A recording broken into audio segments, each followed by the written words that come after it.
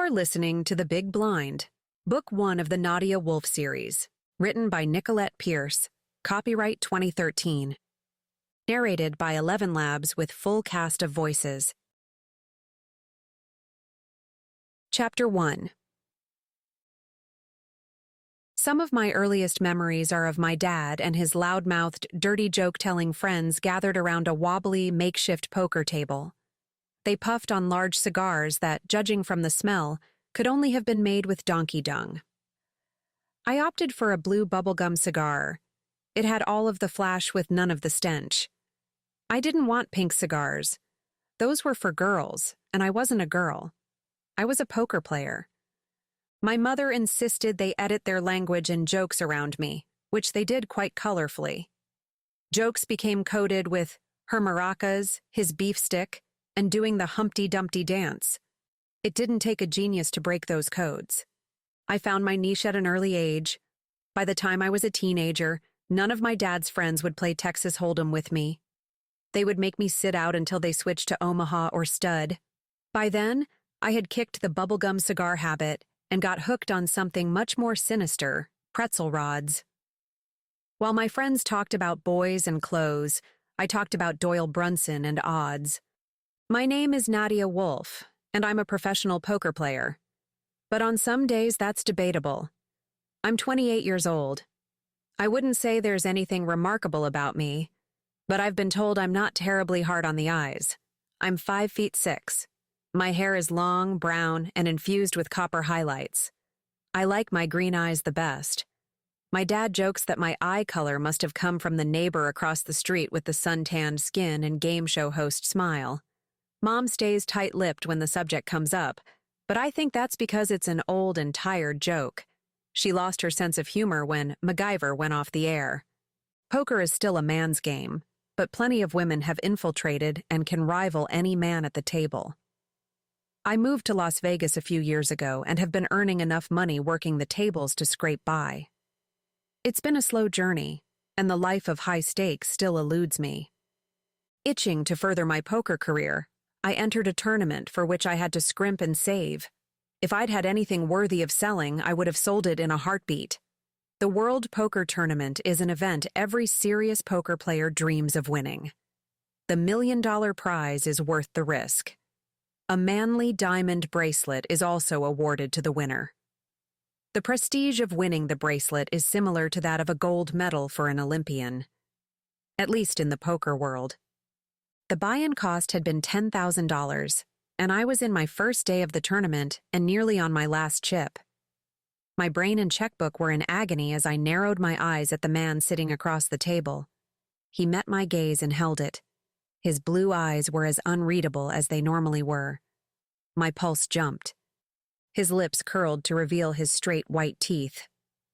"Raise," he said, shoving $5,000 worth of chips to the middle of the table as smoothly as his voice had called it. Damn it. I'd been tangled in hands with Caleb Usher a few times before, and I'd never escaped unscathed. Of all the tables in this damn poker tournament, how did I get stuck with him? I fingered the corners of my 2 playing cards laying face down on the table and inspected my tiny stack of chips. If I called, it would be an all-in bet. I had a pair of queens, but it wasn't enough for me to go all in. The risk would be too high. My $10,000 buy-in could be gone the second he turned over his cards. I have a gambler spirit like the rest of the players in the tournament, but I couldn't rely on just luck. There were too many possible outs. Caleb could make a straight or flush, and my pair of queens would be garbage, and he's well known for his unbeatable luck. My personal theory is that he has secret leprechaun DNA. I nearly smirked at the thought, but I had to stay in control of my facial movements. Any small twitch or tick could be considered a tell. An uncontrolled tell is the death of a poker player. The rest of the players gazed at the table in boredom, having been sitting hour after long hour in the same spot. Their hands were busy, mindlessly shuffling their stacks of chips, waiting for the next round. I ignored the continuous clicking sound their shuffling produced. My eyes cut back to Caleb. He sat perfectly still, his eyes bored into me. Anyone else would have looked down or hid behind their sunglasses. Caleb was serious, and that wasn't his nature. He gave me the tell I needed. He wasn't toying with me the way he normally did. Throwing my hand to the dealer, I flashed a courtesy smile at Caleb. "I'm out," I said, with only a hint of defeat that began bubbling up from my last round. The dealer shoved the pot of chips over to Caleb and swiped the cards from the table. It was the last hand of the evening. Even with the setback, I had survived the first day of the tournament. I grimaced at my few remaining chips and sighed. Tomorrow was going to either be an extremely short day or a monumental uphill battle. I'd have to go all in to grow my stack. But going all in is a one-shot play. A redhead with long legs and a plunging neckline that showed off her ample cleavage bent over to give Caleb a long, slow kiss. Her skirt hitched up, causing the remaining men at the table to blink out of their stupor. "Sugar pie, can we go now? I'm bored. And the camera crew is on the other side of the room. They didn't get one shot of me today." He smiled at her. Yeah, let me just turn in my stack. I busied myself and gathered my belongings. I stretched as I stood from the table and let out an appreciative sigh. It felt fantastic after hours parked at the poker table. Nadia. I glanced up and caught a chip tossed at me before it breezed by my ear. Caleb smirked. See you tomorrow. "I hope not," I said, and I meant it. With him at my table, I was sure to lose. Winning against Caleb is like winning an art contest when all you know how to draw is a stick figure. The odds were grim at best.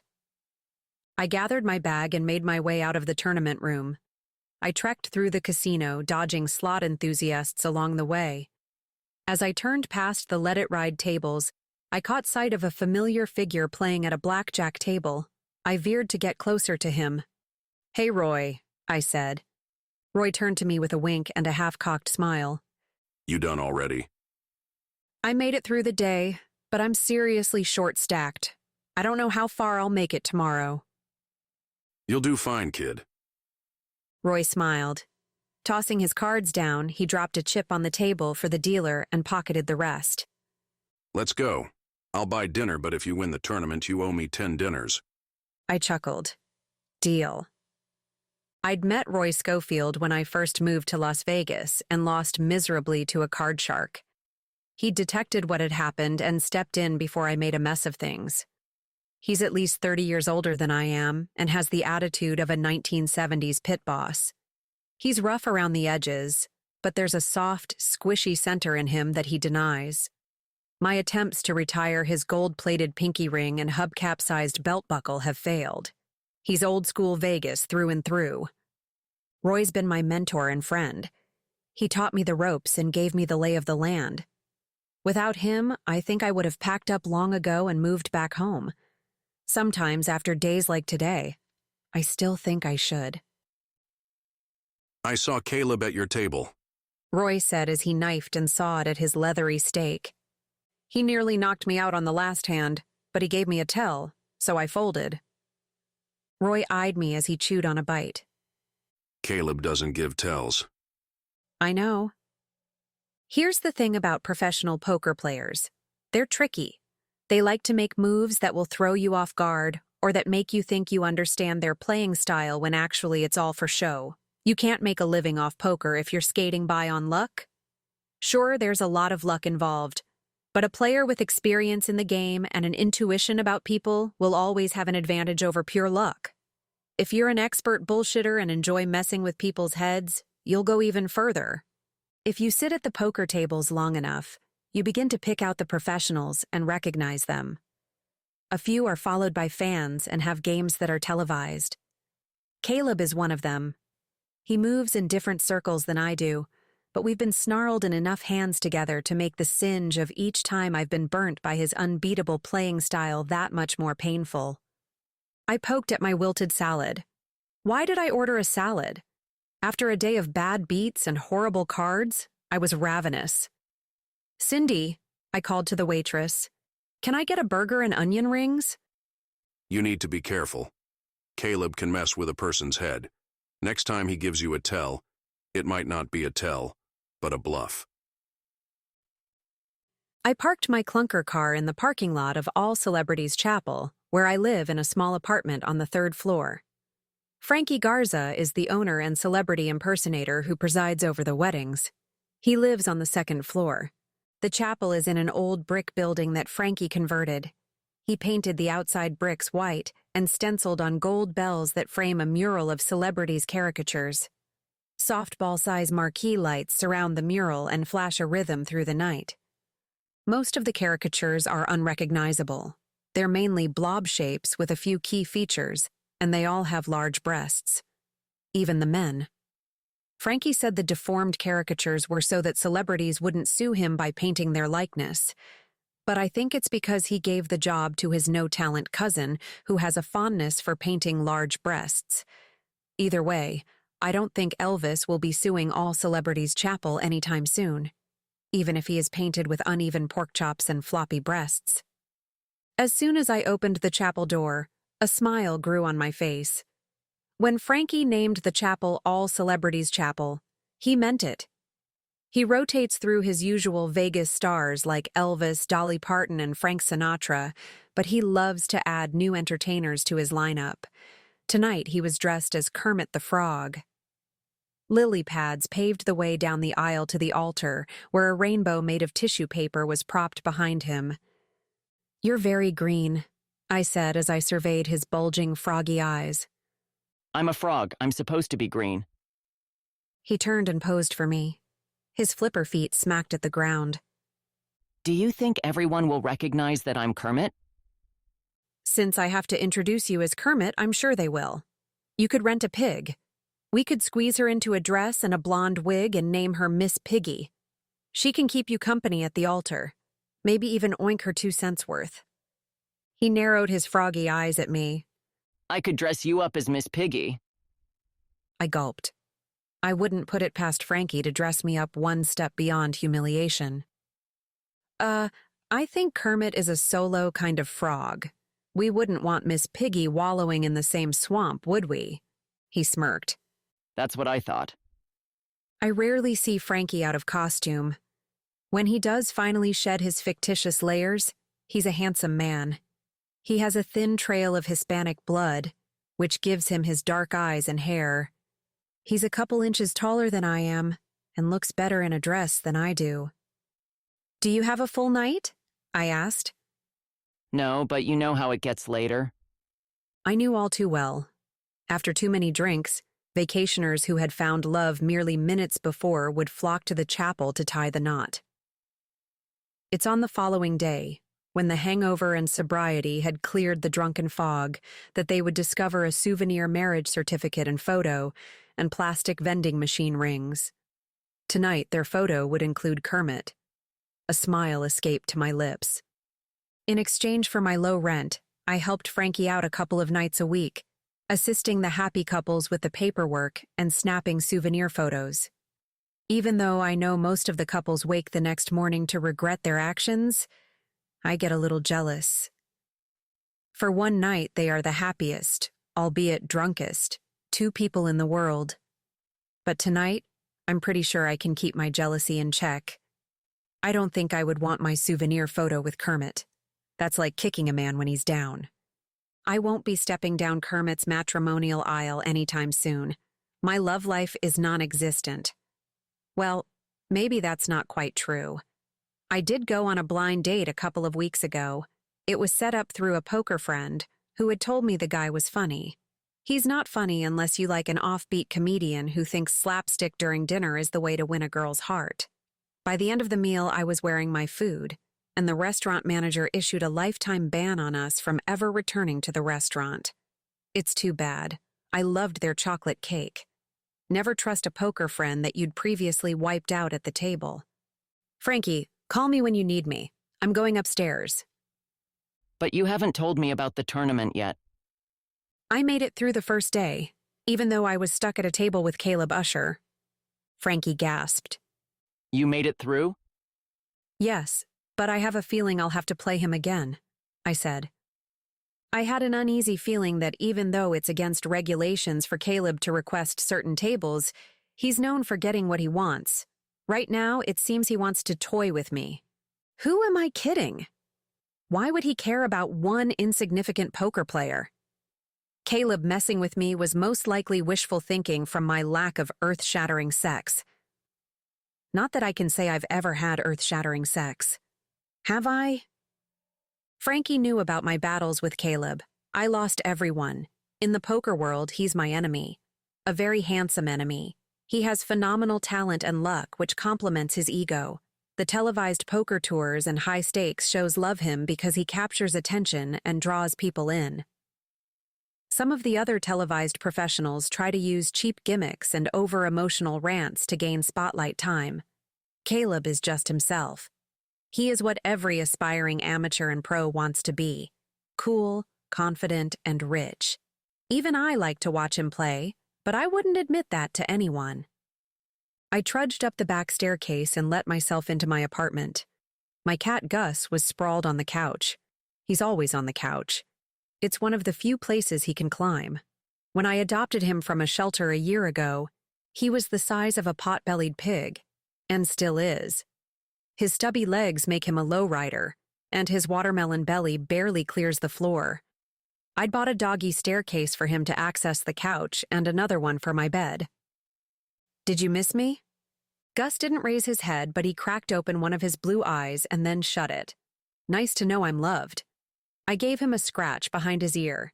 His fur was mainly gray with a few patches of darker fur. I'm sure he thinks he's quite the distinguished cat because he acts as if he's in charge. What? I don't even get a purr out of you? The vet told me to put you on a diet at the last visit. And the visit before that. Don't think I've forgotten you ate my sandwich yesterday. Gus gave half of a grunt. Can't even grunt a full one, huh? I guess I should put you on a diet. I took a shower and dressed for my shift at the chapel. Frankie had issued me a uniform when I first began working for him. A form-fitting white faux leather miniskirt, bustier top, and go-go boots. I've learned to live with it. My pride doesn't get in the way of cheap rent. There isn't a whole lot of breathing room left once I squeeze myself into it. The nice part is that it creates the illusion of giant boobs. Too bad it's just that, an illusion. I swiped on some mascara and picked out cherry red for my lips. At least my lips could have a little color. My skin tends to bleach out when I wear white, making me look something like a vampire. On second thought, maybe the cherry red would resemble blood. I blotted off the lipstick, not wanting to scare the customers in their drunken state. Frankie was poised and ready for the steady flow of couples. Bernie and Vivian were in the chapel, too. They're residents of a retirement home located a couple of blocks away. They come in every night to volunteer as witnesses and to watch some free entertainment. Sometimes they bring their retired neighbors to watch as well. Since it's late at night, we never have a flood of seniors. But I always know when it's been chilly night at the retirement home because a handful of seniors, armed with pocketfuls of antacids, join the party. Tonight, Bernie and Vivian were dressed in green. "Welcome to All Celebrities Chapel," I said to the first couple who stumbled in. "Kermit is presiding over the ceremonies tonight." A platinum blonde in her early 20s balanced a man against her to support his inebriated weight. His head was slumped over and drool dripped from the side of his mouth. "We want to get married." I scrutinized the man who wasn't focusing well, or even breathing well. "Sir, are you here to get married?" I asked. "I told you we're here to get married." "I know what you said, but I want to know what he says." Normally, I wouldn't argue with a bride, but the man was hanging on to consciousness by a thread. I didn't think he was going to make it up the aisle. And Frankie hates it when they throw up on his decorations. Or him. "Baby Pooh, tell her we want to get married." The man stared at her with a vacant expression. Perhaps you and Baby Pooh should come back when he's coherent," I told the blonde. "No, I bought him drink after drink, so he'd agree to come here. I'm not leaving until we're married." "Do you have a marriage license, or do you still need one?" "I have one in my purse." "Can he at least say, 'I do'?" She told him to say it, but he didn't. She scolded him to say it, but he wiped the drool on her shirt instead. She grabbed his jaw and moved his lips while she muttered, "I do," under her breath. "Nope, that won't cut it," I said. "You're welcome to stay in the waiting room until he can say the magic words." The blonde huffed and strong-armed the man to the waiting room. "I'm seriously thinking about writing a guide titled Dragging Your Drunk Man to Your Las Vegas Wedding. Number 1, get your man happy drunk, and maybe a little stupid drunk, but not incoherent drunk. I'm sure there's a mathematical equation to determine how much booze it would take." As I contemplated my book, a couple stumbled in with Lenny trailing behind them. Their bodies swayed like they were on a boat in a bad storm. I grabbed the woman's arm to keep her from falling. Can we get? The woman stared at me, lost in her drunken fog. "Married?" I tried to fill in the blank. Oh, yeah, that's it. She smiled as her eyes crossed. I shrugged. At least she could speak. Lenny handed me their marriage license. There aren't too many couples right now. He scratched his mustache. His rounded belly stretched his tuxedo t-shirt to its maximum elastic capabilities. I'll take the bus for a spin and see who I can round up. Frankie had hired Lenny to drive customers between the chapel and the marriage bureau to obtain their marriage licenses. He would sometimes pick up stray couples who were inebriated and open to exploring the benefits of marriage. The bureau's late hours allowed the chapel to remain open and hopping with love. Since he's paid on commission, I wondered about his roundups. "Only pick up couples who want to get married," I warned. The love bus picks up all those who want to ride. Did you see the neon lights I added? The girls are loving it. He smirked and rubbed his hands together like a tubby praying mantis. The love bus, as Lenny likes to refer to it, is a retired school bus painted white with a mural of busty celebrities on the side. Lenny has been slowly making modifications to the interior, hoping to lure more paychecks onto the bus and down the aisle. I'm heading back to the bureau. I need to get there before those damn fairy tale yahoos do. Lenny fluttered his hands like little wings and rolled his eyes. Oh, look at me. I'm a fairy and will take you to Fairy Tale Chapel. Yes, but their Prince Charming is rather nice to look at. They keep him in those snug tights, I said. I bet they get business from women following him to the chapel in hopes of marrying him. Lenny gave a sound of disgruntled disgust and stomped out the door. Smiling at Lenny's exit, I turned to help the couple. I filled in the form with their personal information and then had them sign it. The woman signed with enormous loops, laughing as the loops carried off the page and onto the counter. I don't judge signatures. I just go with the flow, even if it's loopy. I showed them to the chapel and switched on the Rainbow Connection for them to stroll arm in arm down the aisle to. Well, almost arm in arm. The woman stumbled and fell, but she hooked her arm around the man's leg and he unknowingly dragged her the rest of the way down the aisle. Oversized lily pads trailed behind her until the couple came to a halt at the altar. Frankie tossed a casual glance down to see if the woman was still conscious. She smiled up at him and giggled, but otherwise remained sprawled on the ground to repeat her vows. I suppressed a snicker when Frankie began the ceremony. Kermit the Frog here. Frankie stayed in character the whole time. He always impresses me with how many celebrities he can impersonate. Occasionally, I wonder, with all his different impersonations day after day, does he sometimes forget who he is? The man dropped to the floor to kiss the woman as Frankie pronounced them husband and wife. The man only held the kiss for a moment until he toppled over. I switched the music back on, flipped on the bubble machine, and snapped their picture. The bride and groom were passed out on the ground with a giant Kermit looming over them. Vivian and Bernie clapped for the newly married couple. Can it get any more romantic?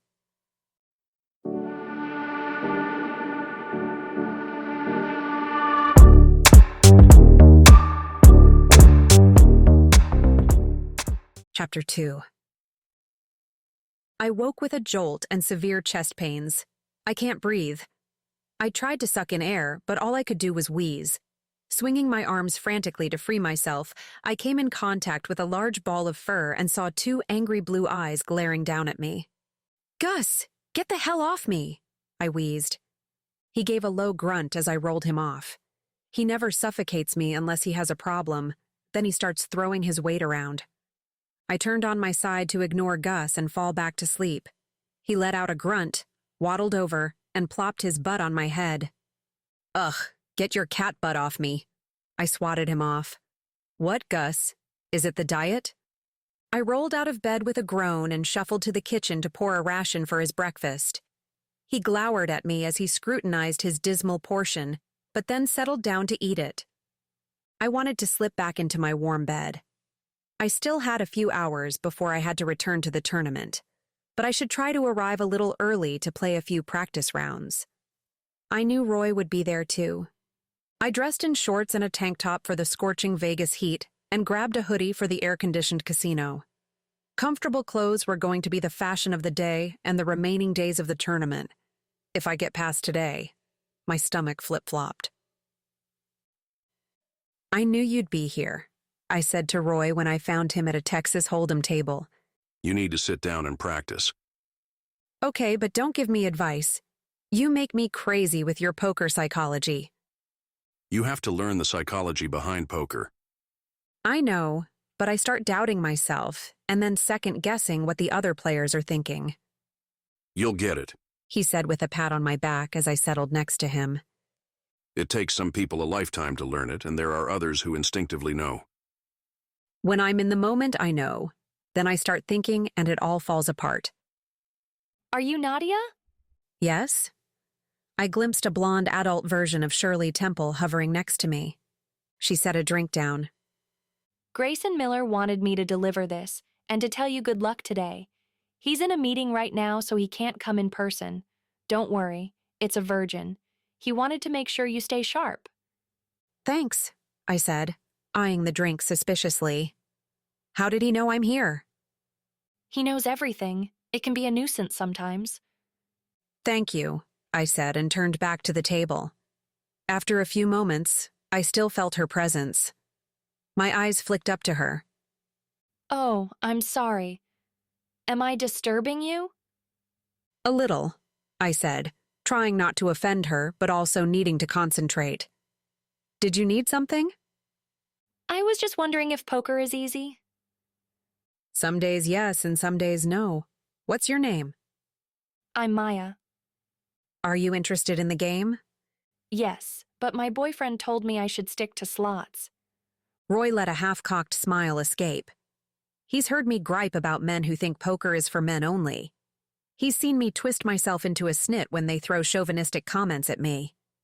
He just shakes his head and gives me the lecture about how seasoned poker players don't allow their emotions to explode to the surface. They keep things buried deep inside and beat the crap out of a punching bag when they go home. Last Christmas, he'd bought me a stand-up punching bag. He can't say I've never used it. Where else would I hang my clothes? When do you have off? I asked Maya. Tomorrow. Meet me here at the same time. I'll give you a lesson. Maya's blue eyes lit up. Really? Sure. She thanked me and bounced away. Her blonde ringlets curled and bounced with her. All male eyes followed her direction. Remember to mind your emotions. Roy said when he returned his gaze back to the table. Don't lecture me, Yoda. I didn't get mad, but I won't sit back and do nothing either. Roy slid a sideward glance at me. What's with the drink from Grayson Miller? I, met him a few days ago in the lounge. He was meeting with someone. How did you meet him if he was in a meeting? I kept quiet and tinkered with the few chips in front of me. Nadia, what did you do? Nothing? Don't give me that crap. You did something, and it was probably highly embarrassing. I might have spilled a drink, but it wasn't my fault. Mm-hmm. How was it not your fault? His mouth twitched, suppressing the smile I never failed to produce. There was a guy talking trash. My drink might have slipped. Grayson Miller was talking trash? I don't believe you. And that's a waste of alcohol. I didn't say Grayson Miller was talking trash. My drink slipped the wrong way and missed the jerk. Grayson caught the full brunt of it. I didn't even know his name until employees zoomed in to help clean. Roy peeled with laughter. I don't know how anyone could be as accident-prone as you are. I'm not. It's only in rare and potentially extremely embarrassing situations that I'm accident-prone. You spilled a drink on the casino CEO. A flash of nausea surged through me. The CEO? Roy held his gut while he chuckled. You didn't know? I shook my head. I'm surprised they didn't kick me out. He's the CEO of Rotunda Casino's empire. He could buy half of Vegas with his money. He's been on the covers of Forbes, Time, and Money. I heard he's the best in the business, and a ballbuster if you have to tangle with him. I winced. I flicked off the ice cubes from his hair and suit. Roy clutched his side. Oh, ow. It hurts to laugh. But he didn't stop. I took my seat at the tournament table. There were 2 empty seats, and I prayed for them to be filled by strangers, putting Caleb at another table. My nerves were shot after learning who I'd spilled my drink on. I never failed to give Roy a jolly laugh at my expense. I had heard of Grayson Miller, but I never connected he was the head of Rotunda, which operated Lost City Casino plus a dozen more casinos spread throughout Nevada. From what Roy had told me, Grayson Miller was known as a hard businessman, and though he was only 35, his accomplishments were the talk of many in the business. The Lost City Casino by far was my favorite in Vegas. It had been designed to resemble an underwater lost ruin. I loved the feel of it as I walked in. Watching the colorful fish darting around in the glass walls and ceilings was a treasure in itself. Archaeological artifacts were sprinkled throughout the casino landscape. Toppled pillars cascaded to create a sweeping staircase. But I might never come back after learning who I'd spilled my drink on. You're thinking about something unpleasant. I looked up to find Caleb. He slid out the chair next to me and settled into it. His t-shirt clung snugly around his solid chest and arms. His well-worn jeans hugged every essential part. I groaned. How can I keep my head in the game and sit next to him? Not only was he my enemy at the table, he was also sexy as hell. His wavy brown hair always appeared as if it needed to be cut. It's in a constant state of looking gently wind-blown with sun-bleached caramel highlights. If he was plopped onto a beach, he could pass as a surfer. I heated as I surveyed his tan skin and firm arms. His thigh rubbed against mine as he made himself comfortable. Damn him. How can I concentrate on winning when he's so close to me? Why are we at the same table again? I asked. They normally mix it up. Caleb shrugged. Are you trying to mess with my head? I don't have to. You do it to yourself. Don't worry. As soon as the cards are on the table, I'll be back to normal. I'm not worried. I'll knock you out of the game eventually. Caleb sat back, studying me. His eyes darkened, but his face remained impassive. Maybe not until the final table. It would take a miracle for me to reach the final table. There were 1,200 people who entered the tournament, and a little over 800 remained. Breathe. You look like you're going to hyperventilate. I scowled as I scanned the room to find the tournament director. Maybe if I sweet-talked the director, he'd move me to a different table. Don't bother, Caleb said, reading my mind. The tables are already full. You're stuck with me. Go sit in the chair on the other side of the table. Do I make you nervous? No, but that doesn't mean I want to sit next to you. I'm going to sit here. Otherwise, I'll have to stare at you for the rest of the game. I bristled. Would you rather stare at the man with the top hat and pork chop sideburns? Caleb observed the man across the table and smiled. Not really, but it's better than looking at your green eyes. Do you have a problem with green eyes or just my green eyes? Just yours. I glared at him and hunkered down as the dealer took his seat. My heart lodged in my throat while the first hand was dealt. The dealer flicked me 2 cards. I held my breath as I peeked at them. A pair of kings. I remained calm and unaffected, but internally I was jumping on the table dancing a jig. Pocket kings were hopefully going to push me through my short stack dilemma. I shoved my stack in. All in. Everyone folded except for a man across from me. He had his hood drawn close around his face and a pair of hologram sunglasses with snake eyes.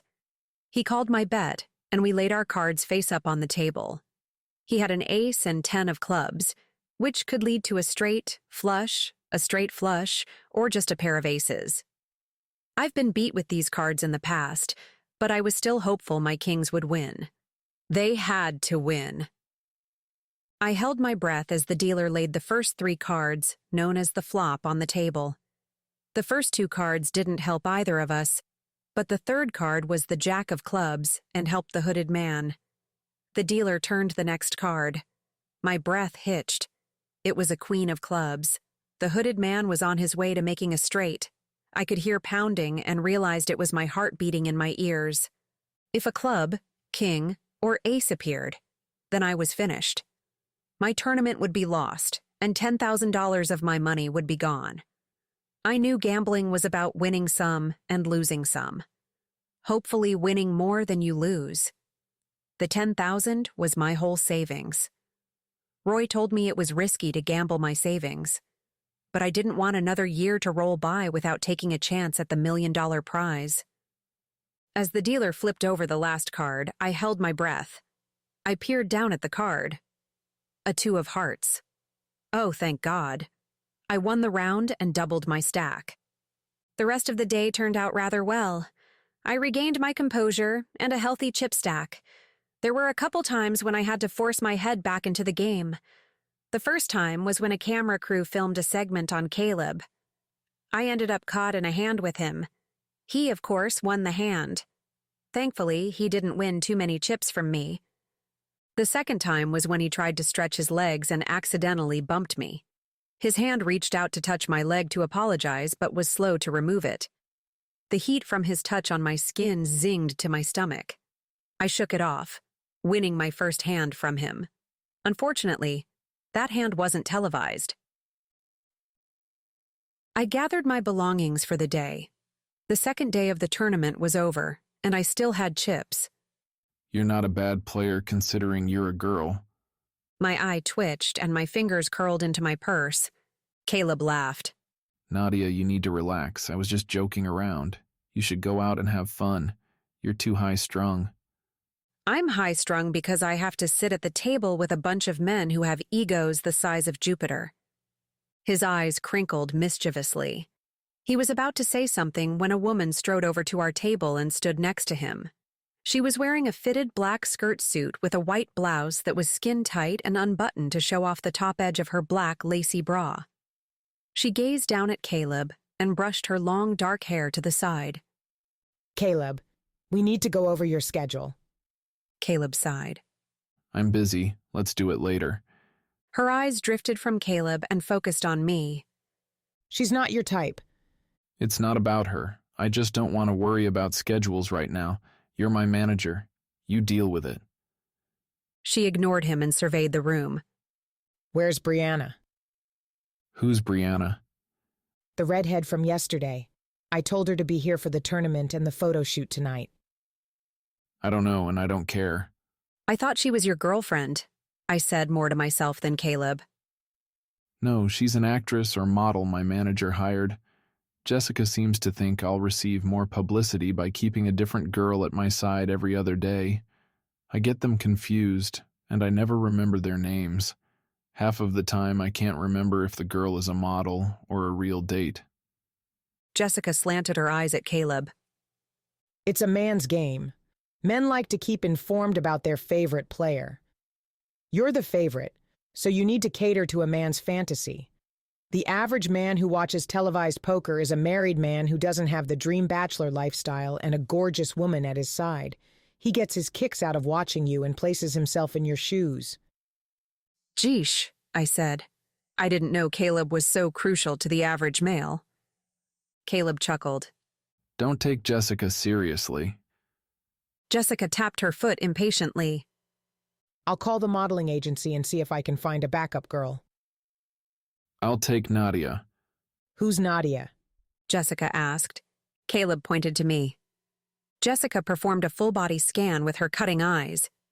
No, she won't work. She's fine. Excuse me, I butted in. First of all, I'm better than fine. Secondly, I already have plans. You see? She already has plans. It pays $1,000. My mouth dropped open. I can't. I have to work. How much do you get paid? None of your business. I opened the door to the chapel and spotted James Dean waving frantically at me. Frankie, are you okay? No, we have some serious work to do. What's wrong? I don't start for a few hours. Is there an early wedding booked? No, we have to get you ready. You're losing me, Frankie. I sighed. This was a normal occurrence. Like a child who had too much sugar and was running around with a lampshade on his head, Frankie was the same with schemes. I could never catch up with him or settle him down. Maybe a time out? Frankie took a deep breath, but it didn't keep his mouth from racing. Caleb called and asked if you could have tonight off for a photo shoot. It's supposed to be huge. He's sending over the dress the original model was going to wear, so I'm sure we'll have to do alterations. He was forming a list and pacing feverishly. We have to do something with your hair and makeup. I think we'll have to exfoliate too. You're looking dreadful from holing up in the casino all day. We're going to be super busy transforming you. He'll pick you up at 8, so we have to hustle. Go take a shower and come back here. And listen, Missy, you'd better wear some sexy undies. I don't want to transform you into a queen when you're wearing popper panties. My mouth hung open. Why aren't you moving?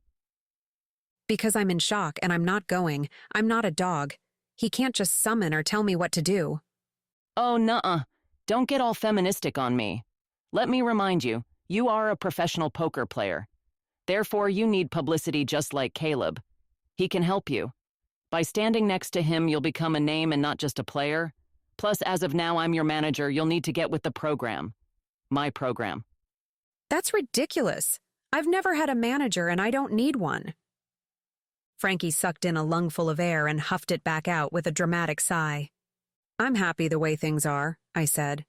I don't need to be in the public eye to play poker. You're happy? He flung his arms up in the air with frustration. You're not happy. You have a mediocre stream of cash coming in from working the tables all day and night. Then you come home to a cat that has serious anger management issues. The highlight of your day is when you help me in the chapel. When was the last time you dressed up and felt like a sexy woman? Gus is just lazy. Really? That's what you took from the conversation? Frankie twitched like a diva that had reached her credit card limit and still needed shoes. You better run your tush upstairs and take a shower before I go Godzilla on your ass. I turned and sulked to my apartment. I knew I was beat. Frankie is a great guy, but when an idea embeds into his brain, it's better for all involved to buckle up for the roller coaster ride. I showered and thought of all the ways I could kill Caleb. I imagined trying to strangle him, but my mind drifted to when he touched my leg. My skin erupted with full-body tingles. I guess killing Caleb would be out of the question. Too much physical contact. I quickly turned the shower knob to cold and hopped out when it reached freezing. I rummaged through my underwear drawer until I found my secret purchase. I'd bought a panty and bra set months ago, but never had the courage to remove the tags, let alone wear it. Not to mention, I work the tables all day and night in jeans and a t-shirt. It's not the most glamorous lifestyle. I held out a black lacy push-up bra and matching panties. I took a deep breath and wiggled into them. I threw on a robe and ran downstairs. It's about time, Frankie said when I peeked into the chapel. There aren't any couples right now, so we need to move fast. I brought Danny in for help. Danny worked at the chapel 5 nights a week, and I worked her nights off. She's in her early 20s and loves to chew and snap her bubble gum like she's in grade school. She wears her electric blue hair short, and all of her piercings are silver. Sorry, Danny, I called to the front foyer. I heard her greeting gum snap. A pushy woman named Jessica dropped off the dress. It's gorgeous. I hope you've been working out. This dress won't look great on just anyone. You're freaking me out, I said, eyeing the garment bag. Don't worry, I'll have you looking fabulous. Danny, he called to the front. Let the magic begin. By the time they were finished, I had aches and pains all over my body. They pulled, poked, waxed, buffed, slathered, yanked, taped, painted, and invaded all personal space I like to keep guarded. You need to keep this style maintained. You're going to be in the public eye more now that I'm your manager. I rolled my eyes and caught my reflection in the mirror. The dress really works for you, Danny said, snapping her gum. The gown was black with silver streaks that grew wider at the bottom of the long, flowing skirt. A slit ran up the dress, stopping precariously high on the front of my thigh. The body of the dress was tightly fitted and had wide straps. The V-neck plunged deeper than I felt comfortable with. My push-up bra had been rendered useless by the low neckline. I slipped my feet into strappy silver heels. Caleb opened the door to the chapel. He was wearing a black suit cut in the latest style seen on Hollywood's red carpet. It fit his angles perfectly. The top button of his white dress shirt was undone. Between the quality fabric and the breathtaking cut, I was sure it was a designer label made especially for him. His hair, still tousled and windblown, radiated sexiness. Oh my God, he's here. Danny's eyes flashed at Frankie. The two of them raced toward Caleb. Frankie won by giving Danny a hip bump onto the foyer couch. Frankie came to a full halt in front of Caleb. I'm your biggest fan. Frankie gushed, giving Caleb a vigorous handshake. Thank you. Is Nadia ready? Yes, but watch out. She may look drop-dead gorgeous thanks to me, but she's as angry as a rattlesnake taunted by a wild dog. Am I the wild dog in this scenario? You're a bad, bad dog. Frankie winked. Don't worry. I'll contact Jessica to schedule more events. I'm Nadia's manager now. I shook my head as I listened to Frankie. Nadia, let's go. Frankie called to me. You don't want to be late. I took a deep breath and walked out as gracefully as I could, considering I've never worn 4-inch heels. Caleb slowly took me in. Oh, shit.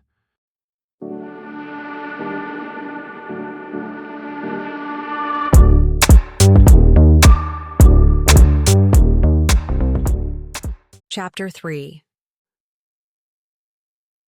I glared at Caleb even though it took serious effort. He was delicious enough to lay out in a display case. You have a lot of nerve coming in here after the torture I endured, and then you say, shit? Frankie already gave me hell for not wanting to go. You better retreat slowly, Frankie said to Caleb under his breath. Don't look into her eyes.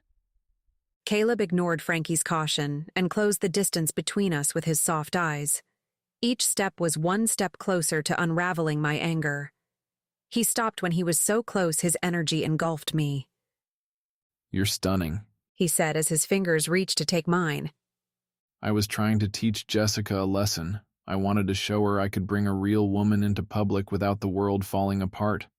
I didn't realize you could go from being pretty to a knockout. You could pass for one of those ditzy hired models. It throws a wrench into my plan. He scanned to my cleavage and a smile curled on his lips. I guess I still win either way. I shot him a warning look to cover that he was disarming me with every word and movement. Let's get this over with. He led me to his Porsche parked by the front door. It irked me to know he could afford such an expensive vehicle. What made him so great that he owned a Porsche while I drove a clunker? I held on to the irritated feeling, hoping it would carry me through the night. Hopefully, I wouldn't throw myself at Caleb the way every other woman does. He tucked me into the car and angled himself into the driver's seat. We don't have to go, Caleb said. We could go out and have fun. I didn't get all dressed up and have Frankie give me the riot act just to go have fun. Even though I've been forced into it, it's still business. Frankie appointed himself as my manager. Do you know what life is going to be like with Frankie as a manager? Caleb shook his head. No, but I know what it's like to have Jessica as a manager. It's going to be a nightmare. Not to mention, I don't need a manager. It's ridiculous. This is your fault. Did you let it all out? Are we good now? I leaned back in the seat and let out a slow breath. For now. Good, because I was afraid your head was ready to spin. Just because a woman gets mad doesn't mean she's crazy. I have every right to be mad. You didn't even ask me. I was informed I had to go. Don't start thinking I'm the crazy one. Caleb sighed. He was probably thinking the hired model would have been easier to deal with than me. Can I call a truce? I'm sorry for not asking you. I haven't had to ask anyone for anything in a while. Jessica takes care of me and tends to go overboard. I should have told her to stop a long time ago. Fine. Truce. The strip was alive with lights by the millions and vacationers swarming the walkways. Normally, I don't drive the strip at night, mainly because I don't have a social life. This was kind of enjoyable, sitting back and watching the sights. So, what's the plan tonight? I asked. There's a charity tournament being held in a few months. Tonight is a social mixer of sorts. The media is invited in, hopes of raising awareness. We'll have to take a few photos, and there will be a Q&A later. I don't think you'll have to worry about that. Do you have to do this a lot? Some years more than others. This year seems to be particularly busy. It can be a real pain in the ass. When I first turned professional, I could come and go as I pleased. Now I'm on a schedule and my time is rarely my own. I don't mind the charity events. Those can be fun because no one cares if you win or lose. It's just about the cause. What's the cause this time? Autism. He paused for a moment. My cousin is autistic, so this event means a little bit more to me. It's not just about raising money. It's about awareness, too. That's why I wanted you here. I don't feel like dealing with a model who doesn't care about the event. They always want to make sure they're in all the shots, and they're always checking their makeup. I'm scum. I'm a heel that stepped in dog poop. I'm sorry. I didn't realize this meant something to you. I wouldn't have thrown such a fit had I known. Don't be sorry I wanted you here because you're a pain in the ass. I figured if you can keep me on my toes at the table, you might be able to keep me alive during the mixer. I hate schmoozing alone. It's true. I did win a hand off you today. He glanced down at my leg exposed by the slit. My head was temporarily out of the game. Caleb pulled in front of Lost City Casino. A valet jogged to the car and opened the door for me. I turned to find myself on a red carpet leading into the casino. I froze.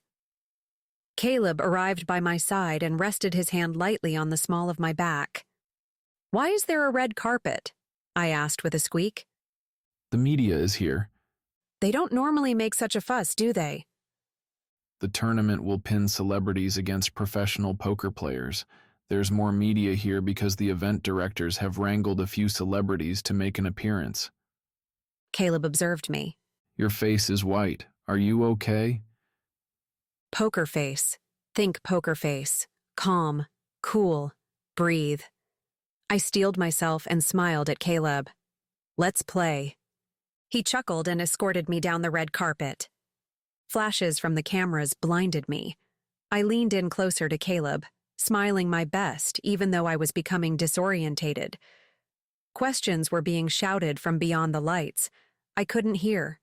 Everything blended together in a sea of voices. White spots were beginning to form and ping-pong in my eyes.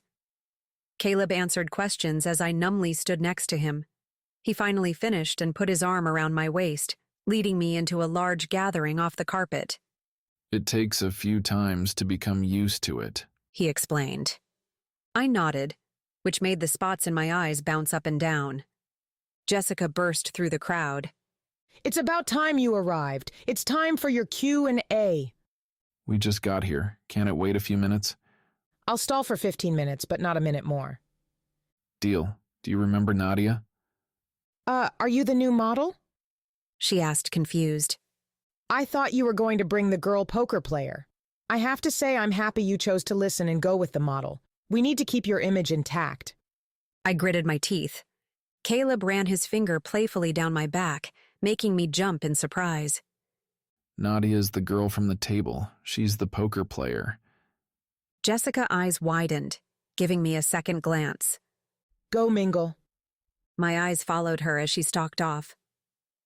She likes you, Caleb said. I'd hate to think what she'd be like if she didn't like me.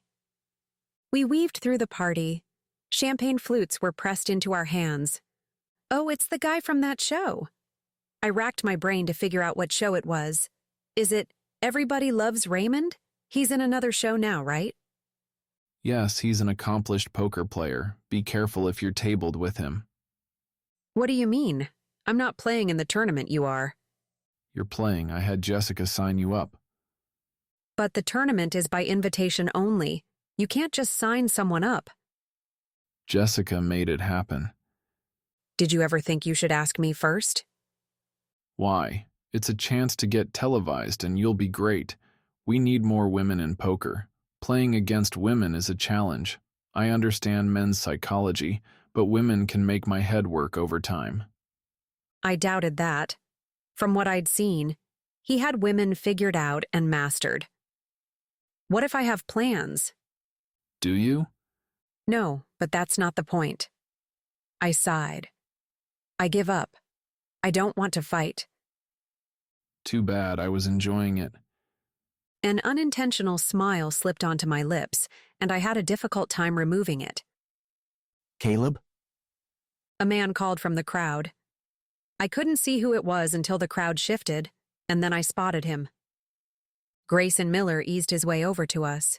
He was Cologne model handsome in his Armani suit and Italian shoes. His dark hair was perfectly cut to bring out his handsome facial features. He was seductively gorgeous and had a predatory edge in his steel-gray eyes. A shorter, blonde man stood behind Grayson. Dressed professionally in a suit, he was generally a good-looking man also, but he couldn't possibly outshine Grayson. It was difficult to focus on him with Grayson nearby. A woman stood farther back, nearly out of their circle. She was mid-30s and pretty, but the gobs of makeup plastered on her face made her less attractive. Her hair was bleach blonde with frizzy ends but neatly groomed. I'm glad you made it. Grayson said, shaking Caleb's hand. Let me introduce you to Jason Biggs. He's the assistant director of operations here, and this is my executive assistant, Steffi Marshall. They all shook hands and talked while I watched from the background. I sighed. I was to play the ditzy model, so I guess this was my punishment. I didn't want to talk to Grayson Miller anyway. He was amazingly successful and drop to your knees and kiss his feet handsome. Way out of my league. And comfort level. Plus, I was here on assignment with Caleb. Grayson turned to me, catching me off guard. He gave me an appreciative glance that instantly made me forgive Frankie for manhandling me earlier. I don't think we've been introduced, Grayson said. This is Nadia Wolf, Caleb said. She's one of the poker players in the tournament. Recognition registered in Grayson's eyes. I weakened under his gaze. There was something in his gray eyes that made me drink in every word he said. It's wonderful to see you again, but not with a drink in your hands. Caleb blinked in confusion.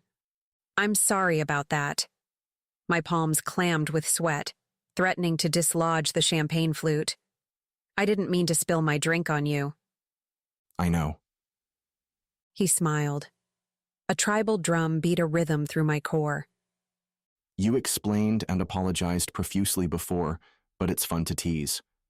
Actually, it sealed the deal with my new Japanese partner. He thought it was hysterical. He said that anyone who keeps calm while they're dripping with sangria is a real businessman. He signed the papers immediately. Granted, they were a little wet, but it's still legal. I actually owe you for aiding me. He was going to be a hard sell. Grayson eyed me. What do you want? A new car? Name it. It's yours. Anything I wanted? The world was offered up to me, and the only thing I could think of was Grayson under the sheets with me. I shook the image out of my head. I couldn't ask him for that, but I had been pondering reserving a private table to use for teaching Maya. Many poker players don't appreciate having a novice at the table. They tend to slow down the game and make donkey moves. I'm serious. Take me up on my offer. Normally, I wouldn't want anything. I don't like to cash in on my own clumsiness, but I do have a favor. Anything. As my gaze fixed on his eyes, I wanted to believe there was an underlying meaning. Can I request a private table with a dealer tomorrow? I'll need it for an hour. I offer you any present in the world and you choose a table for an hour? Yes. Caleb smiled with amusement. Grayson's eyes softened. His lips formed a smile, driving my hormones into a swirling tornado. I needed to run far away. With a single look from his eyes, I had the impression he could make me do unspeakable things, and I bet it would be great. With one brief glance to Steffi, she nodded and made a note in the tablet she was carrying. Grayson drew a business card from his breast pocket and handed it to me. Steffi will make arrangements. Give her a call tomorrow when she has the calendar in front of her. Is this for Maya? Yes. How did you know? Maya did say Grayson knew everything. Surely he couldn't read my mind. Maya helps with my private parties. She talks my ear off nonstop when she's setting up the room for the guests. She told me you offered to teach her poker. That's quite nice and ambitious of you. Do you know what you're getting into? I'm hoping for the best, but I'll be okay with so-so. Are you still in the tournament? Yeah. Caleb said. I can't seem to knock her out. Why would you want to? Grayson smiled. I need to mingle. It was lovely seeing you both. He took my hand briefly in his. I withdrew immediately. No sense in stoking the bonfire already frying my toes off just being near him. I didn't see him again for the rest of the party. Caleb and I were able to finish the night with no drinks spilled. Why? Caleb parked his Porsche in front of the chapel. Are you going to invite me in? Caleb asked. His mouth turned to a smirk. No. I'm disappointed, he said with a wink. You'll survive. Did you at least have a good time? Yes. It wasn't as horrible as I thought it'd be. Do I get a kiss? You'll get a kiss when I beat the pants off you at the table tomorrow. I have to warn you, it'll be a pity kiss. And what if I beat you? Nothing happens. The odds are you'll win. You're the house favorite. Where's your gambler's spirit? Are you afraid? I eyed him. I'm a sucker for side bets, and he was taunting me with one. What's the wager? If you place further in the tournament than I do, I'll give you my winnings from the tournament. If I place further, you'll spend the weekend with me. My stomach dropped to my feet. What if you're knocked out before you qualify for a payout? I can't believe I just asked him that. I can't consider a bet like this. What's the purpose of obtaining more information about a bet I can't take? Has that ever been a problem? No. I don't think he's ever left a tournament with empty pockets. He wrapped his finger around my hair, waiting for my answer. The heat of his touch surged through my hair and up to my head. I broke out in goosebumps all over. A weekend with Caleb or jackpot winnings. Holy moly. Well, he asked. I needed to stall. Before I answer, can you give me a hand tomorrow? with what? I need an extra player for Maya. Sure, it could be fun. Can I ask why you're teaching her? No, don't ask. Let's just say it was a moment of weakness. I opened the car door to escape. Caleb grabbed my hand before I could dash off. You didn't answer me about the wager. Tomorrow.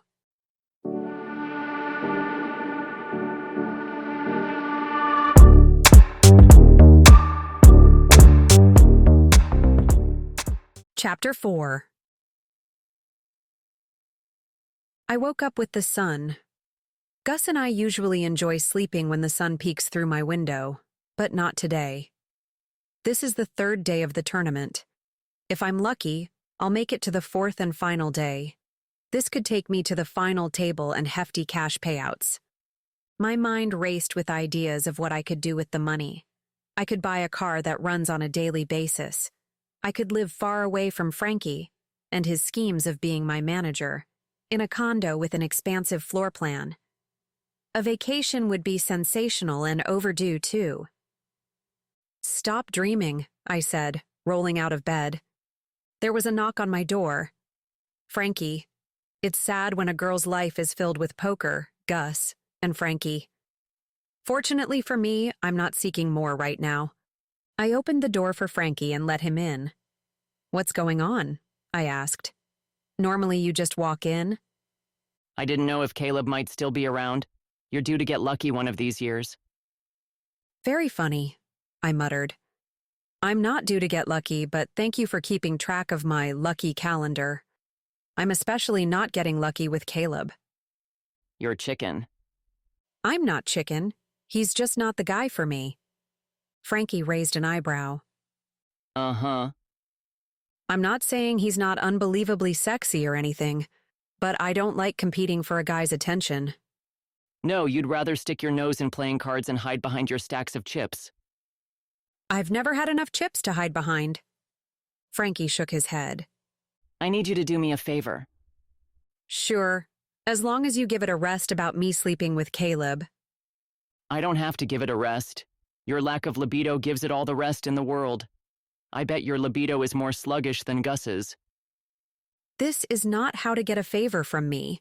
My libido is fine. I just need to find the right guy for it. Caleb is not only the right guy, but the ultimate guy. Maybe I don't want the ultimate guy. Maybe I just want cute and reliable. You wouldn't say that after Caleb gave you a screaming orgasm. See, now you're just dreaming. How would you know if Caleb is good in bed? I can sense these things. I groaned. Frankie, what's the favor you want? I need you to stop at the store for me and pick up an outfit like in Rocky Horror Picture Show.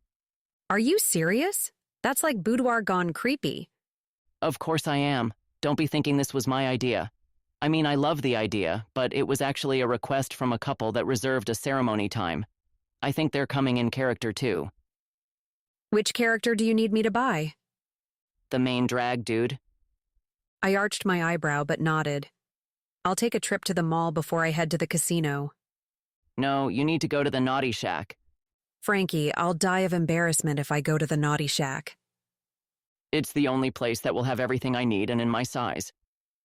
You owe me for this, I huffed. What size should I buy? Frankie peeked around at my empty apartment before he whispered his size in my ear. I left the Naughty Shack with Frankie's purchase. I was embarrassed to pick it out, let alone have the cashier ring it up. I left with a bag filled with a corset, undies, and thigh-high stockings with a garter belt. I even bought him a boa and heels to match, but I suspected he already had these things in his closet. I peeked at my watch. I had to hurry to the casino to meet Maya for our first poker lesson. I really didn't know if I could teach her anything, but she seemed sweet. If I could teach her to play well enough to beat her arrogant boyfriend, then it would be worth it. I jumped in my car and turned the key. The car groaned. No! Baby, please don't die on me. I gave the dashboard a caress. Please be okay. I closed my eyes and turned the key again. Groan, sput, clunk, clonk. Stupid car. I smacked the dash. The car gave a final sputter as it shook and died. I dug my cell phone out of my purse. Without a car, there was no way I could make it to the casino in time. I'll call Maya and... No, I won't call Maya because I don't have her phone number. Maybe Steffi could relay a message to Maya. Grayson's business card was in my purse's secret pocket. I didn't stash it there because I thought I would need to call again. I hid it there so I didn't have to see it or think about it. I wanted to deter the remembrance of Grayson's touch from befuddling my mind. Since we met, I hadn't been able to get him out of my thoughts. Steffi answered the phone in a very professional manner, yet I could detect a little Vegas attitude behind it. Steffi, it's Nadia Wolf. I hate to bother you, but can you give Maya a message? Oh, sure, hon. What can I do for you? I'm supposed to meet her at the private table you reserved for us, but my car died. Can you tell her I'll be late? How are you going to get here? Do you have a ride? I haven't thought that far ahead. I'll probably just call a taxi and have a tow truck pick up my car. Where are you? I'll have Remy pick you up. I'm at a store, but you don't need to go to all the trouble. It's no trouble. Remy will be there in 10 minutes. Who's Remy? Mr. Miller's driver. Oh no, I couldn't. Too late. I've already sent him the instructions to get on the road. Mr. Miller is in a meeting and won't be able to use Remy until this afternoon. Believe me, it's better for everyone involved to keep Remy active. I didn't know what she meant and was afraid to ask. Nadia, where can he pick you up? My stomach churned. The naughty shack, I whispered. I couldn't hear you. Where are you? I took a breath. The naughty shack. Steffi coughed and cleared her throat. I'll text Remy the information. I waited as far away from the naughty shack as I could, clutching the bag close. I didn't want to leave it in the car. For such small items, they cost a fortune. A black limousine pulled to the curb in front of me. A tall, muscular man with olive skin, a shaved head, and dark, brooding features stepped out of the limo and stood in front of me within a few strides. My eyes widened as he towered over me. I involuntarily squeaked. Everything about the man was muscular and edged with hard lines. His biceps stretched his white button-down shirt, threatening to shred if he flexed once. His necktie was loose enough to notice his top button was undone, since it was too snug to button around his thick neck. He was handsome in his own way. Not classically handsome. Secret operative on steroids, handsome. He gave off the instant vibe that he was his own island, someone who preferred to be strong, independent, and alone, with shore leave every now and again. You're Nadia? Yes, you must be Remy. He gave a tight nod. I'll take your bag for you. I would have argued with anyone else. I didn't want Frankie's purchase to fall into prying eyes, especially since they would assume it was my outfit.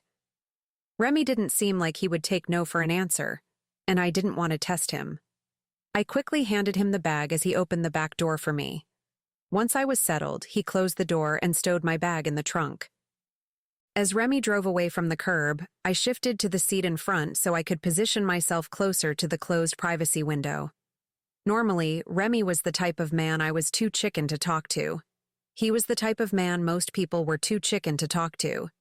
However, he must know a lot about Grayson, and I was 10 steps beyond curious. I knocked on the window. The window rolled down, and 2 eyes narrowed on me through the rearview mirror. Need something? I've never ridden in a limo. It's kind of lonely back here, I said. I wasn't truly lonely, nor did I care if I sat in the back all by myself. Grayson's presence filled the confined space like a seductive dream, calling me to make a fool of myself once again. Most people like being left alone, he said, as if it was an unquestionable fact. I guess that's okay if you're used to it, but I'd rather not ride in a black box. It feels like I'm going to my own funeral. I'm on duty today, so no one's going to a funeral unless they attack this car. Plus, it's got the flashy lights and a bar back there. So, you're a bodyguard too? He nodded. You can't be too careful. I drive Mr. Miller around too. He's had several threats. Really? Why would anyone threaten him? There are many reasons. You can't be in a powerful position and have more money than you know what to do with without making a few enemies along the way. He's a good guy and a badass businessman. Sometimes the two can blur together. He inspected me in his mirror. I haven't seen you before. Are you new in his life? Is that like asking if I'm his latest conquest? I asked as my stomach withered from the thought of Grayson's other possible conquests. No, I'm not new in his life, but I did just meet him. It was very embarrassing, so I don't want to go into details. He was nice enough to reserve a private poker table for Maya and me. That's why I'm heading to the casino. Oh man, that was you? He eyed me in the mirror. You're the girl who spilled the drink on Mr. Miller. I had to drive that Japanese dude to the airport. He told me all about it between his fits of laughter. Are you sure Mr. Miller is helping you and not trying to get some kind of payback? Would he do that? Probably not to you, but like I said, he has enemies. Nadia? Maya called. She waved her hand enthusiastically so I could find her in the crowd. I made my way over to her. She hopped up and down like a small child, anxious for her birthday presents. This is going to be so much fun. I can't wait to learn everything. I'm going to be so good. I can feel it. I think I was meant to play poker instead of serving drinks. Let's not jump ahead of ourselves. From what Grayson told me, you're a good server. He's sweet, but very focused. He normally doesn't like people talking to him while he's trying to work, but he always lets me ramble on and on. I think that's because I'm his sister-in-law. His brother and I are married, but he disappeared one day. That was 2 years ago. I only started dating a few months ago. I'm not sure if I'm still considered technically married or not. I opened my mouth to speak, but she continued. Grayson tried to take care of me the best he could. I could have asked for as much money as I wanted, and Grayson would have gladly given it to me. I know I need to be on my own and make my own way. Grayson understood and hired me. I know he still keeps his eyes on me. He always schedules me for his fancy private parties even though I'm not his best server. He's a wonderful guy. Should we play at this table? My head swam with information overload. I don't think Maya had breathed once. I'm sure if she continued, we would have to race her to the hospital for oxygen deprivation. No, I booked a private table. We followed the casino wall. It took 10 minutes of struggling through swarms of tourists, tables, and noisy slot machines with flashing lights before we finally made it. Roy and Caleb were deep in conversation, but smiled when we arrived. Gloria, Roy's fifth and current wife, was checking her makeup in her compact mirror. She's about 5 years older than me and has a body that could stop a guy in his tracks. I never figured out why she married Roy since he doesn't have a lot of money, and he's 25 years older than her. They seem to get along well, so there must be something in the relationship. I like her. I'm hoping she sticks around longer than the last one did. She has a spunky personality that matches her imitation Gucci bag and 5-inch leopard print heels. Come sit down by me, sugar, Gloria said to Maya. You don't want to sit too close to the others. They're like piranhas. They'll feed off the weak if you're within biting distance. I don't bite, I said as I placed myself between Caleb and Roy. Caleb leaned over to me and whispered, That's too bad. I rolled my eyes. Can we get started? The dealer took his seat. I swiped chips from Caleb's stack and gave them to Maya. He would win them back eventually anyway. An amused expression surfaced on his face. You're stealing my chips like a wife would. I better be careful. People might think I'm settling down. No one would think that, I said. How many girls have you been seen with this month alone? He smirked.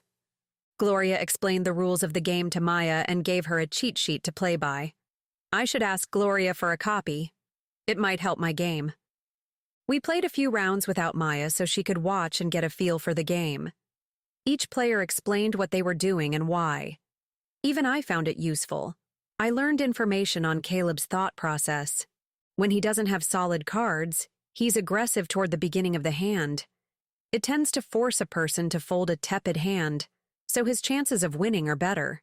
It's an effective playing style, but you have to have the courage and bankroll to make those moves. You could waste a lot of chips if you don't continue to keep up your aggressiveness. One show of weakness or bad cards and it's all over. I smirked. I might actually be able to tread through this tournament and win the wager. I observed Caleb as he was smiling at Maya. He was watching her as she bounced up and down in her seat because she had all red cards. Maya, you need to have the same suit, not just all red, I said. Oh, pooh. Her bottom lip protruded slightly. You mean I didn't win? Not this hand, but try again. Let her win the next hand, I whispered to Roy and Caleb. A happy, bouncy Maya was hard enough to handle. I didn't want to see a sad and upset Maya. Sure, it's fun to watch her win, Caleb said. Roy nodded in agreement. I rolled my eyes. Men. Maya won the next hand with a pair of twos. She jumped up and gave everyone a kiss. I can't believe I won a hand. This is so much fun. I'm going to tell my boyfriend that he's a stupid head and I can play poker.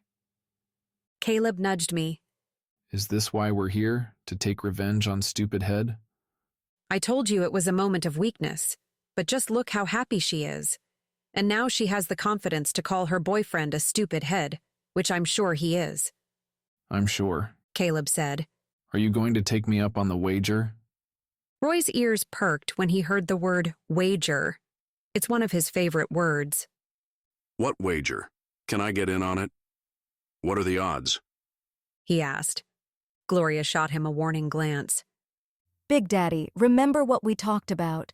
You aren't allowed to bet on any more wagers until you pay me back.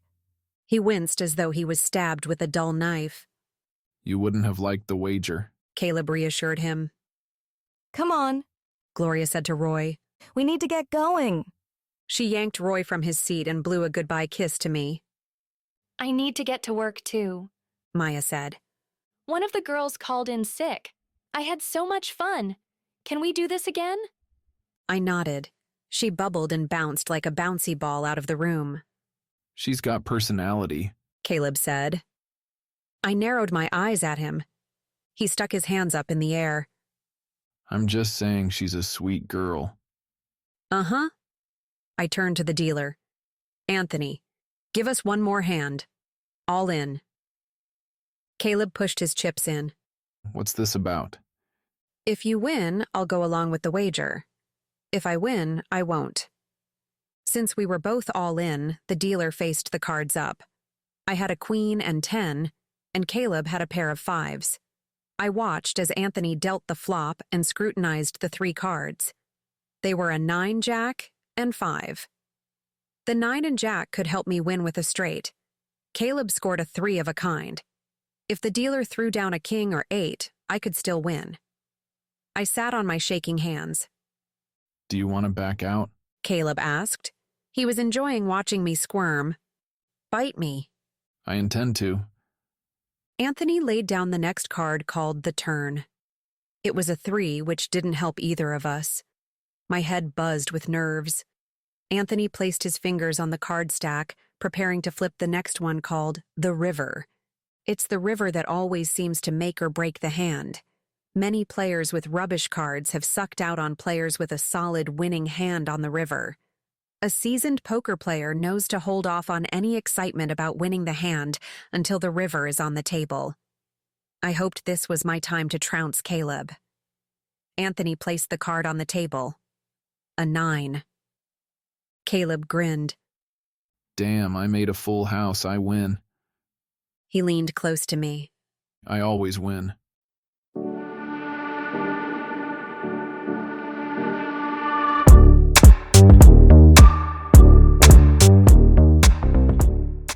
Chapter 5. Caleb parked me at my assigned tournament table. My heart pounded in my ears. I had to survive the tournament at least until Caleb was knocked out. I had made a wager with Caleb, a wager with a notorious badass, no-ties bachelor that wanted me for a weekend. A weekend of what? I already knew. My knees softened. Caleb chuckled. Your face bleached out. Are you thinking of our weekend together? Like I said, I always win. However, I'd hate for you not to make it past the bubble. Slap your poker face on and fantasize about the rest later. He playfully tugged my hair and strode to his seat, which was 4 tables away. He positioned himself in a chair facing me. He's right. I had to focus so I could play my best. There was 10 grand on the line, my 10 grand. I had to make it past the bubble. No one wanted to be the bubble. The bubble is the person who finishes in the spot right before the cash awards are paid. It's a bitter end to the tournament. I've only been the bubble once. It's not an experience I want to relive. Fortunately, I only lost 500 on that tournament. Everyone loves the bubble, except the unfortunate bubble. The dealers took their seats and were instructed to begin. My focus snapped to attention. My mind shuffled its priorities, and I was back in business. My 10,000 was priority number 1. My virtue was around there somewhere. I could feel Caleb's eyes on me. I didn't dare look at him.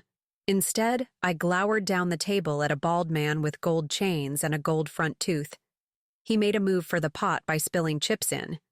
He's going down. They're all going down. I played aggressively, taking stabs at the pot. Then, for a few hands, I played tight by playing only winning cards. I switched back and forth until I knocked out 3 players. My chip stack doubled and then tripled. I was in good shape to crawl my way to the final table. The weight was lifting off my shoulders. After a couple of hours, the tournament director consolidated the tables to keep each table full. I was now one table away from Caleb and could hear him talking. He liked to chit-chat with the other players. It kept their guards down. Not everyone fell for it, but even if it eliminated a few players, he was closer to the final table. I tried not to listen, but his smooth voice sent shivers rampaging through my body. What are you doing this weekend? Caleb asked a player with a backwards baseball cap. I'm going to spend it in style with my winnings. Doesn't that mean you have to win first? Yeah, but there are only 100 spots before we start getting paid.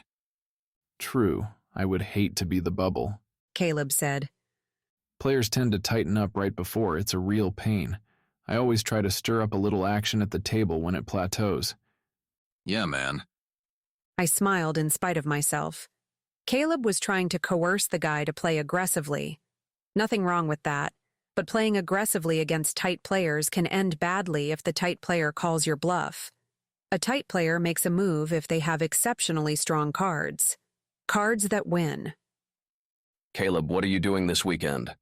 A man with dreadlocks asked. I always see you with hot women. They seem to line up for you, man. What's your secret? My Porsche, they love it. My money doesn't hurt either. I nodded. It was probably true. You gonna find yourself a hot number after the tournament? The man asked. I already have one lined up. My back straightened. The guys at the table laughed, as men tend to do when there's a conspiracy for getting lucky. Personally, I prefer one that will give me a little hell before I tame her, said a man in a gambler hat and dark eyes. I heard she's a tough one to crack. The back of my neck prickled with the sensation of leering eyes. I leaned back and shot a warning glance at my neighboring table. My poker face was in full force, even though I wanted to crawl under the table. No one could keep eye contact with me when I set my mind to a stare down. I had started practicing my poker stare when I was 14 and mastered it when I was 18. One by one, the men's gazes turned back to their hands. Caleb was the last to look away. He gave me a wink. See what I mean? The man in the gambler hat said. She could give a man hell, but they would still come back for more. Caleb chuckled. After a few hours, the players were consolidated again. I installed myself at my new table. Caleb positioned himself at the opposite end of the table. I thought you didn't like to sit opposite of me, I said. This time it's different. Yesterday I was trying to keep you in the game. Today I have to win. He said with a grin. So you think it's your talents alone determining whether I win or lose this tournament? Yes. I couldn't think of a witty reply. We'd already been playing for 8 hours. My back hurt, my butt hurt, and even my brain hurt. There was no way I was going to give up. Not now. There's no telling how long we'd have to play tonight. We keep playing until the final 6 players move on to the final table. I peeked at my cards. My face was stone, but my insides shriveled. I'd been dealt crap cards for the last 20 hands. If I didn't get a miracle hand soon, I was going to have to play aggressive and bluff my way through. After another 10 hands, it didn't happen. Good cards weren't coming my way. I had to make my own luck. I contemplated my Queen 4 offsuit. I didn't have a choice. I threw chips into the pot. A man with hoop earrings called, and Caleb shoved all of his chips in. I folded. This happened again. And again. I was in dire need of chips. I peeked at my cards, suppressing a grin at my pair of kings. I shoved in all my chips. Caleb called. I wasn't a threat to him. He had a deep stack of chips heaped high. The king of poker. The camera crew arrived as we both flipped over our cards. He had a 7-2 offsuit. In the poker world, a 7-2 was the worst possible hand a player could start with. Something even backed up by mathematical odds. My mouth swung wide open. Poker face be damned. I was floored. What the hell was he thinking? The players stopped, mindlessly shuffling their chips, and a murmur spread. The dealer turned over 3 club cards on the flop. Caleb already had a club in his hand. One more club and he'd win with a flush. My mind rewound to the times I witnessed him win horrible hands with his crazy luck. Not today. Please, not today. My nails dug into my palm as the dealer turned over an ace of clubs. Caleb made a flush. I was drawing dead.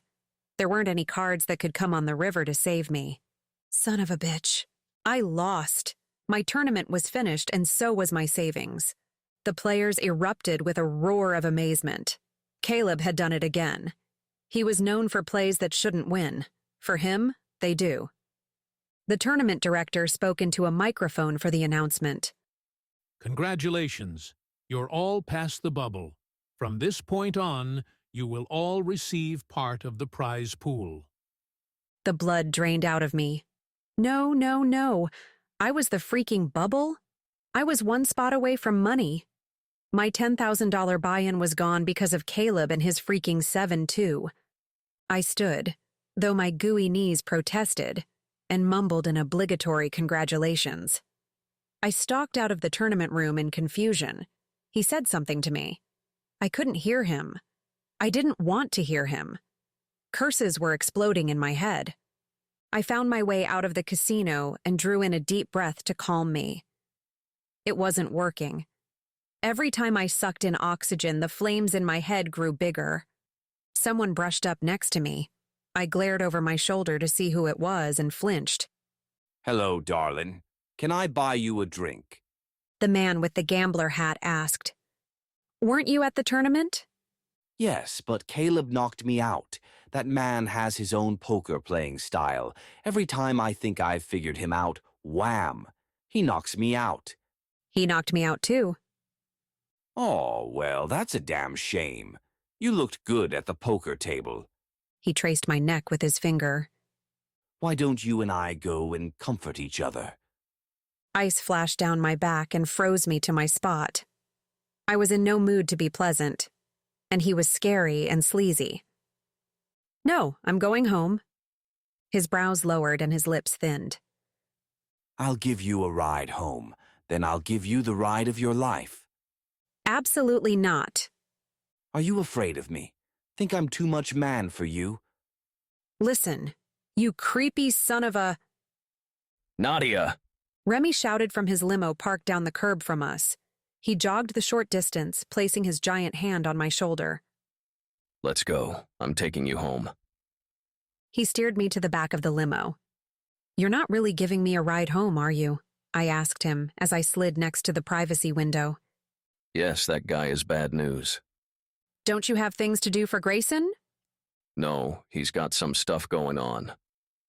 I settled in my seat and watched the lights go by as Remy drove me home. Well, make sure this is my last limo ride. A girl could get used to this. In the quiet tomb of the limo, I bit my lip. I didn't want to cry in front of Remy. I had an inkling Grayson would hear about it, and it would make Remy supremely uncomfortable. I'm sure he could handle 10 ninjas, but one crying girl would bring him to his knees. Remy parked in front of the chapel. I hopped out of the car before he could open his door. I called my thanks to him as I scurried away before tears began to fall. I ran up the stairs and into my apartment. I kicked off my shoes and threw my purse on the floor. I gazed down to find Gus waiting for me with an angry stare down. Good poker face. I'm sorry, Gus. I bet you're hungry. I poured his food ration and threw in a few treats for not eating the couch while I was away. My cell phone vibrated in my purse. I reached inside and dug around, but the phone wasn't cooperating. I was in no mood to play Find the Cell Phone. I dumped my purse upside down and grabbed the phone as it fell out. Seeing it was Maya, I answered the phone. Nadia, it's Maya. Did you make it home okay? I did. Why? Grayson asked me to find out. He got a call from Remy. News travels fast in the casino. Only about some things. Sometimes I can't get any news out of either of them. I was wondering if you wanted to go and grab a bite to eat. I heard you are out of the tournament. I cringed. News really did travel fast. I met Maya at an inexpensive Mexican restaurant about a mile off the strip. She waved me to the table. A pitcher of margaritas was waiting for me. "Planning on getting us drunk?" I asked. She giggled. "No, but I need to relax, and I know you're probably wound up from the tournament," she said, pouring both glasses to the rim. "So tell me about it." "I want to forget about the tournament. Let's just say Caleb beat me with a 7-2. Is that bad? Statistically, it's the worst possible hand, and he still won. You must be mad. Boiling. So, are you seeing Caleb? No, I never want to see him again. There was one problem with that. I had to see him again this weekend. I'll make sure to leave all my knives at home." Maya's eyes brightened. What about Grayson? I can vouch for him being the best brother-in-law in the world.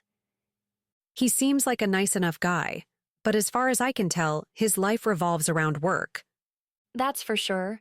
He hasn't been to a family gathering in years. David always razzed him about it. David? Oh, that's my husband. I told you he's missing, right? It's been a couple of years. Grayson helped me get back on my feet. Maya said as her fingers traveled to the rim of her glass, mindlessly circling the rim. David and I weren't married long before he disappeared. I still love him, but I decided I needed to move on with my life. His family has been really supportive. They aren't mad I'm seeing someone. Sounds like a nice family. Oh, they are. If you marry Grayson, then we can be sisters-in-law. Well, sort of.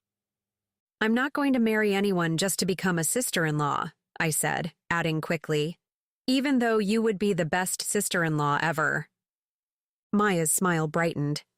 I believed a little payback was in order. So, I have someone in mind for you. Her eyes widened over her margarita glass. I already have someone. True, but I think I know of someone better, and you already know him. I was actually thinking of Remy. I didn't know too much about him. Maya seemed like a sweet girl who could use a little protection, and Remy could use a little softening. Come to think of it, I wondered if Remy was married.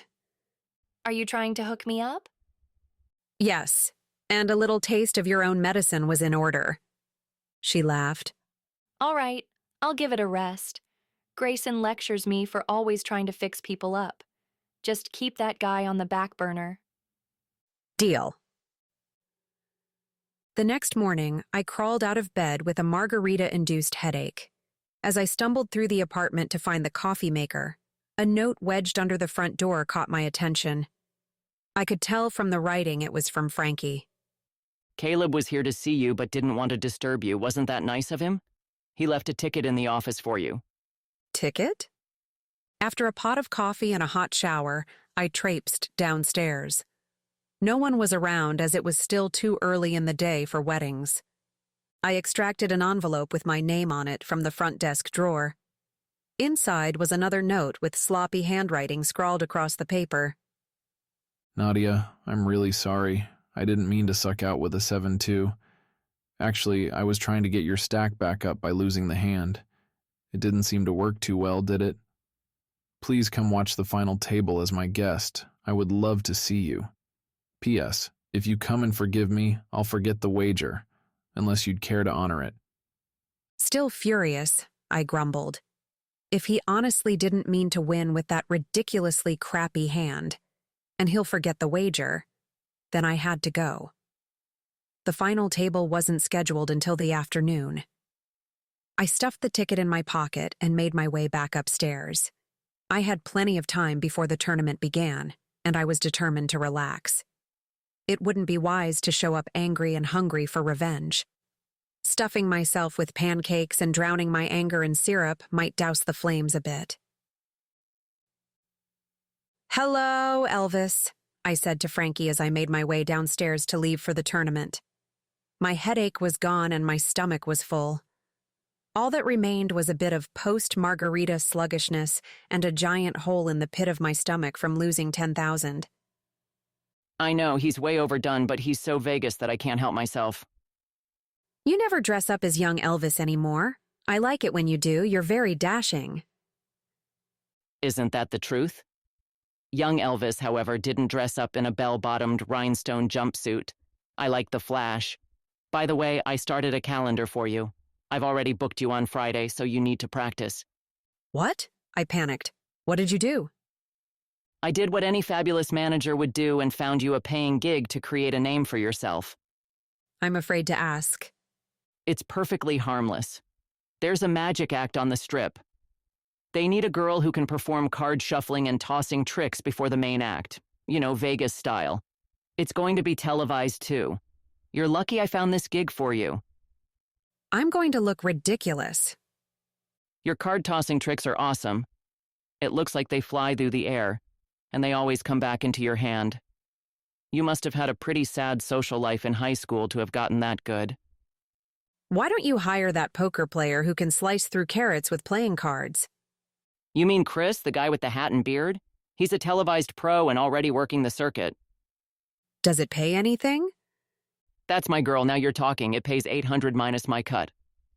How much is your cut?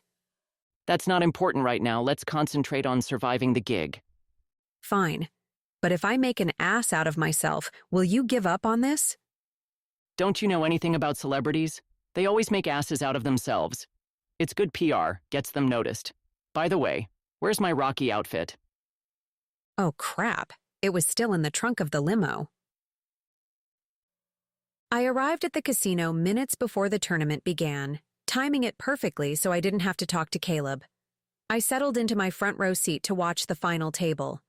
The game was about to start. A camera crew and floor director talked to the director through their headsets. Overhead lights were turned off, leaving the spotlights to shine on the table. 6 players were led out to the floor.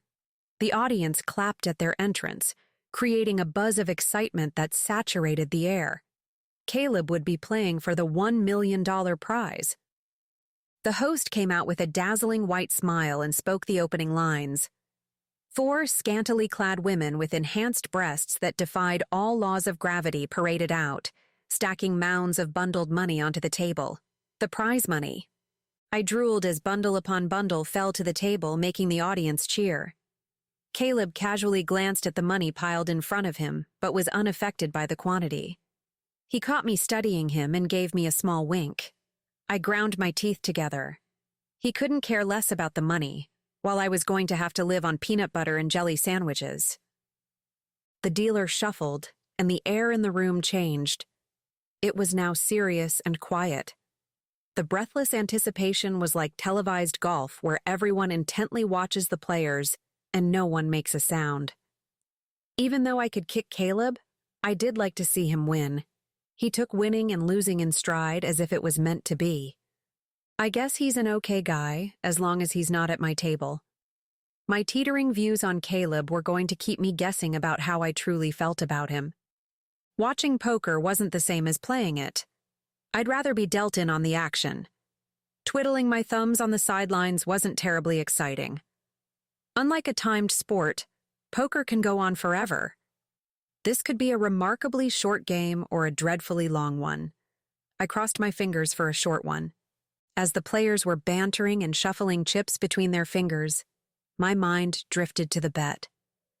I knew I don't have to worry about the weekend with Caleb anymore, but I couldn't help but wonder what it would have been like to feel his hands on me, to experience his lips covering mine. The crowd burst into an uproar. So much for golf. The atmosphere changed to football. I jumped in my seat at the outburst. I hadn't been paying attention. Caleb's imaginary lips and hands had been distracting me. Did you see that? A man next to me asked as he jumped out of his seat in a flash. He was clapping with the audience and even gave a short whistle. When he sat down, I asked him, "What happened?" Oh man, just like a girl not to know. Caleb knocked out 3 guys in one hand. I don't think that's ever happened at a final table. The guy is a poker genius. I sighed. He is. All he had to do was beat 2 other players and he would win the $1 million. The bastard better not win. It's too bad I don't believe in voodoo because I would have brought a doll of him and jabbed it with a needle. I took a deep breath. Maybe there's a shrink out there who specializes in poker players that can't shrug off bad beats. Caleb grabbed me from my seat and spun me around. The jerk had won the tournament. The other players never stood a chance. "You're still on camera," I said, trying to escape the spotlight. I know. "I can't believe you won. Go claim your money." I pushed at him to let me down. I will, but I want something first. "This is very embarrassing. What do you want?" Caleb leaned his head down and kissed me. His lips were hard and strong. I had an urge to throw my arms around his neck and deepen the kiss. I also had an urge to give him a black eye. He released me before I could do either. Wait for me at the bar. I'll be done in a minute. My legs were a little unsteady when I sat down. The man sitting next to me inspected me with a quizzical gaze. Dude, I thought he only dated models. The power zapped and sizzled, leaving us in complete darkness. Please stay calm and remain in your seats. The host instructed. The lights will be restored as soon as possible. Security staff will bring flashlights to assist. The chatter from the audience was quiet at first and then grew louder. Nadia? A hand touched my arm. "Caleb?" Yeah, are you okay? "Of course." He plucked me from the chair and took my seat.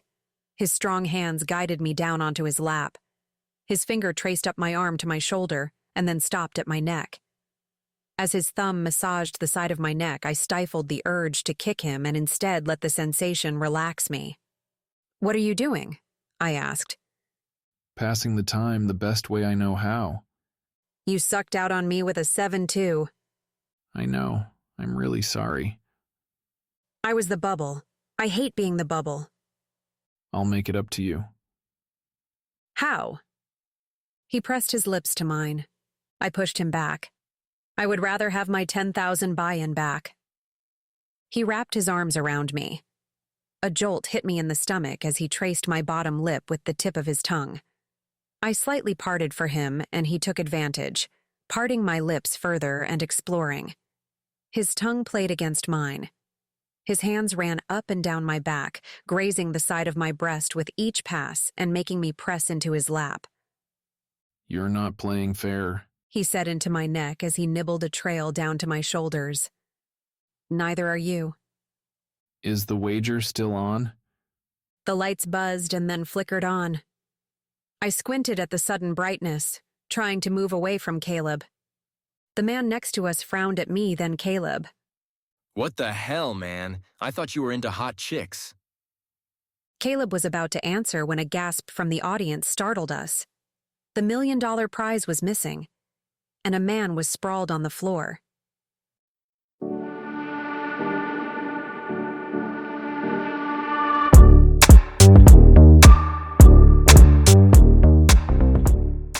Chapter 6. Caleb stood me up so he could move out of the chair. He gave me one last kiss. Meet me at the bar in a bit. I have a feeling I might get wrapped up in this. I nodded. The tournament director escorted the audience into a separate room off to the side. The police arrived at the site within 15 minutes. They began to let people leave one by one after they gave their personal information and were asked a couple of questions. I waited until the end. I watched as Caleb talked with Grayson Miller, Jason Biggs, and the tournament director. Each one was wearing a different version of the same stunned expression. From where I stood, I could see the medical team move around the man on the floor. A slight gap gave me a glimpse of the man. I noticed a gambler hat and realized it was the man with the gambler hat from the previous day. The one Remy had said was bad news. He was sprawled on the floor, but there wasn't any blood. The EMTs moved him onto a gurney and rushed him out. I wondered if he'd had a heart attack. I gave my information to the police and was released. I headed to the bar to wait for Caleb. Caleb spotted me at the bar after he finished with the police and casino management. He quickened his pace to dodge Jessica. She was hot on his tail, buzzing in his ear. I could hear her terse comments from where I sat. You're going to ruin your reputation. You can't kiss a regular girl on air. He stopped abruptly. That's funny. I was under the impression I could kiss who I wanted. A man died tonight, and my prize was stolen. Can't you give me a break? Not when you have a reputation to uphold. That's a reputation you made for me, not one I wanted. He said, but a small smile escaped. It was fun in the beginning. He turned from Jessica. Nadia, let's go. I grabbed my purse. Where are we going? To celebrate, of course. His lips curled into a sly grin. If you're still up for the wager, we can start our weekend. I followed him through the casino. So the guy is dead? Yeah, I think so. The medical team wasn't getting a response. What happened to your money? Oh, that's no problem. I already have a check. Did you know the guy who died? A little. He's a hot-headed player. Remy told me he was bad news. Who's Remy? Grayson Miller's driver. Caleb stopped. Is there something you want to tell me? What do you mean? Are you seeing Grayson? That's none of your business. It is if you're coming with me this weekend. I would hope Grayson would have recognized me at the event you dragged me to if I was seeing him. Good point. He slid his hand down my back, drawing me closer. However, I barely recognized you when you were in a dress and all dolled up. But you did. Caleb leaned in and nipped my bottom lip. You never answered about this weekend. You said if I watched the final table, you'd forget about the wager. The problem is I can't forget about the wager. Those are your hormones talking. Most likely, but they're telling me to make a new wager. No way. There isn't anything I want that would make me wager with you. I'll take that challenge. He grinned as he ushered me out the door. The valet jogged to Caleb's Porsche. He tossed Caleb the keys after he parked at the curb and hopped out. Caleb dropped the keys into my hand. Care to wager now? You would wager your Porsche? If you win, you keep the Porsche. If I win, I want a weekend with you of my choosing, and I pick the location. Location? I gulped. A dirty, sexy smile took over Caleb's face, making me break into a cold sweat. I have plans for you. Crap. I was actually beginning to think this was a good idea. My car was broken, and I had no money to fix it. Caleb was a temptation waiting to be explored. I swallowed. Isn't this a little close to prostitution? He chuckled. Don't cheapen it. I want you, and I know you want me. There's nothing wrong with this. I could easily get into your bed, but I want to win you. You can't get into my bed that easily. Caleb's eyes sparked as he lifted the keys out of my hand and ushered me into his car. He drove me home as my foot nervously tapped. Why am I putting myself through this? Yes, he's unbelievably, mouth-wateringly hot, and he's a likable guy, for the most part. I don't need a mouth-wateringly hot man. I have poker, Gus, and the chapel. My insides groaned at my life laid out on the operating table for all to dissect. As it laid there, it didn't look very appealing. Caleb pulled into a parking spot in front of the chapel and turned off the engine. He was out of the car and around to my side before I even realized we'd arrived. He opened the door, and I slid out to follow him. I could stop this right now. I could tell him that I didn't want him or his car. I could tell him a lot of things that were untrue. As we stepped up the final stair to my apartment landing, he slid my keys out of my pocket and opened the door. I don't know what you're trying to prove, I said, stepping into the apartment. Caleb shut the door behind me, taking me into his arms. He leaned his head down and captured my mouth with his. His lips parted mine. I couldn't let him win this. It's a challenge to him. I'll stay strong, I thought. Unfortunately, I moaned at the same time. His warm hand had traveled up the inside of my shirt and cupped my breast. His thumb circled around my nipple through the flimsy bra material. I can't stay strong. This isn't going to work. He's going to win. He always wins. Do you need more convincing? He asked. I glared at him. No. So the wager is back on? Damn, I wanted him and his car. I nodded. Meet me at the casino tomorrow at 3. I'll be in the high-stakes room. We'll play one hand. Winner takes all. I'll be there. Good, walk me downstairs. I'm afraid of bumping into Frankie. Frankie is harmless. So you say. He was eyeing me like I was candy last night. So was I. I escorted Caleb downstairs, where he gave me a light kiss goodbye. He hopped in his car, hopefully to become my car, and drove off. I turned to hoof it back upstairs. There you are, Frankie said. I jumped and clutched my heart. Did you need me? We need to go over your routine for the gig tomorrow. I rolled my eyes. What time is the show? It's at 7, but you'll need to arrive a little early for a walkthrough and short rehearsal. Everyone there is professional, so there shouldn't be any problems. What did you need me to do? Just your crazy card-tossing tricks. How many minutes do I have to fill? They said 15, but you should have a few tricks up your sleeve in case the magician needs more time. I'll do the boomerang, cascade, waterfall, two-arm spread, the twirl, and I'll finish up with the one-handed twirl with the 3-card juggle in the other hand. Have you learned any more tricks? Frankie, I learned these when I was a teenager and had no life. He eyed me. Nothing's changed. I glared at him. I'll see you tomorrow. Don't get huffy, he said. You're just mad because it's true. You're probably right. There was no arguing with Frankie. I didn't have the energy to try. Make sure to grab your outfit for the performance tomorrow, he said, pointing to a garment bag hanging on the door. I'm afraid to look. It will be perfect. We can use it again for future gigs. Can you at least let me choose the gigs? I don't want to look like a fool. It's hard to play poker against people when they're laughing at you. No need to worry. We are going to transcend poker. We are going to bring it to a whole new level of entertainment. You're scaring me. Trust me, I made this chapel a success and I can make you a success. Stick with me, kid. By the way, where's my Rocky outfit? I groaned. I'll call Steffi and see if she can locate it. I grabbed the garment bag and trudged up to my apartment. I set the bag on the kitchen table. I didn't have the courage to open it.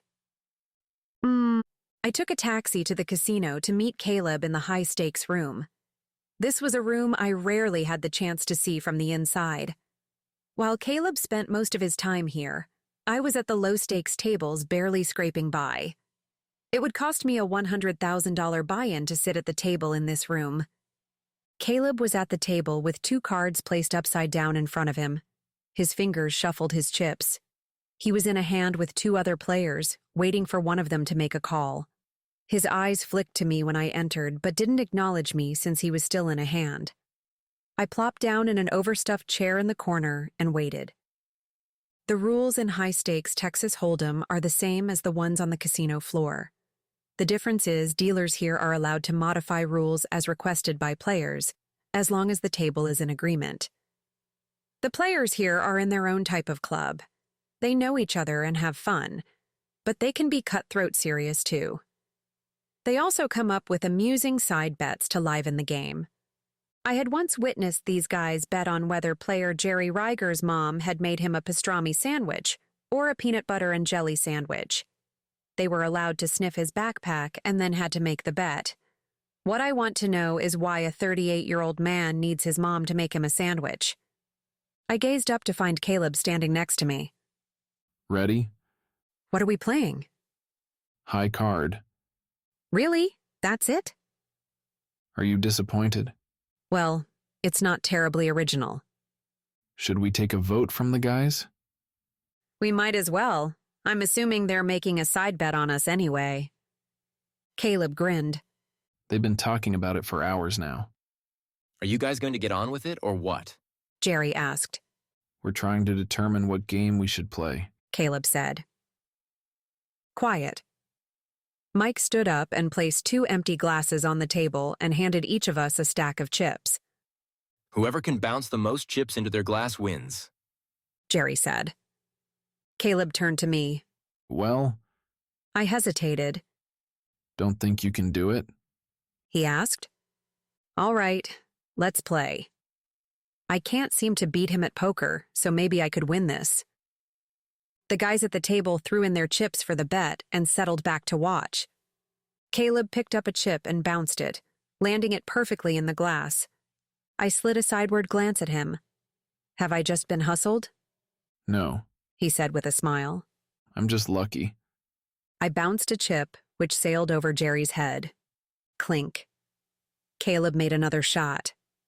I carefully aimed my shot and bounced the chip so it wouldn't fly off the table. This time it landed in Quiet Mike's glass with a splash. Does that count? I asked. Everyone shook their heads no. Clink. Caleb made another shot. A woman sauntered into the room. I knew of her but had never met her in person. Katerina Carvona was one of the few women to play high stakes in the boys' club. She didn't take any crap from them. It was rumored she and Caleb had dated for a while. What's this? She asked. She pushed back her long, dark hair. Her dark eyes rested on Caleb. Don't interrupt, Kat. Jerry said. It's just getting good. Her eyes were still on Caleb. What are the stakes? His Porsche or a weekend with Nadia? Jerry said. Katerina smirked. Didn't you already try that with me, Caleb? Only I was smart enough not to get hustled. My spine flashed ice. I straightened to glare at Caleb, who narrowed his eyes at Katerina. She laughed at him and threw back her hair. Son of a bitch, I said. You hustled me. I picked up my remaining chips, tossing them haphazardly at the glass in the middle of the table. They hit the table, bounced, and then scattered. There, you won. Nadia, you don't understand. Caleb said. I snatched my purse and marched out the door. Nadia, wait. Caleb ran after me. I ignored him. He grabbed my arm, swinging me around. Please hear me out. You hustled me, and now you want me to hear you out? It's not so bad I was hustled, but the fact that you did the same thing with Katerina makes me queasy. Just let me go. You got what you wanted. I didn't get what I wanted. I wanted you to be mine because you wanted to be, not because you were hustled. You wanted to win me, and you did. Not like this, he said, pressing a ticket in my hand. One glance at the ticket, and I knew it was from the valet. What's this? My Porsche. It's yours. This is your guilt talking. I lost the bet because of my own stupidity. I'm not taking your car to make you feel better about the situation. I shoved the ticket into his front jeans pocket and turned to march away. Damn it. He growled. He grabbed my shoulder, swinging me around to face him again. You frustrate the hell out of me. I opened my mouth to reply, but he swooped down, kissing me hard. He held me in a tight embrace. I momentarily weakened, but pushed him back before I fell under his spell. Leave me alone, I said, and stomped away. He let me go and didn't follow me. My shoulders slumped. I made my way to the front of the building to hail a taxi to go home. I had to dress for the show. Stupid show. Stupid Caleb. Remy was outside with the limo. You need a lift? Thanks, Remy, but I can just catch a taxi. Grayson said I should give you a ride. He thought you might need one. Why would he say that? Remy's phone buzzed. He scanned the text message. Hang with me for a moment. Grayson is on his way to a meeting. We'll be passing your place anyway. I don't think it's a good idea. How's it not a good idea? You'll save money and ride in a limo. Plus, Grayson will keep you company so you don't feel like you're riding in a hearse. That's the problem. I don't know Grayson. I spilled a drink on him, and then I bumped into him at the charity event. That's it. Plus, when he's near me, my insides turn to mush. I was already a swirling emotional concoction from my encounter with Caleb. I didn't need Grayson adding fuel to the potency. Grayson walked out the front door. Jason Biggs followed closely on his heels, chirping in his ear about the upcoming meeting. Steffi jogged behind, taking notes. Grayson registered me and smiled. His eyes softened and his smile was sincere. Damn if he wasn't wearing a suit that fit him perfectly, making him too close to heaven. Remy opened the limo door and ushered me in before I could protest. Grayson followed, with Jason shouting a final few words before Remy closed the door. leaving Grayson and I alone. "I'm sorry about this," I said. "I tried to tell Remy I could take a taxi." Grayson assessed me as I perched opposite of him. Remy was acting upon my request. I heard what happened in the high-stakes room. "How did you hear about it so fast?" We have cameras everywhere. The security guards monitor the high-stakes room and several others. We want to keep our players safe, including from each other. Some of their side bets spiral out of control. "Like the sandwich bet?" That one was funny. I actually wagered on it. Most of the time I couldn't care less, but today was different. Catching his eye, I shrugged. I was hustled. You can't make a living at gambling if you're going to be afraid of everyone. I learned my lesson. Grayson's phone rang. Yes? He asked into the phone. I watched as his expression changed. His eyes narrowed and his jaw tightened. Where was he? He gripped the phone. I'll get Remy on it. Grayson ended the call and gazed out the window. His eyes drifted to a point beyond where vision was needed. I didn't want to disturb him, so I sat still. It was the perfect time to watch him without him noticing my obvious ogling.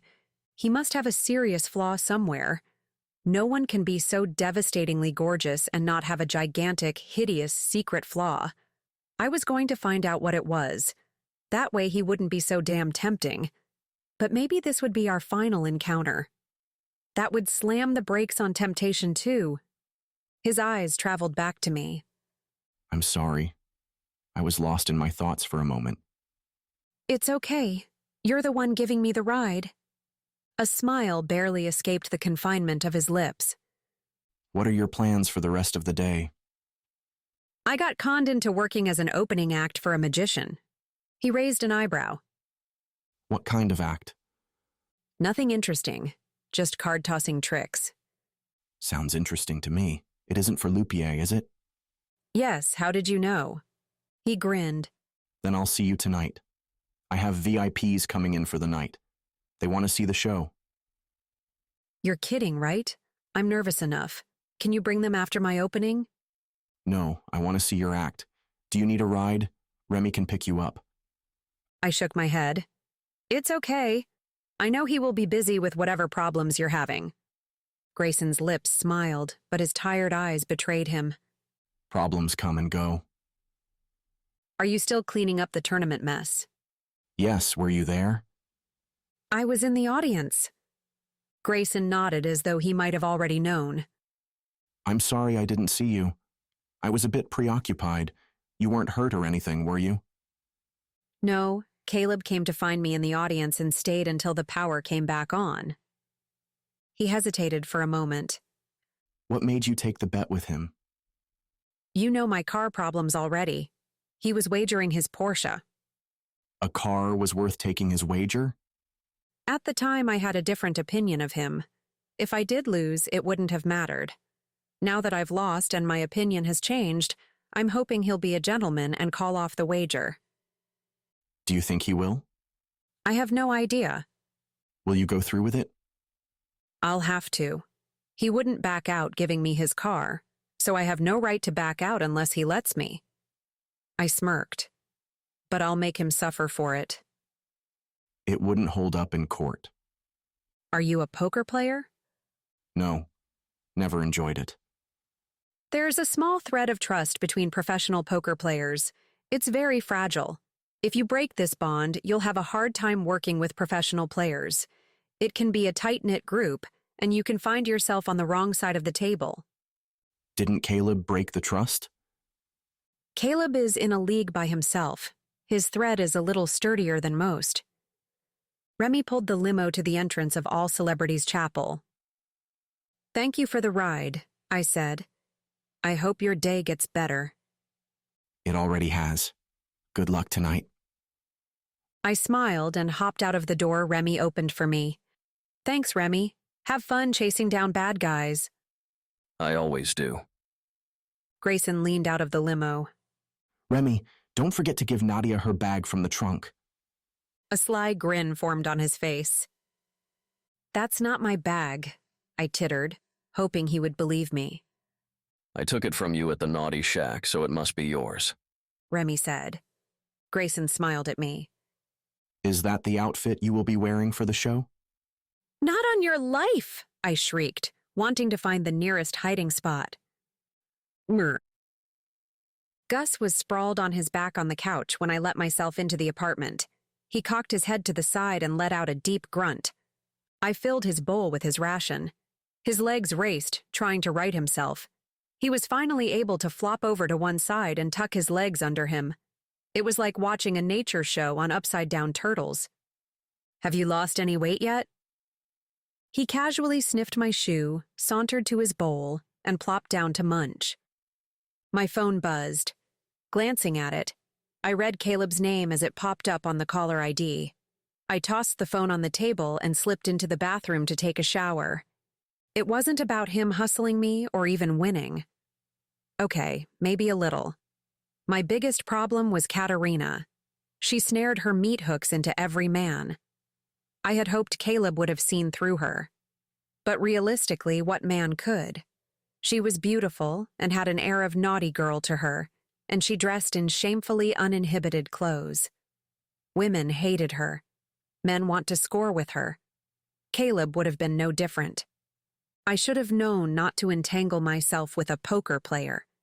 This was going to turn into the hot topic of the tables for months. Caleb would appear as the sexy bachelor that his image already conveyed, and I would look pathetic for falling into such an obvious trap. I yanked out my costume for the gig, still thinking about my pathetic status. I sucked in air as my stomach plummeted a 20-story drop onto concrete. "Frankie!" I screamed. I held out the 2 scraps of material. There was nothing there, no dress, no nothing. It was a sequined thong bikini. Frankie burst into my apartment armed with a broom. Where is he? I can take him. He jumped around the room, peeking behind the door and couch. Gus gave him a twitchy eye stare, but hunkered down to eat. "No one is here. What is this?" I squeaked, holding the costume between my 2 fingers. You gave me a heart attack, woman. He barked, clutching his chest. I was going to come up here and get all freaky on his ass. I refuse to wear this bikini. It will make you memorable. We need more gigs. Frankie, I have to concentrate on the tricks. How can I do that when my cheeks are hanging out? How am I supposed to know your brain and butt cheeks are connected? I have another costume you can wear. It's part of my own collection, so don't go stretching it out. I rolled my eyes. He scurried down to his apartment to find the costume. Within a few minutes, he returned and was pinning me into a short, gold-sequined dress. Why can't I wear underwear? You'll see panty lines. Frankie, you're pinning it too tight. Can you breathe? Yes. Then it's not too tight. But my boobs are popping out. That's good. Just don't pick up a card if you drop one. You'll have your ass hanging out one side and your boobs out the other. We don't want to give that kind of a show. Frankie finished my dress and straightened my hair flat. He glued false lashes onto my eyelids and dusted me with sparkly powder. I couldn't help but think this gig was a terrible mistake. I was able to descend the 2 flights of stairs in the tight dress, but I had to shimmy the dress back down over my butt by the time I reached the bottom. Frankie drove us to the theater. He floated in through the backstage door with an air of showmanship. None of the security guards stopped him. I followed him in, not nearly so theatrical and much more apprehensive. There was nothing special about the backstage. A few people milled about, hanging lights and moving props.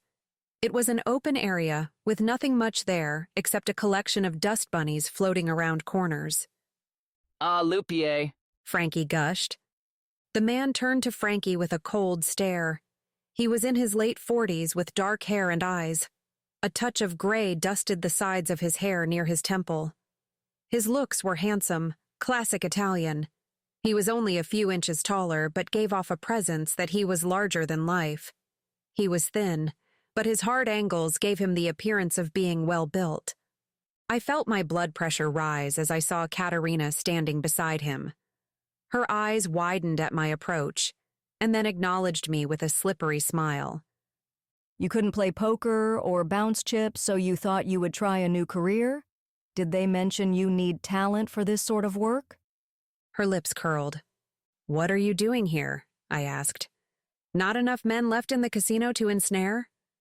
Her narrow eyes slashed into me, but then she turned to Lupier with a dazzling smile.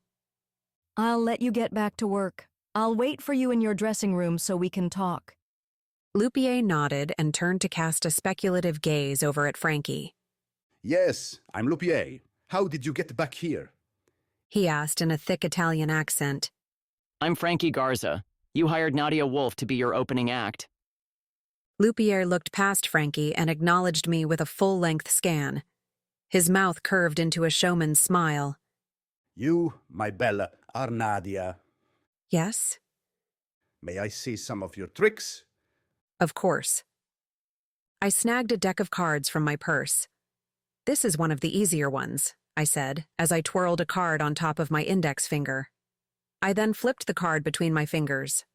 "Marvelous," he said, but more to my cleavage than to me. "Make yourself at home. Refreshments are on the back table should you want them. I have to go rehearse with my assistants. I expect perfection with my assistants, which only happens with constant practicing." I nodded. Nadia, Frankie said when Lupier left. We have an hour before you have to go on stage. You should practice. Remember, you're going to have to help me for the final number. I know, I can't wait to be on stage. I'm so glad my jumpsuit still fits. And boy, did it fit! He was stuffed into a white jumpsuit with large diamond stones sewn all over it. It had to weigh 20 pounds and was guaranteed to blind the audience when the spotlight hit it. I practiced like Frankie asked, though I didn't put my heart into it. I had to make sure I still had enough juice to go on stage and perform, especially with the finale I had prepared. He wasn't watching me, so I was able to relax without him hovering. After flirting with a wide-eyed stagehand, Frankie moved on to corralling the producer in hopes of scoring an impersonation gig. Watching Frankie kept me amused for a little while. But as I practiced, life as a dull and awkward teenager came flooding back to me. The hours and hours I'd practiced on these same tricks to perfect them for my friends who'd watched quizzically didn't put me in the mood to perform them in front of an audience. I have to admit, I'd had good friends, but they'd never understood my love of cards, and I never understood their love of shopping, magazines, and makeup. So while they were doing their thing, I did mine. We would meet up again so I could hear the latest gossip and exploits of the teenage world that I missed.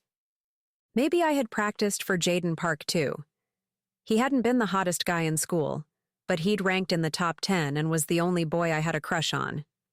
He organized the school's talent contest, and I had immediately entered to be closer to him.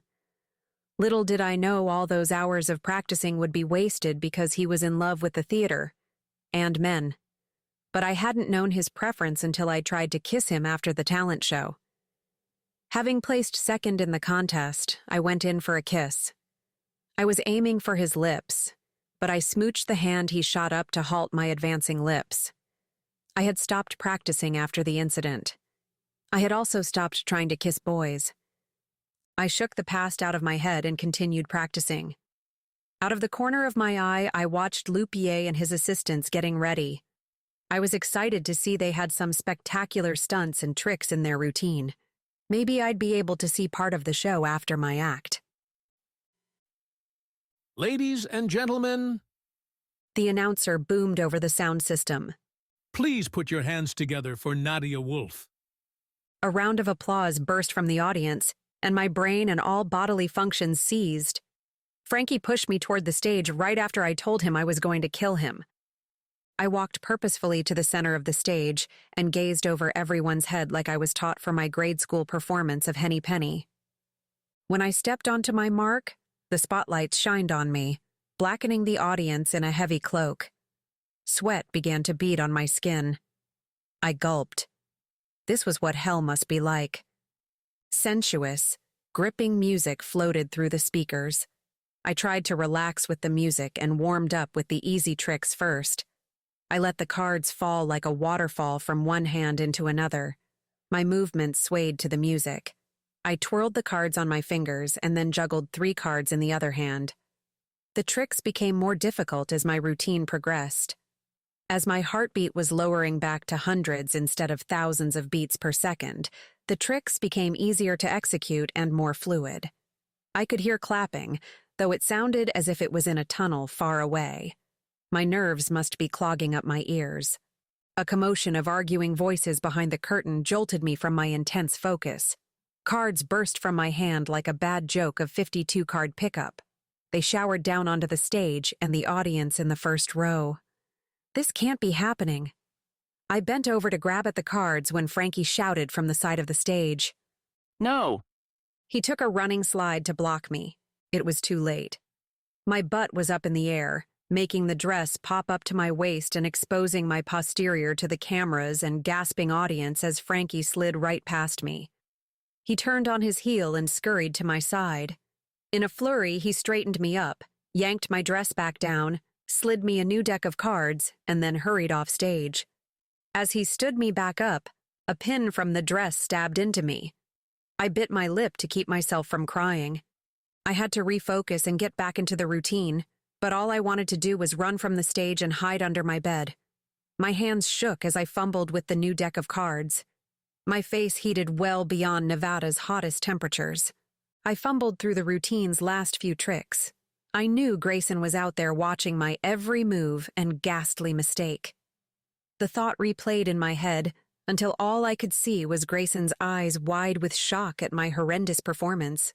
For the finale, Frankie brought out a metal pail filled with water. My fingers twirled a few cards, and one by one, I placed them on long, thin sticks with a pointed end. I tilted my head back and placed the end of each stick in my mouth. I bit the ends of the sticks to keep them steady, always careful so they didn't stop twirling. This was the trick that landed me second place in the talent contest, but this time, I was adding a new element: fire. While the cards stayed in motion, I reached up and lit them on fire with trembling hands. I had already pre-treated the cards so they wouldn't turn to ash right away. Now I wished I'd rethought adding fire. I could only let them twirl for a few moments before they would naturally stop. As I reached for the first one to toss into the water, a gasp from the audience startled me. At first I believed it was for my daring act. I was redeeming myself from the brink of blooper reels when I caught a movement from the corner of my eye. Something rammed into me from the side, knocking me to the floor. My head slammed into the metal bucket. I was conscious long enough to see the flaming cards fall toward me.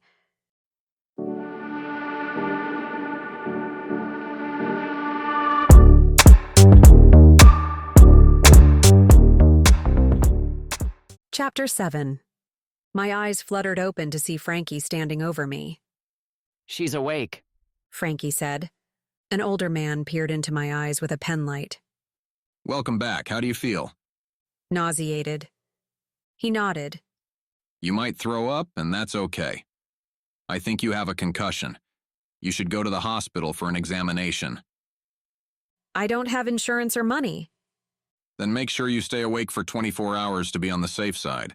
I know it's not common practice anymore, but without an examination, I don't want to take any chances. Is she able to go home now? Asked a voice more delicious than chocolate. I turned toward the voice. It was Grayson. Yes, but someone needs to stay with her. I'll be fine at home, I said. Is there someone who can watch you? Grayson asked. Frankie has to work tonight. I can be a witness in the chapel. Frankie shook his head. I closed the chapel tonight for your performance. I have a date lined up for later, but I'll cancel. You're more important. No, go on your date. You never get nights off. You deserve a normal date. I tried to stand. Grayson took my arm and assisted me. You can stay with me at the casino, Grayson offered. Concussion or not, my insides were doing cartwheels at the thought of staying with him. I don't want to put you out. Let me call Roy and ask him, I said, playing it smooth. You wouldn't be putting me out, but I understand if you'd feel more comfortable with Roy. I borrowed Frankie's phone and called Roy. No answer. I tried to think of someone else, but I didn't have any close friends here. I gave a nervous titter. Looks like you're stuck with me, I told him. He smiled. I'd rather be stuck with you than the mountain of paperwork waiting for me back at the office. Frankie shook his head. You're going to be wishing you had the paperwork after having to take care of Nadia for 24 hours. Once she was stricken with the flu, and I've never seen a grown woman whine so much. I glared at Frankie. Ooh, you see. It's already begun. He turned to Grayson. Make sure you take care of my star. She's going to make me rich. Just have to work out the kinks in her routine. Frankie gave me a kiss on the top of my head and left. I peered at Grayson. I'm really sorry about this. And for the record, I don't whine. Don't worry about it. It's not your fault. What happened? I asked, trying to recall the event. A person ran from backstage and slammed straight into you. I've never seen anything like it. He didn't even stop. Does anyone know who it was? Grayson shook his head. They were wearing a hoodie that covered their face. It may have been a woman from the thin figure. I did hear noise backstage. That's when I nearly fainted at the remembrance of my butt hanging out. Grayson had witnessed the whole thing. Ugh, this was too embarrassing. You were amazing on stage. My VIPs loved it. When my ass popped out, I nearly shrieked. His head fell back as he laughed. Well, I can't say they didn't enjoy that as well. I groaned. Come on, he said. Let's get out of here. What about your VIPs? Remy will take us to the penthouse and then come back to pick them up after Lupier's performance. I'm sorry about this. Don't be. You could make Remy babysit me. I wouldn't wish that on anyone. Grayson said, chuckling. He might take it literally and sit on you. He must have been kidding, but I was too befuddled by his proximity. Grayson led me through the backstage and stayed close in case I became lightheaded. The limo was parked near the backstage exit with Remy waiting. My eyes caught a man watching us from the adjacent parking lot. He was leaning against a black car, his eyes pierced through the distance. Remy, can you call ahead and make sure supplies are brought up for Nadia? Grayson asked. Remy nodded and ushered me into the back seat. I don't need anything, I said. I'm fine. Grayson eyed me as he slipped into the limo. You're wearing a burnt costume and your hair is singed. Not to mention, you'll probably have a nasty headache later. My hair? My hand flew to inspect my hair. Is it okay? Don't worry about it. I can hire a stylist to come and fix it. I contemplated. Why are you doing all of this? Do I need a reason? Most people do. How about a vacation from work for 24 hours? You wouldn't actually be taking a vacation since you're still on property. You'll have your phone and probably a laptop too. You're taking the fun out of this. Grayson, please don't take offense, but you seem like a man who is married to his work. Marriage doesn't get vacations. That's not a glowing recommendation for marriage. If you met a woman and fell head over heels in love with her, would you marry her? He shook his head. It wouldn't be fair to marry her. You're right about me. My job comes first. She would end up having to compete for my attention. So there's the end to your vacation. He smirked. We barely know each other, and yet you already know me better than I know myself. You might want to work on that. Are you okay? I think your eyes just crossed. I felt a twinge. His arm reached around my shoulder, bringing me to lean on him. I settled against him, as if it was natural to be near him. I didn't fight it. My head was already throbbing. His scent drifted to me, clean with the slightest hint of expensive cologne. It made my insides hum. Remy dropped us off at the front entrance of the casino. Grayson steered me to the elevator using his key card to access the top floor. My face sprang into an awestruck gawk as I stepped inside the penthouse. My entire apartment would fit in it 4 times over. The living room was classy with clean lines, warm tones, and a distinct impression it was designed specifically for a man. Black accents were sprinkled through the room. The kitchen had a steel gray granite top, stainless steel appliances, and drop-down lighting that was more for style than function. Will this be okay as your home for the next 24 hours? Grayson asked. I smirked. I was hoping for something a little more upscale and classy. He chuckled and pressed a light kiss onto my forehead before going into the kitchen. My fingers touched where his kiss had fallen. Is there something going on here? My thoughts strayed to Caleb, but I shook him out of my head. Caleb and I weren't going to work, and Grayson wouldn't be in it for the long haul. I needed to keep them both at bay until I figured things out, but not until my headache disappears. There was a knock on the door. Grayson opened it to let Maya in. She bounded in like a Labrador puppy, but quickly stopped when she caught a glimpse of me. Nadia, what happened to you? A little incident involving fire. I was told Grayson needed supplies, but I didn't know they were for you. I was coming to check on what he needed. Nadia is going to stay with me for 24 hours. Grayson said. Doctor's orders in case you start getting ideas in your head. Maya put her nose up. I don't know what you're referring to. Since I've known you, you've tried to marry me to at least one woman every month. If you would marry one of them, I wouldn't have to keep trying. His eyes crinkled with a smile. He kissed her forehead and sent her off with a list of things to bring back to the room. I relaxed after having seen her get a forehead kiss too. It's probably just something he does. I wonder if he accidentally kisses his employees or business partners. I smiled at the image of him kissing his newest Japanese business partner on the forehead.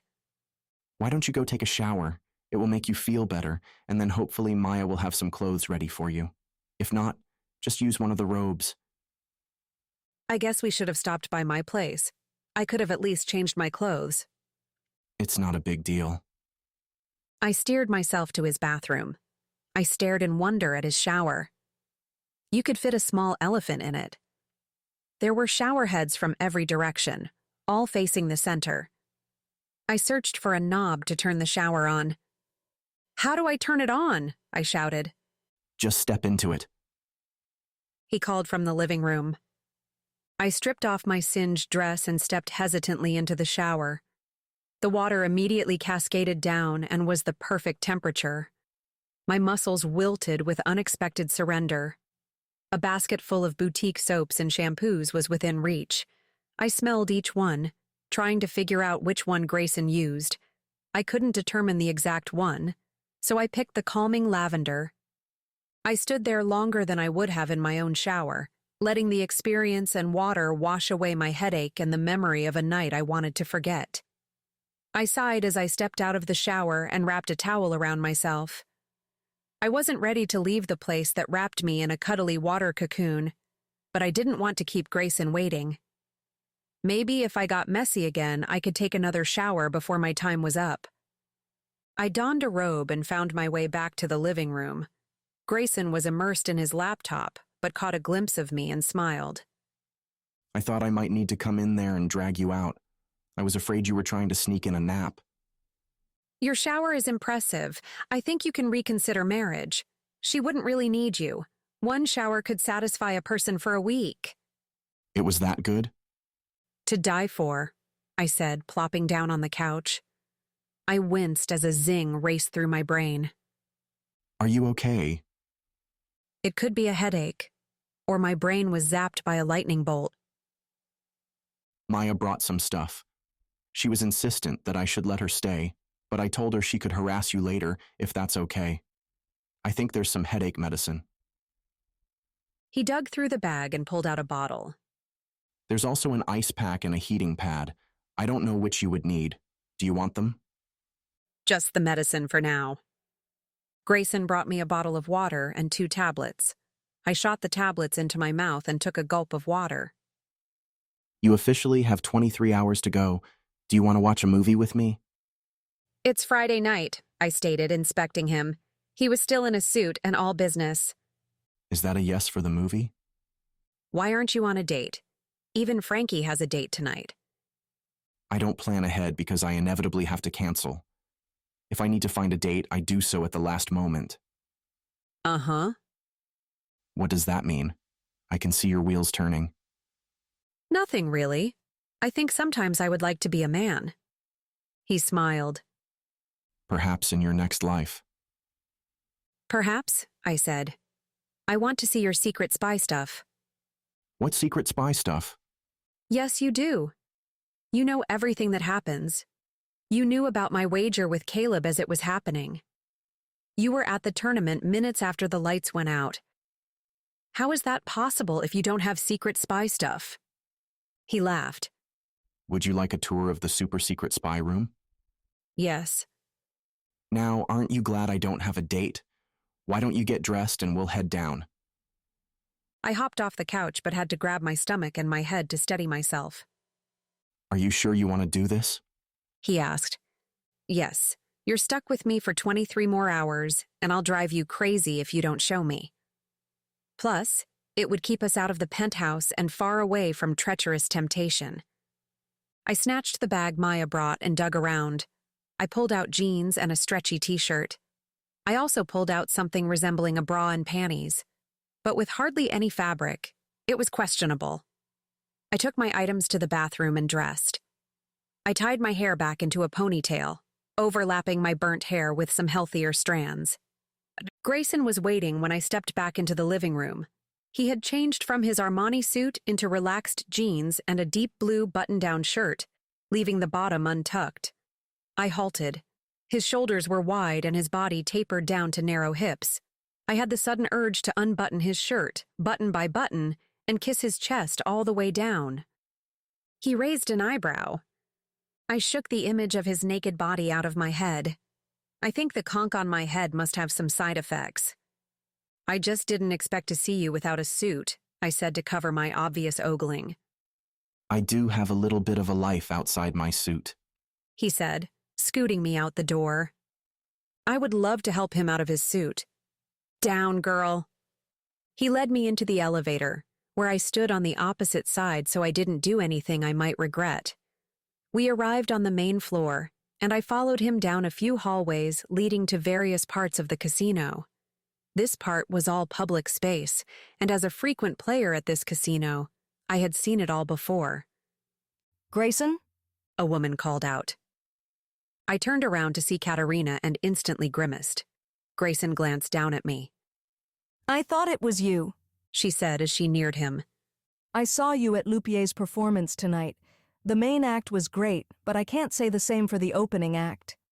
A slithery smile escaped, aimed directly at me. What can I do for you, Katerina? Have you been avoiding me lately? No, I've been busy. You're always busy, she said, casting an evil eye in my direction. But not so busy to skip spending time with her. You know she's been playing around with Caleb, right? My eyes sent daggers in her direction. Katerina, I'll talk to you later. This isn't a discussion we need to have now. My stomach lurched. Had Katerina already sunk her claws into Grayson? Is there a man alive who hasn't had a Katerina sampler platter? Okay, she said, stepping closer. Her finger touched his shirt button. Later tonight?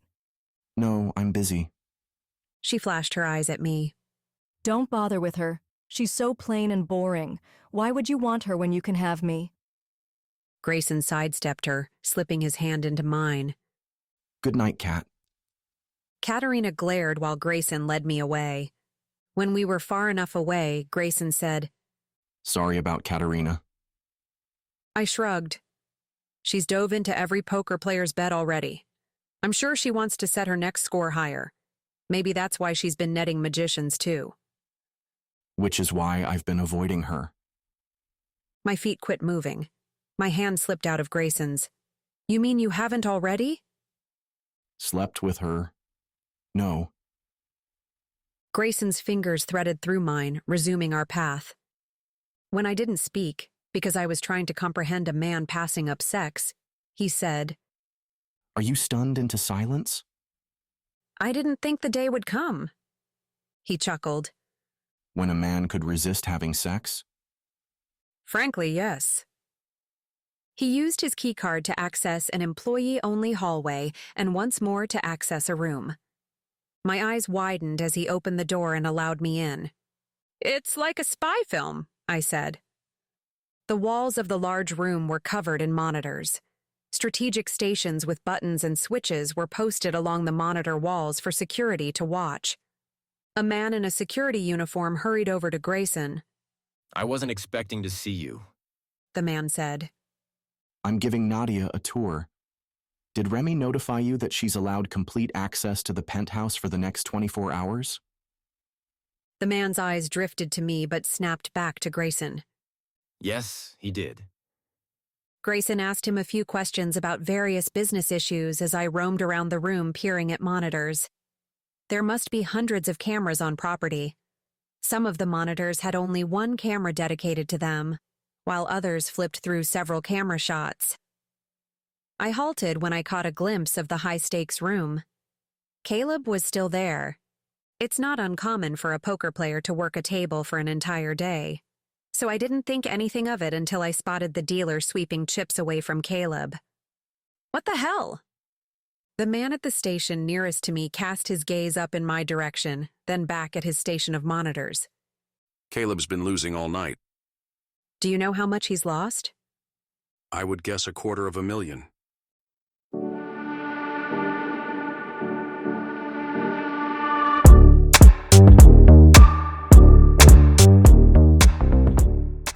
Chapter 8. To me, a loss of $250,000 would be the end of the world. But to a player like Caleb, it was more like a kick to the groin. Either way, I wouldn't wish it upon him. Maybe a little. What was clear to me was that Caleb was on tilt. His emotions were controlling his game. Since I've known him, he's never been on tilt. Can you pull him out? I asked the security officer. He has plenty of money. If he wants to lose it, that's his business. I turned to Grayson. He must have overheard the conversation, and he nodded. One word to the security manager, and moments later, a plainclothes security officer entered the high-stakes room and whispered something in Caleb's ear. Caleb nodded, though his jaw was clenched tight. He had his remaining chips paid out and left. What did security say to him? I asked the security officer. They don't say much. He probably just asked him to give up his seat for the next player. It saves the player from any embarrassment. He could have refused. My phone buzzed in my pocket. I took a peek and read Caleb's name on the caller ID. I wasn't ready to talk to him. After a $250,000 loss, I doubted Caleb was ready to talk. And I was on Grayson's tour. I ignored the call and pocketed my phone. I would have to face him eventually, but not now. I continued my tour along the wall of monitors. In one, I observed workers moving stacks of money in a sterile room. In another, I spied a man and woman making out in the lobby. I stopped and gave them a second peek. Grayson had stepped close to me and viewed the monitor, too. This is nothing. Sometimes the camera catches couples who don't make it to their rooms. Really? They just go at it wherever they happen to be? He smiled. Unless we reach them in time to prevent it. I wasn't sure I wanted to see all that, so I continued on my path. Something caught my eye. I stepped back and bumped into Grayson. He held me in place so I wouldn't topple over. I leaned closer to the monitor. I recognize him. He was standing in the parking lot across the alley when we left the theater. I don't know what made me notice him. There was something still and calm about him, like a person watching and waiting, not caring how long it took. The man that had been leaning against the car behind the theater was now standing outside the casino, staring dead center into the security camera. Grayson glanced at the monitor. A muscle in his jaw twitched. He tightened his grip on my waist. Hey, there's no reason to give me a bruise. Sorry. He released me and called the security manager over. Bring him in, he said, pointing to the monitor. I only said I saw him at the theater. Why do you want to bring him in? I have outstanding business with him. Who is he? I thought I knew the answer to that question, but I seem to be mistaken. Grayson turned to the security manager. He's already moved out of camera range. Make sure to find him and keep security on alert. The manager nodded and was already giving orders through his radio. Grayson blew a calming breath and looked over at me. Ready to go? Yeah, sure. Don't you want to know if they find him? I already know they won't. Let's not think about him. His hand rested in the small of my back. Let's go to the restaurant. I'll buy dinner. I can't say no to that. He guided me through the back hallways, around the casino floor, and into one of the fancier restaurants. Crisp white linens covered the tables, and a person designated to remove the crumbs after each course stood ready and waiting. We can't go in there, I said. Why not? Because we aren't dressed appropriately. They'll serve us. Only because you're the boss. I wouldn't feel comfortable. You can't go throwing your money at people and buy your way. Most people like it when I throw money at them. A playful smile twitched at the corners of his mouth. I don't want to be a part of your money throwing, I said. A little of my stubbornness was showing through, but I didn't feel comfortable in a setting where I was way underdressed. And outclassed too, with a man who could easily fit in any situation life threw him. Where would you like to go? I could go for a gigantic burger with fries. He laughed. You don't care about me throwing my money around, you just want a burger. Let's go, he said, taking my hand. I noticed my hand was becoming comfortable in his. Instead of his touches knocking out my breath each time, now it was more of a zing, with oxygen still being allowed to flow to my brain. I welcomed the change since I appreciated my brain cells and would like them to stay healthy. We strolled into a restaurant that appeared to be underwater. Colorful tropical fish swam in the glass walls and darted back and forth. Caleb was seated at a corner booth with Katerina draped on his arm.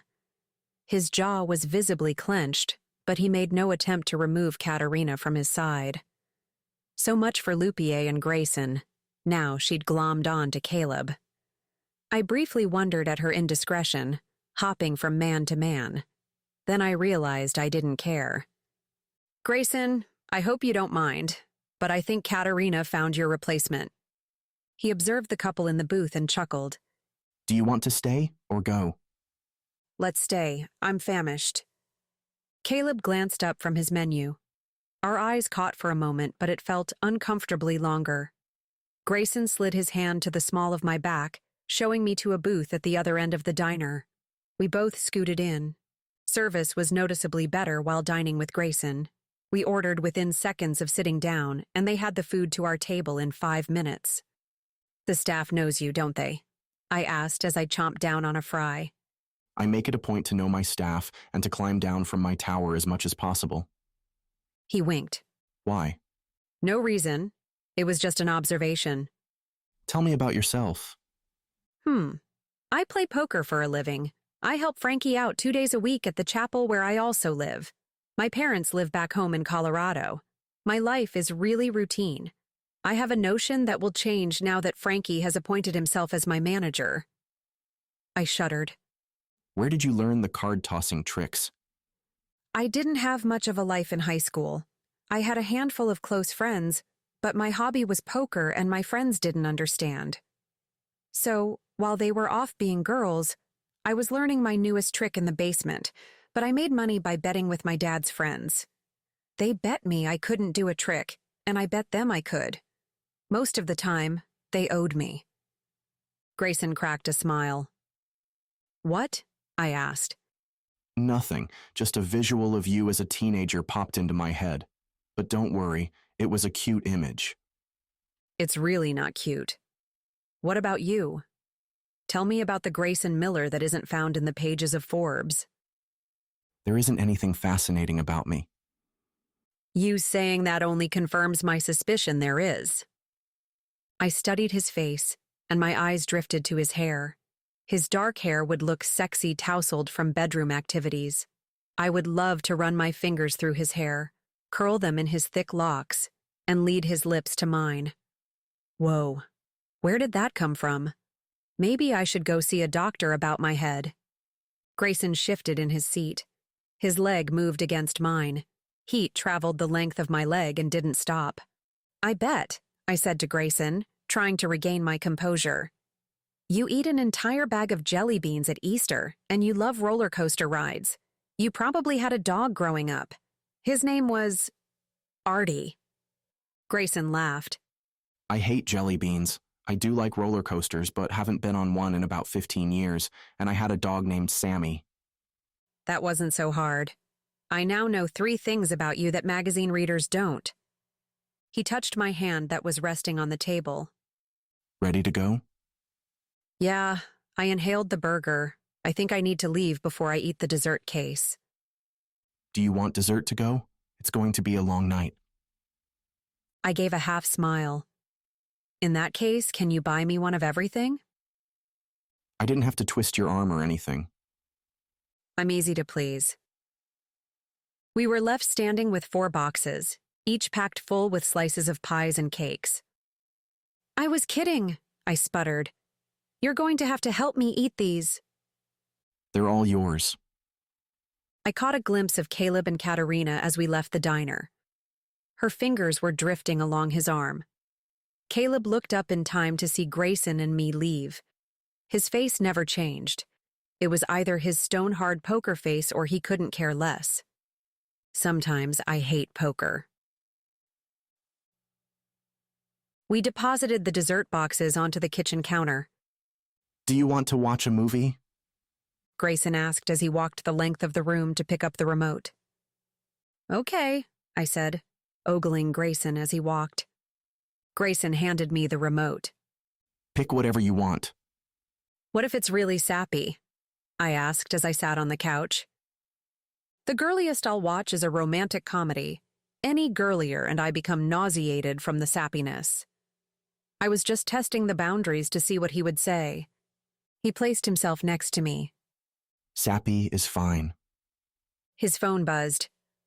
They didn't find him, he said, reading the message. The guy in the camera? He nodded. I didn't think they would. Who is he? No one important enough to worry about, he said, hooking his arm around me to lean on him while I flipped through the movie choices. I couldn't concentrate on the movie listings when I was tucked against Grayson. There was a knock on the door. Grayson slipped out from my weight, freeing me from his mind control hold. He kissed the top of my head as he stood. A happy tingle trickled through my scalp. He was going to have to stop doing caring little things if we were going to make it another 22 hours together with our clothes still on. But right now, I wouldn't mind if they were scattered all over the floor. Grayson opened the door to let Jason and Steffi in. Jason was disheveled and clearly stressed. Even his clothes were rumpled as if he'd slept in them. He cast his gaze in my direction and then at Grayson. Grayson didn't give him an explanation for my presence. I've been trying to get in touch with you all night, Jason said to Grayson. I didn't realize you had company and didn't want to be disturbed. He shot another glance in my direction. I hoped he didn't think I was one of Grayson's disposable girls. Just the thought of it made my teeth grind. What do you need? Grayson asked. It's about the tournament fiasco. Insurance will cover the loss, but the police are questioning Jeff's employment with us.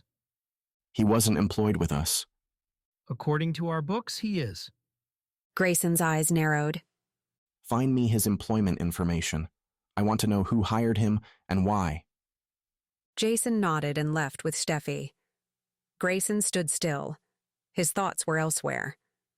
You wouldn't have hired that Jeff guy, would you? I asked him. No, that guy was bad. I still can't figure out how he fits in with the theft. Maybe he was partners with someone and the partner decided he wanted all the money for himself. If that was true, wouldn't they just kill him after he helped transfer the money out of the building? It must have taken a lot of planning to move the money out the door without anyone seeing anything.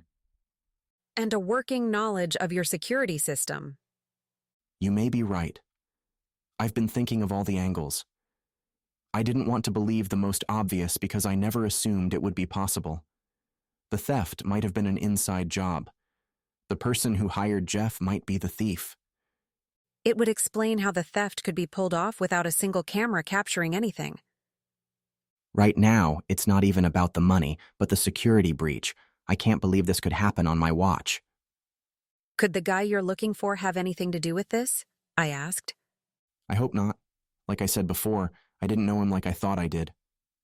My phone vibrated in my pocket. I slipped it out to see an unknown caller. I gazed up at Grayson, who was closer to me than my father would have appreciated. But I appreciated it. Go ahead and take the call, he said. I answered. Hello? Nadia? Asked a male voice. Yes, this is Nadia. I need a favor. Who is this? Are you alone? No, and you're creeping me out. Are you with Grayson? He's here. Do you want to speak to him? Tell him you need to go home and feed Gus.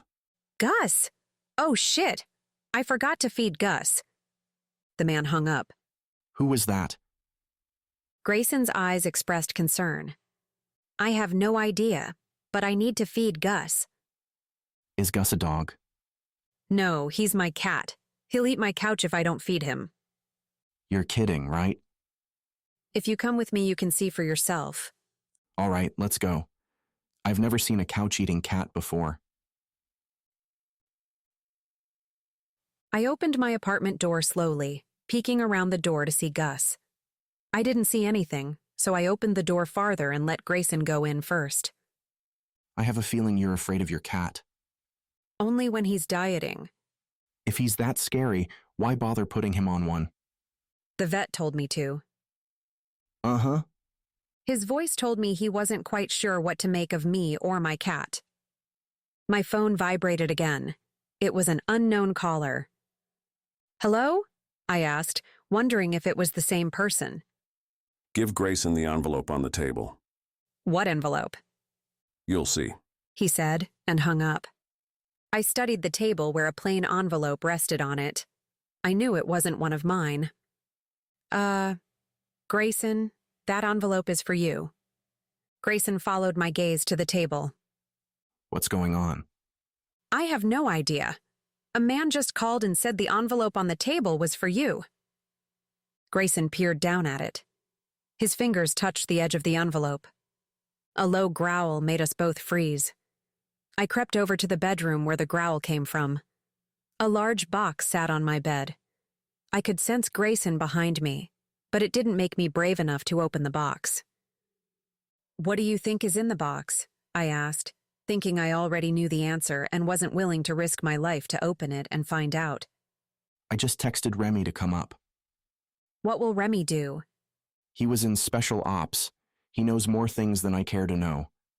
Why is he working for you? He was working with my brother David before he went missing. Since then, Remy's decided to stick close to me. Well, that and I pay him way too much money. No, you don't, Remy said behind Grayson.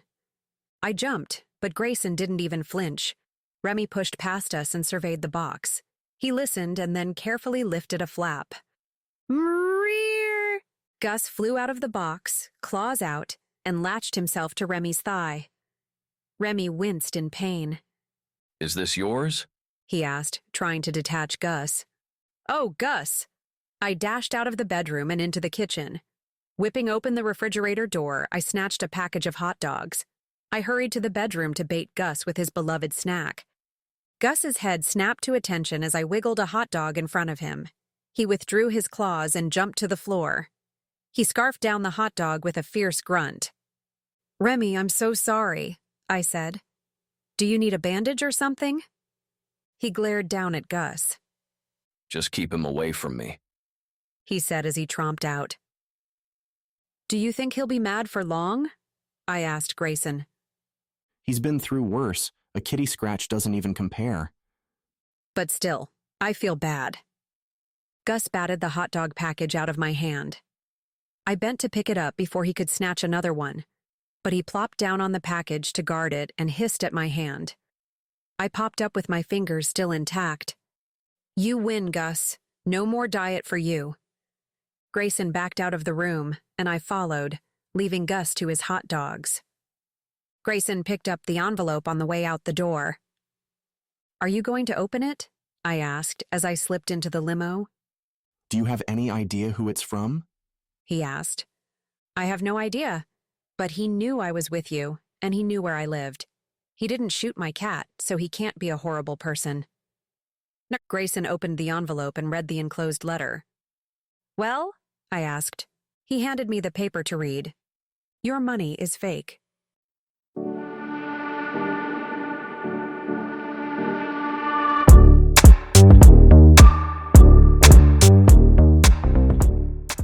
Chapter 9. I turned the note over to see if there was anything else written. What does this note mean? I believe someone is telling me counterfeit money is being laundered through the casino. It's the only thing I can think of. Can that happen? Right now, it seems like anything is possible. You have some serious security issues. Grayson ground his teeth. How the hell can this be happening? I monitor everything in the casino. But you're not on property all the time. You constantly have meetings off-site. True. He ran his fingers through his hair. I handed him back his letter. I don't suppose there would be fingerprints on this. Probably not. Do you know who is behind this letter? I'm sure I do. That's good. If you think you know who gave you the letter, then you're one step closer to figuring it out. Are you going to go to the police? He shook his head. Not right now. It would create a big scandal and media frenzy. No one would trust the money coming out of the casino, and we would take a tremendous hit. I don't know if the casino could survive. I want to get to the bottom of this first and then turn it over to the police. You have cameras in the room with the safe. Can't you review the footage? Yes, and I'll need to begin right away. Any more delay and this could blow up in my face. He eyed me. I'm sorry. I'm sure you don't want to be bothered with this. Would you rather go to someone else's place to wait out your remaining time? I tried to think of a place I would rather be, but even at home with Gus didn't seem like a good idea. No, I'll help you. It will keep me awake. When we arrived at the casino, Grayson led the way to the security room. He accessed it with his keycard and flung the door open. All eyes briefly turned to him and then back to their assigned monitors. The security supervisor hurried over. I want footage from all the cameras in the safe counting room and hallways leading to it. Grayson growled in a harsh whisper. Sir, is there something wrong? Yes, there's something wrong. Bring me all the footage immediately. I want as much as you have. Sir? Immediately. Grayson barked. He led me out, letting the door slam behind us. I trailed Grayson to the elevator and into his penthouse. His jaw was set hard and his eyes fierce. He closed the door with his hand fisted around the doorknob. So, this was the hard and fierce businessman, Grayson Miller. I had an urge, so I gave in to it. I turned around, flung my arms around Grayson, and gave him a hug. He was momentarily surprised, but then returned the hug. I was a little surprised by my actions, too. I'm not a person who goes around hugging people. What's this for? He asked, still locked in my embrace. You needed a hug. It's a good thing I don't go around hugging people because this was just embarrassing. I think you may be right, he said, resting his chin on my head. If you keep hugging me, I'm going to forget I'm mad. That was the point. He chuckled. All right, I'm not mad anymore. Really? No, you should keep hugging me. I unwrapped myself from him. Now you're just trying to collect free hugs. Can't blame a guy for trying. A message chirped on Grayson's phone. He scanned it with narrow eyes, his eyebrows raised and then pinched together. Damn it. What happened? I asked, glad it wasn't something I did. I think I'll need an hour of hugs to recover from this, he said between clenched teeth. Half of the footage is missing. They're bringing me what's left. We can review what you have. I have a suspicion that all the incriminating footage was erased. You never know. They may have missed something. All we need is the one piece they forgot. A few minutes later, a knock sounded on the door. Grayson swung the door open. A security guard handed him a package and bolted. Jason was only a few steps behind the guard and slipped into the room. Steffi found the employee file on Jeff, but it's empty, Jason said, fidgeting like he wanted to run. Grayson pinched the bridge of his nose and took a deep breath. It's empty? Yes. We don't even know what department Jeff worked in. There were 10 checks cut in his name for $100,000 each. We paid him $1 million? For what? Grayson's fists clenched at his side. This is an inside job. How do you know? Jason asked. Only someone on the inside would know that any checks over $100,000 need my approval and signature, and I sure as hell wouldn't have signed them. What do you need me to do?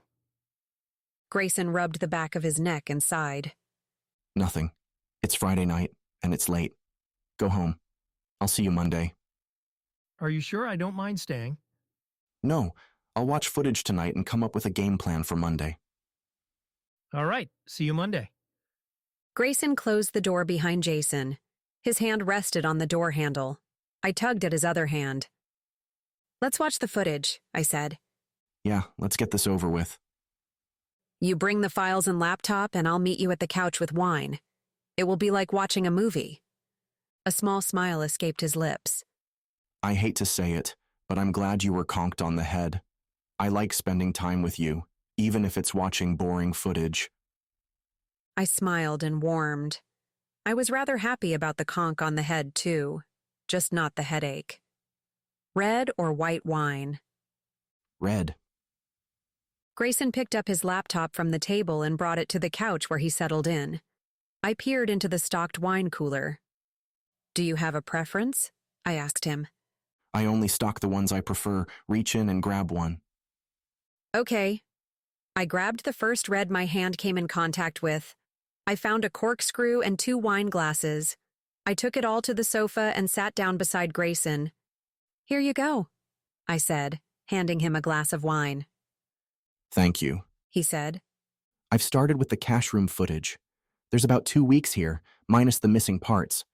I'll keep it on fast forward until we see something unusual. This will be fascinating. I've never seen what people do in a cash room. It's not that fun. Money comes in and money goes out. There's a lot of counting involved. I watched the footage of workers speed in and out and around the room like the Roadrunner. The Roadrunner, however, would have been far more entertaining. Grayson was right. After watching a few minutes of footage, it wasn't fun. I sipped on my wine as people scurried around the screen. I watched the time counter on the bottom of the screen. The time was speeding by, but nothing looked different. Grayson knew the employees, so I couldn't help with identifying, nor could I help with knowing when armored truck deliveries were scheduled. I wasn't much help at all except to keep the wine flowing. I dutifully topped off the wine glasses and recuddled into the couch. Grayson brought out his arm and wrapped it around my shoulders, bringing me to his side. His eyes were focused on the screen, but his arms were all mine. I snuggled in. Grayson put me at ease. He was like a rock. Even with all of his problems at the casino, he never stopped or backed down. He was solid.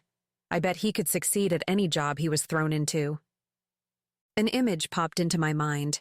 Grayson as a captain of a centuries-old sea ship. He would trade his tailored suits for breeches and boots. I grinned at the picture forming and taking on life. He was fierce and unbelievably sexy. His hair blew in the sea air while his muscles shimmered in the sun. His steel-gray eyes glinted with rum and lusty passion. I giggled a silly wine and estrogen-induced giggle. What in the world are you thinking about? Grayson asked. The picture popped out of my head, jolting me back into reality.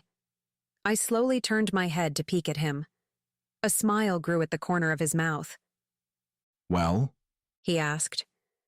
I think there's something wrong with your wine, I said, hoping to make the conversation about his hallucinatory wine and not my smutty mind. There's nothing wrong with my wine. Then maybe I need some cake from the restaurant. I hopped from the couch and peeked into the 4 dessert boxes. The chocolate cake noticed me and winked. I scooped it onto a plate and brought it back to the couch. I bit into a giant forkful and enjoyed the chocolate enveloping my mouth. I hope you're sharing, Grayson said. I don't share cake.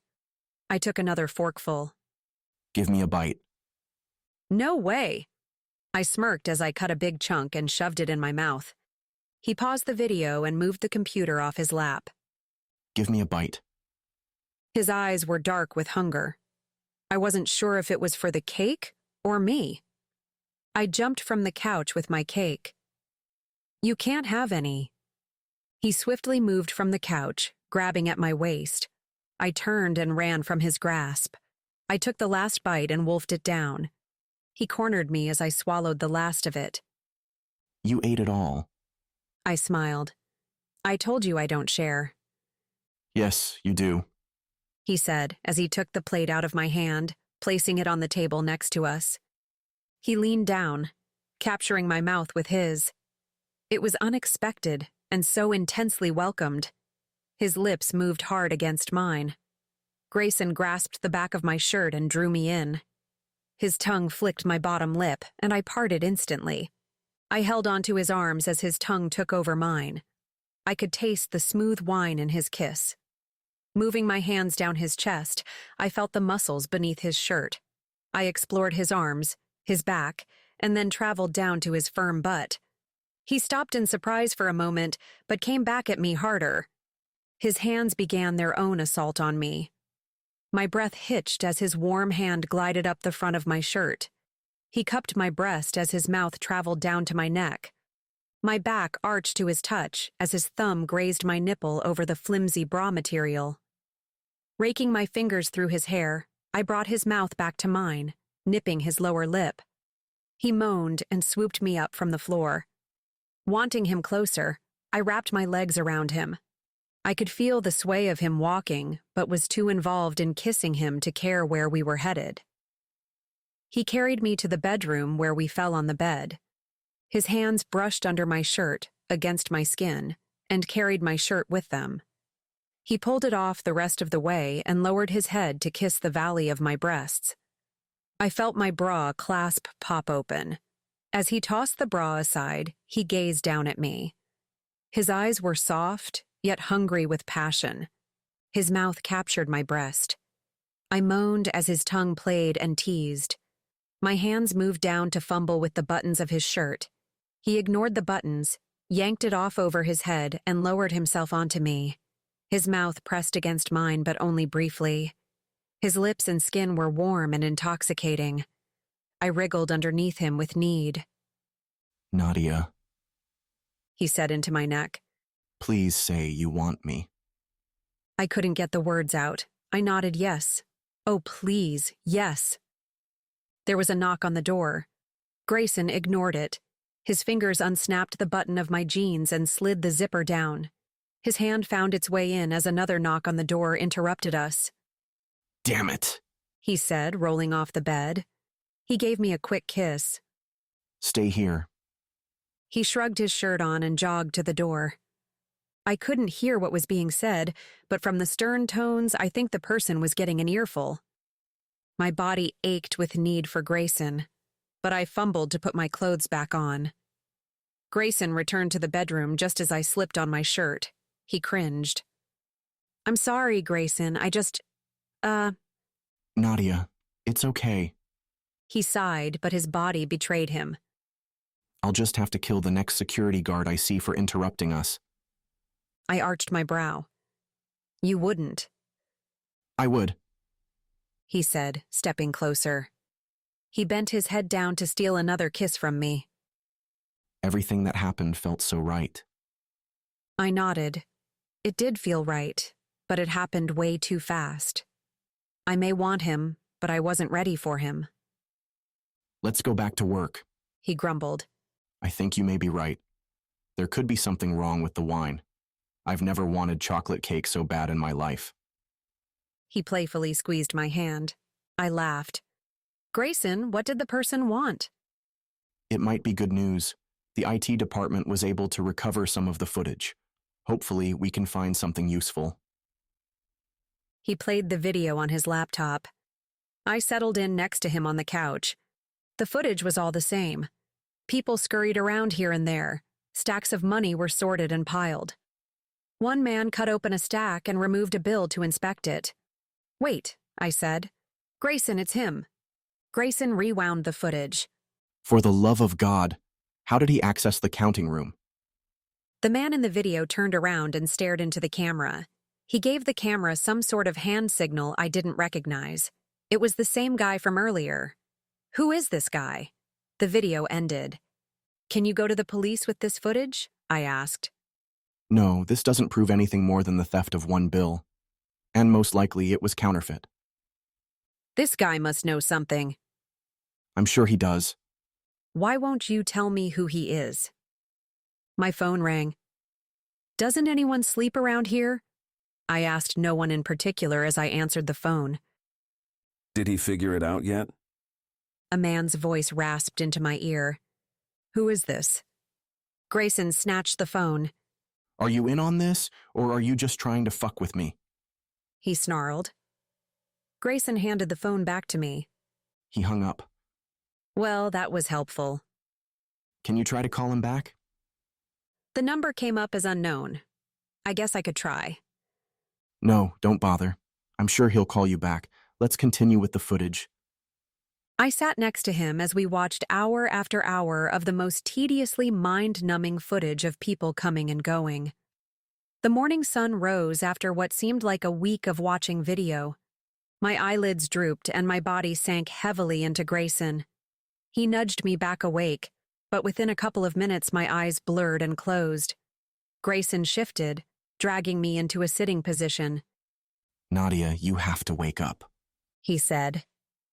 I fluttered my eyelids, trying to open them. I sank back into the couch and was on the brink of falling into a heavy sleep. I was barely aware of arms wrapping around and lifting me. Nadia, I'm giving you one last chance to wake up. A smooth voice floated to me from the happy gates of dreamland. I shrieked as water poured over me.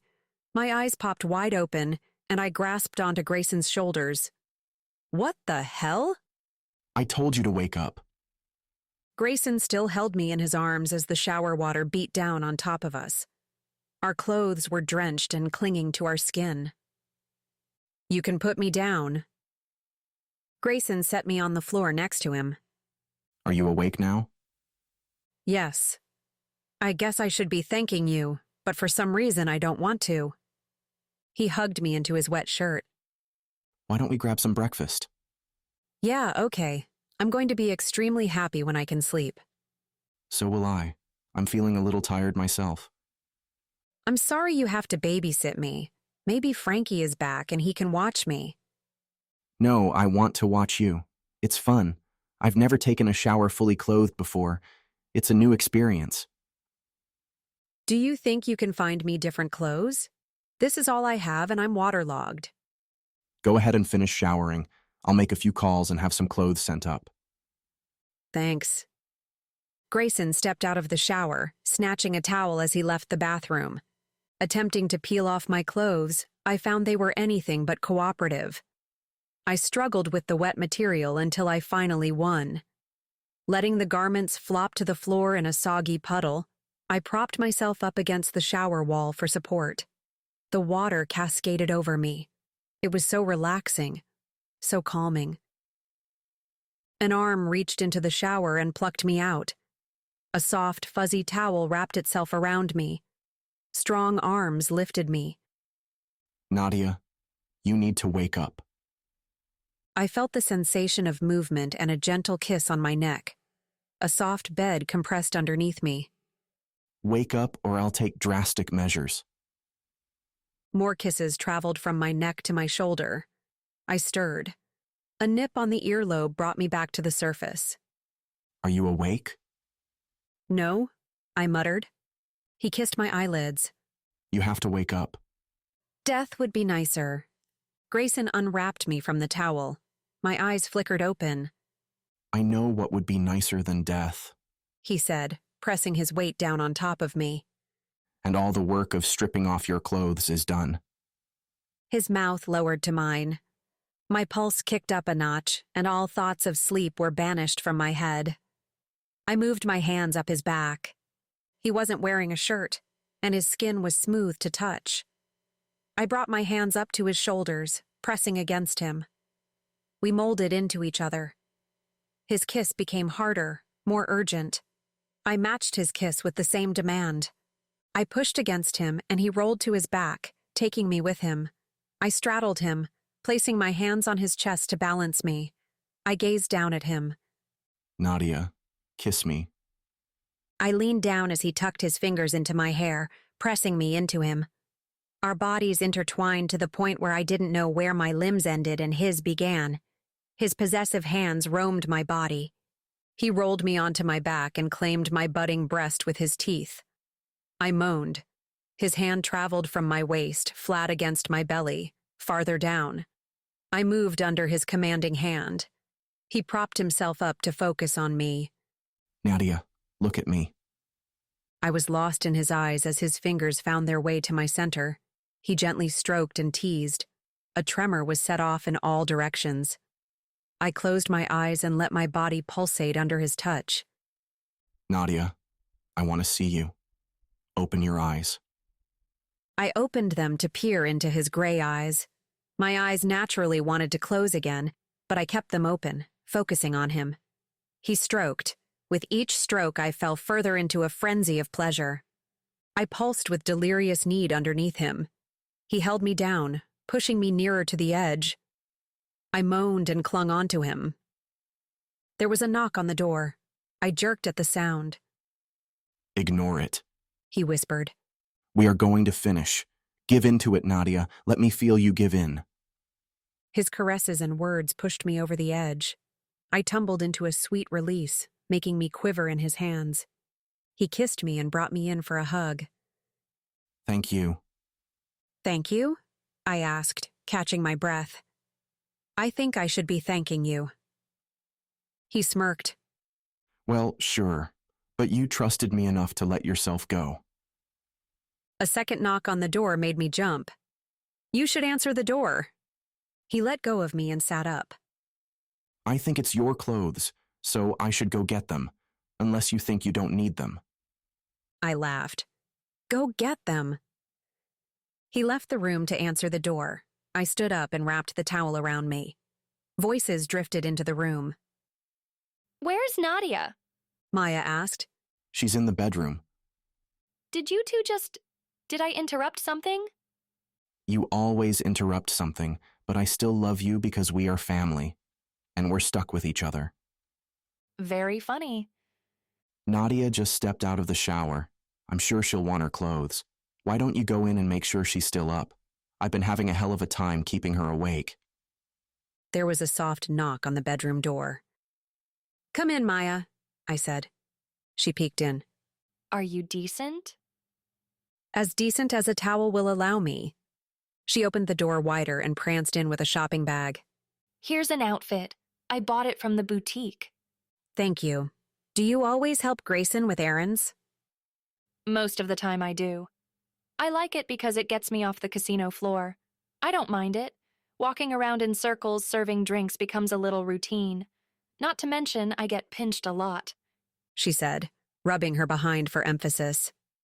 I didn't doubt pretty and perky Maya got pinched, and probably a whole lot more. I hope I'm not putting you out. Not at all. You're one of the easiest guests Grayson has had in a while. Some of the women that stay here are extremely demanding and high maintenance. I blinked. A raw, angry sensation burned behind my eyes. Some of the women that stay here? Is it a revolving door that somehow sucked me in? I clenched my teeth. Maya fixed her large, round eyes on me. Nadia, are you okay? Was that his motive for watching me? Just one more woman rotating through the door? Someone that will amuse him for a while? I'm fine, I said, regaining my composure. I just have a little headache from the bump on my head. I needed to let this go. I knew what Grayson was when I met him. He didn't have the time nor desire for a relationship, and I'm not prepared to have one with him either. So why did I want to punch him in the nose? Do you need some aspirin or something? I gave my best shot at a smile. No, thank you. I don't think aspirin will cure this headache. Open the bag and see what I picked out for you. I opened the bag and peeked in. I pulled out a white t-shirt that read, "It's Vegas, shake it," written across the chest in fluorescent pink glitter with a picture of dice. The tiny shorts were exactly the same, but the caption was on the rear. Maya. I didn't have much of a choice. It's cute. cute? Would Grayson's past girlfriends wear this? I think most of them would. My eye twitched.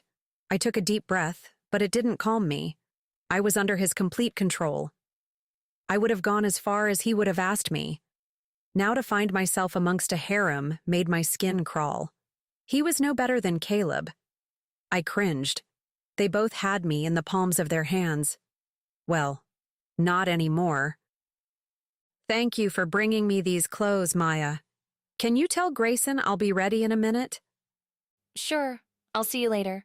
I have to return to my station anyway, she said, leaving the room.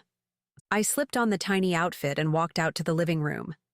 Grayson was relaxing on the couch with his laptop. He was still shirtless, and the button on his relaxed jeans was undone. I winced with longing as I steeled myself against his careless magnetism. He peeked up from his laptop as I entered the room. A smile crept onto his face. That's what Maya picked out for you? Unfortunately, yes. I like it. I narrowed my eyes. I don't doubt that. Let me change and then we can go to breakfast. All right.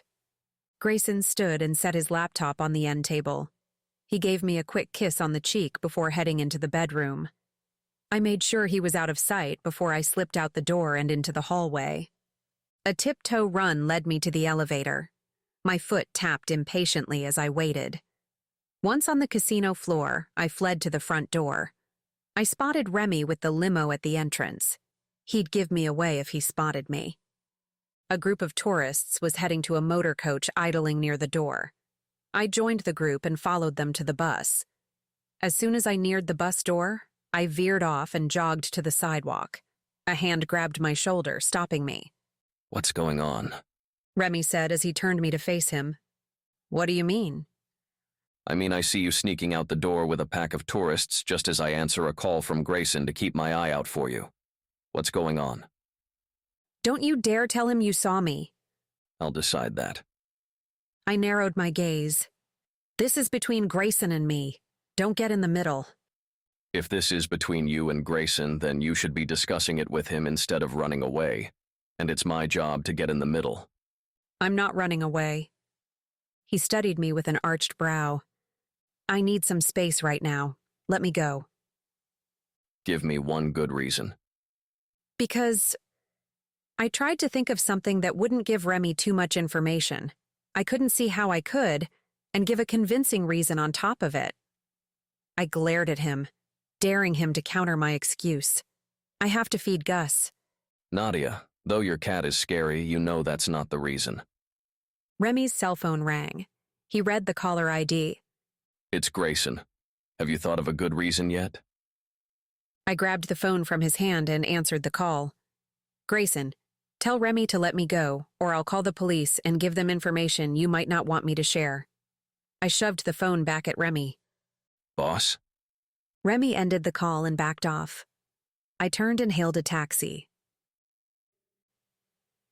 I shut the door to my apartment and sunk into the couch next to Gus.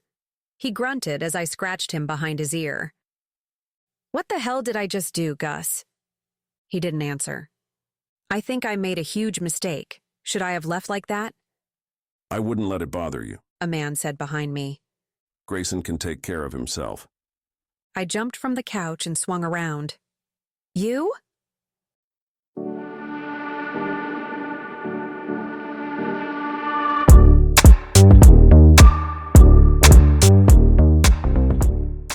Chapter 10. I studied the man standing before me. He was the same one that made the cameo appearances in the security monitor and footage. He was tall, lean, and familiar somehow. His hair was dark, and he had a hard, handsome quality to him. His eyes were steel gray like Grayson's. Holy shit! I was standing in front of Grayson's missing brother. You're David! He smiled, showing his perfectly straight white teeth. What gave it away? Your voice, your handsome cologne model features, and the way you carry yourself. But it's your eyes that sealed it. Ah, yes, the family gray eyes. Why are you here? Am I supposed to be afraid of you? I was too stunned and curious to feel any real danger. You mean you're not afraid of a stranger standing in your living room? Not really. You're Grayson's brother, and I'm too exhausted. He smirked. I hope my brother didn't keep you up all night. I glared at him. Don't even start. I have to stay awake for 24 hours. It has nothing to do with Grayson. He didn't even try anything? I thought I taught him better. You taught him enough. I refuse to talk about this further. What do you want? Should I be afraid of you? You have a punching bag in your room and no fear of strangers. It's for pent-up hostility from the poker table. Do the clothes draped on it help or hinder the expulsion of your hostility? Hinder, which is why I'm still hostile. Good to know, he said and relaxed on my couch. What do you want from me? I settled into a chair opposite of him. Why aren't you talking to Grayson? Grayson's movements are always being watched. He has cameras everywhere and his people know where he is at all times. You already broke into the cash room. You don't seem to be worried about cameras. I did that for evidence. I allowed the camera to catch me so Grayson would figure it out. I can't, however, keep letting the camera catch me. What's with the hand signal in the camera? We had secret hand signals when we were kids. Grayson knows what it means. I arched my eyebrow. So you're trying to help Grayson? Yes, but I need you to relay my messages. He eyed Gus, who was lying on the cushion next to him. What's wrong with him? Last time he attacked me. He was on a diet, but I gave up. Why can't you call Grayson yourself? Gus glared at me when I said diet. He attempted to curl himself into a ball, but couldn't with all the extra stomach. He settled for a horseshoe shape and sighed. I don't want you to call him. You have to give him the messages in person. Absolutely not. I need your help. I'm not getting involved. You're already involved. I tapped my foot. I don't see why you can't call him. I think someone is tapping his phone calls. If that's the case, wouldn't there be some kind of bug in his penthouse? I'm sure there is. And his limo? Most likely. Why don't you ask him to meet you somewhere else? Because I need you. I studied his face. You're afraid of him. It's not that simple. I narrowed my eyes at him. Why did you disappear for 2 years? I can't tell you. The way I see it, you're either in hiding or working on some sort of secret case. Otherwise, you wouldn't go missing and then reappear now. You couldn't tell Grayson or the rest of your family, and now you're afraid Grayson will kick your ass for disappearing and not telling him. He smirked. Something like that. Does the reason you disappeared have anything to do with the counterfeit money? No, it has nothing to do with it. But it makes it even more important that I keep a low profile. I crossed my arms. You haven't been keeping a low profile so far. I only let you see me when I want you to. He stretched out his long legs, making himself at home. You mean you've been around me before and I haven't seen you? He nodded and scratched Gus behind the ear. You're not making your case any better. Listen, Grayson needs help whether he knows it or not. I can't help him without blowing my cover. Please do this for me. Why me? Why not Maya? I can't let her know. I believe she's being watched as well. Speaking of Maya, did she pick that outfit out for you? It doesn't seem like something you'd wear. I groaned. She was doing me a favor. My clothes were drenched and she bought these from the boutique. David nodded. It has Maya written all over it. His lips curled. It works for you. I'm sure Grayson had an eyeful. I ignored the remark about Grayson. Maya is a sweetheart. How could you leave her? His eyes softened. Believe me, it was the hardest thing I've ever done. I can go home to Maya sooner if you help me. How? He sighed. You ask a lot of questions. I opened up my mouth to argue, but he raised his hand to stop me. I'm working on something right now. I can't say anything about it, but I always keep an eye out for my family. I had gotten wind of some dirty money coming from Grayson's casino. I came back to find out for myself. I took a big risk coming here. Tell me what you know. It appeared I was already involved and was going to be riding this train wreck until the very end. I know the money is fake and not done professionally. I'm surprised it hasn't caught up to Grayson yet. Do you know how it's filtered into the building? I don't. I'm still figuring that out.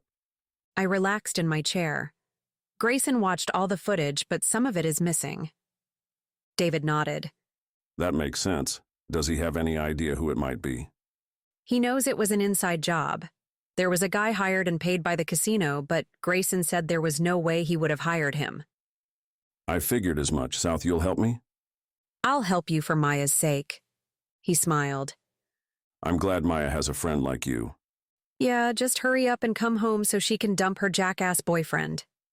He chuckled. You really do have some pent-up hostility. Aren't you mad she's dating? Of course I am, but I knew that was going to happen when I left. She's a beautiful and vibrant woman. It would be ignorant to think she would wait for me. I'm actually very happy she waited as long as she did. Well, fortunately for you, she's still hung up on you. David smirked. The Millers tend to have that effect. I scoffed at him. I haven't seen anything to make me believe that. Amused, he raised his eyebrow. You know what they say about pets and their owners, don't you? You're starting to resemble your irritable cat, or is it the other way around? I stood abruptly. My hands flew to my hips. I was about to give him a stern what for when he laughed. Seriously, you're too easy to rattle. Come here. I stood my ground. My eyes followed him as he stood and strolled into my bedroom. He returned a short while later with my boxing gloves. Put them on, he said. I don't feel like punching anything. Your whole body is pulsing with negative energy. I'll have to give Grayson a lecture next time I see him. If he would have properly taken care of your needs, you would be soft and satisfied. I glared at him. I really didn't want to hear about his brotherly advice on girls, especially if it had to do with Grayson. He could probably give a few lessons of his own. David chuckled, grabbed my hand, and led me into my bedroom.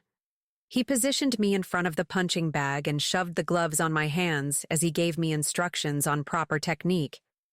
Go ahead, he said, stepping out of the way. Give it your best shot. I tapped the bag with my glove. And try a little harder. I gave it a soft punch. A smile crept on my face. I quickly smothered it. Good, now harder. Really? I want you to beat the shit out of it. I gave it a solid punch. My tension dissipated. I punched it again. Great. Let's switch it up so you don't fatigue or hurt yourself. He positioned himself in front of the punching bag and demonstrated jabs, hooks, and uppercuts. I watched in awe as his muscles rippled underneath his t-shirt. He was in top physical condition. I could see why Maya was still hung up on him. My mind shot to Grayson. I pushed David out of the way and hauled back and walloped the bag. David called out punches, and I followed his instructions. After 20 minutes, I was drenched in sweat and exhausted. Can I stop now? I asked. Have we vanquished your aggression yet? Caleb zapped into my brain. I clenched my teeth together, spun around, and kicked the bag. It smacked into the wall with a thud. David's eyes widened. Where did that come from? Gently, and a whole lot of resentment. Hit the shower, Jet. We have work to do.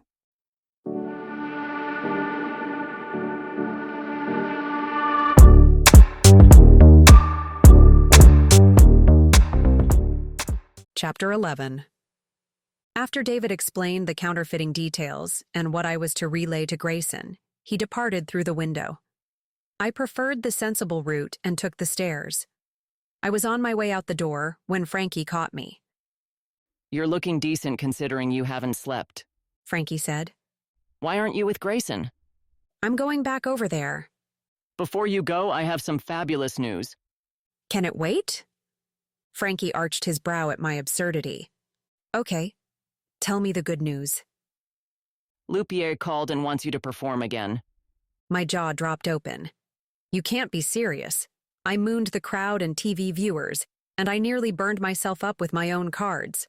My hair still has burnt edges. Yes, your locks are dreadful, but his ticket sales spiked because of you. He wants you to be his assistant this time. That way, there won't be any mistakes. It wasn't entirely my fault, and I don't know anything about magic. Frankie flipped his hand in the air. What's there to know? He does all the work and you just stand there looking pretty. Uh-huh. I was pretty sure that wasn't what was going to happen. When is it? In 2 nights. He'll have your costume and everything. You'll need to hook up with him to learn the routine. Working closely with Lupier wasn't on my list of fun things to do. I'd contact him later. Procrastination has benefits. The taxi dropped me off at the casino. I stood on the sidewalk, hesitant to go inside. It would only be a matter of minutes before I was spotted, and Grayson would be aware of my location. I'd wait for him outside where there weren't any extra ears. If he didn't come out, then I would have to go inside. I lumbered to the nearest bench and sank down. The hot sun melted me to my seat. I wasn't going to be able to wait longer than 10 minutes before I would have to seek the air-conditioned casino. A shadow fell over me. I gazed up to find Remy towering over me. Grayson wants to see you. Tell Grayson to come out here. Remy crossed his arms. I will not tell him that. You need to come inside. I smirked and crossed my arms. I don't think so. Tell him I'll meet him at Cafe Sofina if he wants to talk. What the hell happened between you two? You're obviously ticked about something. I am, but that's not why I'm here. Tell him I have a message. If he wants it, he'll have to come and get it. I stood to leave. I'll give him 10 minutes to be at the cafe, and then I'm out of there. You know I could just pick you up and carry you to him. Remy, you wouldn't dare. And after my battle with a punching bag today, I have the fighter's blood of Jet Li and maybe Bruce Lee. Nobody messes with them, I said, and poked his arm. That's it, Remy said, grabbing my waist. He picked me up like I was a football and carried me like one into the casino. Don't you dare, Remy. Looks like I already dared. Okay, I now know not to poke his arm. Eyes from the casino patrons flickered to Remy and me. No one seemed to think anything of it, and their eyes turned back to their slot machines. Put me down. I'll walk myself. I don't trust you. You might go all Jet Li on my ass. He chuckled. Actually, I'm thinking you might be more like Jackie Chan. Jackie Chan is a great martial artist. Yes, he is, but his movies crack me up. Are you saying I'm a clown? I didn't say clown. Jackie Chan isn't a clown, but he does make me laugh. So do you. You know I could punch you below the belt right now. You could, though it wouldn't help you at all. Why? I could run away. I wear a cup. I don't want to hear this, I said, trying to stick my fingers in my ear. Hey, you have to take precautions if you're in my line of work. Do all security guards wear cups? Why did I just ask that? Forget it. I don't want to know. Not all. I'm keeping my boys safe. I've had too many close calls. Remy, I don't want to hear about your boys unless they happen to be your children. He laughed. I don't want to be seen like this, I said. You should have thought about that before. He punched the elevator button with his meaty finger.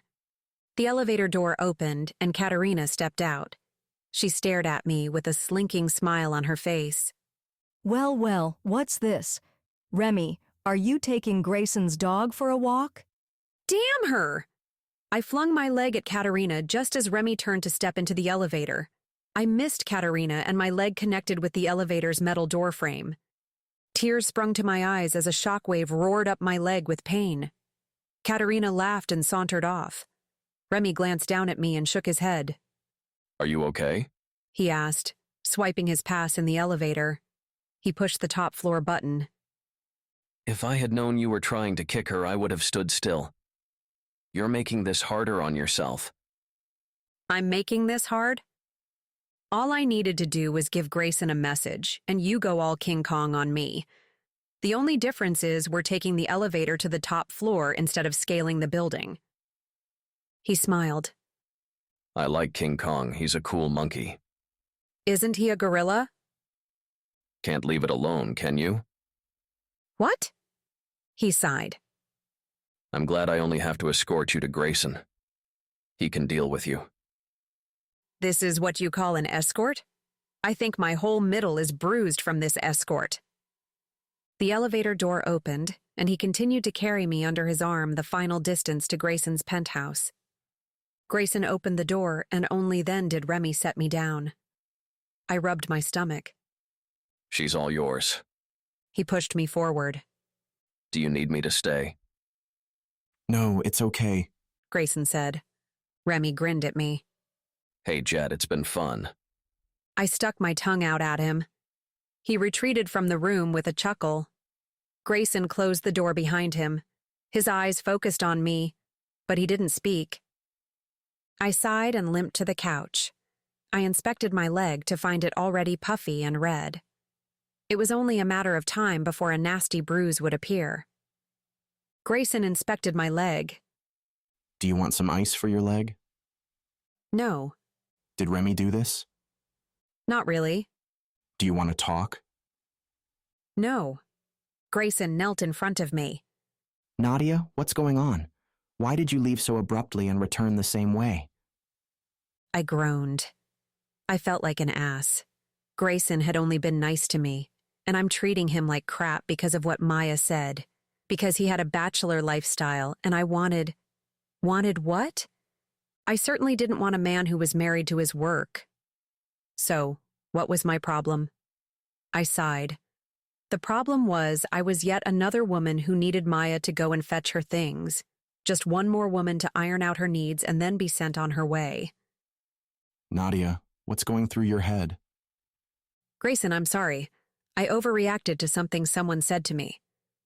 Who said something to you? I shifted in my seat. I don't really want to talk about it. Grayson took my hand into his. I've been racking my brain to think what I could have done to make you run away. Please tell me so I won't do it again. It's nothing you did. Then what? I didn't say anything. His mouth twisted as he thought. Maya was the only one who talked to you.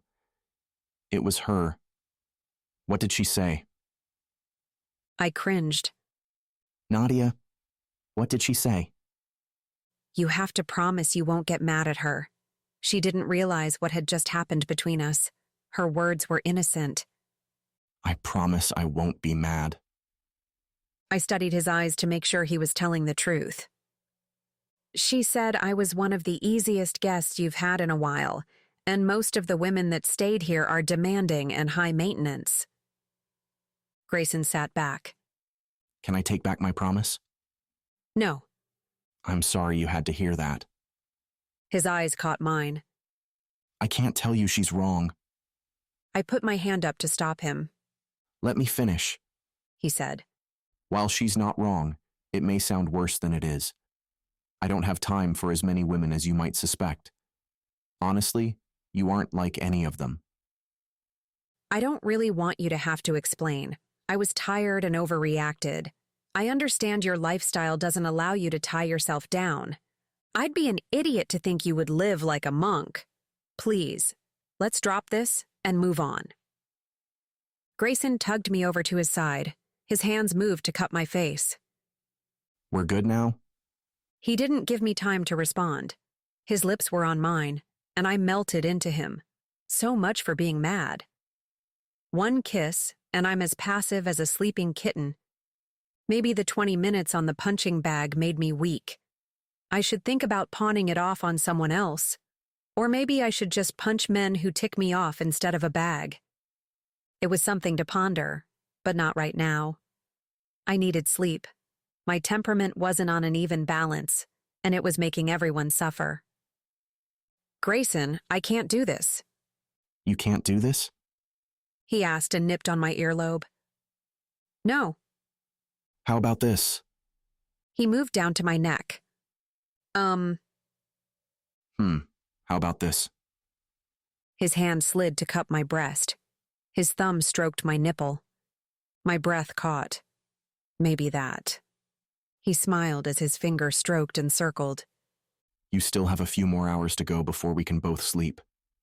We should probably go into the bedroom and wait it out in there. Grayson, I was supposed to tell you something, I said as he unhooked my bra. What? He asked, pulling my shirt over my head. I can't remember when you do that. I said as he bent down to capture my nipple with his teeth. It couldn't be too important, he said, lifting me from the couch and carrying me to the bed. I can walk, you know. This way is more fun. He laid me on the bed, stripped off the rest of my clothes, and pressed me into the bed with his weight on top of me. As he kissed away all my brain cells, my body hummed as his mouth roamed the length of me. Grayson, I really am supposed to tell you something. I still couldn't recall what I was supposed to tell him.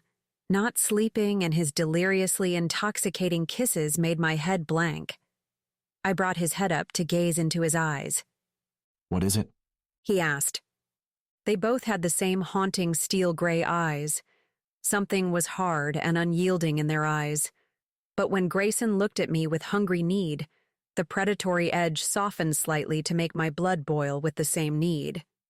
He didn't wait long for my reply and bent to steal my lips with his. David, I whispered into his lips. His head shot up with widened eyes. What? You heard me. I don't understand, and it's certainly not the name I want to hear you whisper in bed. What's going on? I brought his head down to whisper.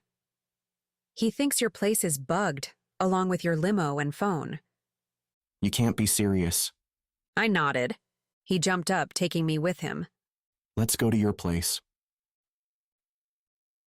Once dressed, he led me out the door. Grayson called Remy to meet us in the front. He whispered something to Remy as we exited the door. Remy's eyebrows flew up so high I was pretty sure they'd get lost in his scalp. He nodded and left Grayson's side to order a taxi. Remy will perform a thorough inspection of the limo and penthouse, he said when we were inside the taxi. I told him to use your number to get in touch with me. I would take you to my house, but I'm not sure that's safe either. It's okay. I could really use my bed right now. Grayson's eyes twinkled. I didn't mean that. He smiled. Yes, you did. You just don't want to admit it. The taxi pulled in front of All Celebrities Chapel. We got out, and Grayson handed a couple of large bills to the driver. I don't think Grayson had looked at the bills to see how much he paid, but the driver didn't mind. In fact, he grinned like Christmas had just arrived. Groucho Marx opened the door to the chapel. Grayson's eyes crinkled at the corners with amusement. Grayson, I don't think you've met my friend, boss, and landlord, Frankie. Yes, we met at the theater. Grayson corrected me. Oh, it's so nice to meet you officially. Thank you for taking care of my star. She's going to make me rich. Frankie said. But you're already rich. I've read all about you in GQ. I didn't read the Forbes article. I get headaches when I read about wildly successful people. You were smoking in that tailored three-piece suit. Not many people can pull it off, but you looked like a poster boy for money and sex. I cringed. Grayson chuckled. Thank you. Why aren't you in your expensive penthouse? I'm trying to get away from all the money. Getting away from the money but not the sex. He winked at Grayson. I gotcha. Have fun, you two. He said, letting us pass. Please don't encourage his behavior, I said. I don't see why I shouldn't. He was only telling the truth. I suppose, but it makes my life more difficult. We ascended the 2 flights of stairs and entered my apartment. I closed the door behind us. So, tell me what's going on, Grayson said. David wouldn't tell me a lot. He said he took a big risk coming here. Is that going to make me feel happy he's meddling in my life? I don't know his intentions, but he did tell you about the money. I hesitated. You know, when I talked to you on Remy's phone, I wouldn't have called the police. I hope you know that. A smile crept onto his face. I know. I wanted to tell Remy to bring you back, but I knew you needed space. I'm sorry for cornering you. If I would have just let you go, then you wouldn't have had to say that. I led him to the couch. He relaxed onto it, taking me with him. Where did you see him? Grayson asked. He was waiting for me here. He clenched his teeth. He was inside your apartment? Yes. He came through the window. He has some supernatural abilities. Do you know you both have the same eyes? Why did he come here? Why didn't he come to me? He said you were being watched, and it's probably easier to scale my building than yours. Though I'm sure he could find a way to scale yours too. He didn't scare you, did he? I was a little shocked he was here. But no, he didn't scare me. What happened between you two? Grayson shrugged. I thought I knew my brother, but I didn't at all. He left his new wife in my hands. He just walked off and left her and the family. We didn't know whether he was dead or alive. It was only in the last couple of weeks I spotted him and knew he was alive. The family still doesn't know. He said if I helped him, he could return to Maya sooner. We'll see about that. Whether you like it or not, he's trying to help you. By helping him, I'm helping Maya and you. What does he want you to do? Right now, just relay messages to you. He wanted to make his presence known. That's it? He also wanted to make sure you're aware you're being watched. I agreed to play poker against a guy by the name of Degor Moliente. Grayson shook his head. No way. Degor only plays high stakes. When he loses, he makes sure his thugs hunt down the winner and takes the money back with interest. My throat constricted. Why would people play with him? No one dares leave the table when he sits down. It's easier to lose the money and walk away with all your bones intact. He's banned from my casinos.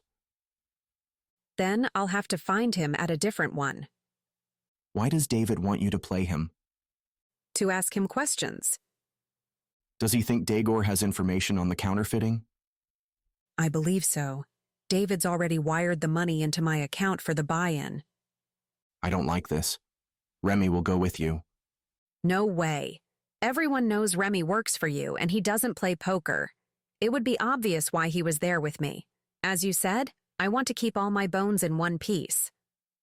What about Roy? Can you take him? No, I like him too much to put him in danger. Plus, if he was aware of what was happening, he'd try to stop me. I don't even know Roy, but I like him already. I'll be fine. As long as I have money, Dagor won't care why I'm there asking questions. I'm not a big-name poker player, so no one will know who I am. I still don't like this. Will the information from Dagor help? I shrugged. It's worth a shot. What if I have an invitational poker night at the casino? Then I could keep an eye on you. That wouldn't work, and you know it. You said yourself he was banned from the casino. And David thinks he knows about the fake money. So why would he step foot into your casino? Damn it. Grayson stood and paced back and forth in my small living room. This is a mess. Every time I think I'm one step ahead, I get sideswiped by something else. Let's just see what happens. First, I have to find out where he plays. That won't be hard to figure out. Only a few casinos allow him in, and none of them are on the Strip. You have to bring someone with you. You can't go by yourself. There's no one I can bring. I'm going to shoot myself for saying this, but maybe you should bring Caleb. You don't really want him in on this, do you? Not really, but he'd be able to secure a spot at Dagor's table without any problems. I shook my head. No, I can do this by myself. I'm sure David will be there. How do you know? He's been watching. He knows how to be invisible. I'm sure he'll be there. I wouldn't bet on it. I would. A voice said. My eyes shot over to my bedroom door where David was standing. Grayson's eyes narrowed at David. She's right, I would be there. David said. How long have you been here? Grayson asked. Long enough. You need to stop playing games and tell me what the hell is going on. Grayson, despite what you think about me, I'm here to help you. Why aren't you helping your wife? I keep my eye on her. I make sure she is taken care of. Then why is she serving cocktails? She refuses to take any money from me. I don't know why she's serving cocktails. I wire $5,000 into her account every month. She has enough money to live comfortably without working. Confusion etched on Grayson's brow. Where does she think the money is coming from? She's never been good with money. Who knows what's going on in her head? Why the hell is she working at my casino then? Maybe to be close to you, I offered. She can see me anytime she wants. Do you really believe that? I asked. You know your work comes first. Right now, you're all she has left of David. You both have the same eyes and features. You also have similar voices and carry yourselves the same way. If I was Maya, I might do the same thing. You're her tie to David. Grayson raked his hands through his hair, flicking his eyes at David. When the hell are you coming back? It's not up to me. You picked up a mission, didn't you? David shrugged. Must be one hell of a paycheck for you to leave your wife. He eyed David. This better not be a mercenary mission. David smirked. At least I don't sit behind a big desk and hide from marriage. No, you're reckless. You hurt a sweet girl who idolizes you. She'll forgive me. The muscles in Grayson's jaw began twitching from clenching his teeth so hard. David, I thought you were afraid Grayson was going to kick your ass if you came back, I said. He smiled. Maybe 10 years ago he could have, but not now. He sits behind a desk all day getting soft. Soft? Grayson barked. His eyes sparked with a fierce glow. That's what I said. Grayson glanced at me. You aren't going to say anything? He asked me. What do you want me to say? You could stand up for me the way you stand up for Maya. I only stand up for Maya because she's sweet. You're not. Grayson rubbed his forehead as if trying to stop a growing headache. David chuckled. Though it's fun to pick on you, we need to go over some plans, then I have to leave. Let's get this over with. David settled into the chair opposite of us. To bring Grayson up to speed, David relayed some of the same information he gave me earlier. After a couple of minutes, my eyes closed with heavy lids. The brothers' deep, soothing voices lulled me to sleep. I tried to open my eyes, but they fluttered shut. I felt an arm circle around me, and I leaned against Grayson's chest. Right before I fell into a deep sleep, I heard David's voice. What are your plans for her? Right now, to keep her safe from Daegor. No thanks to you.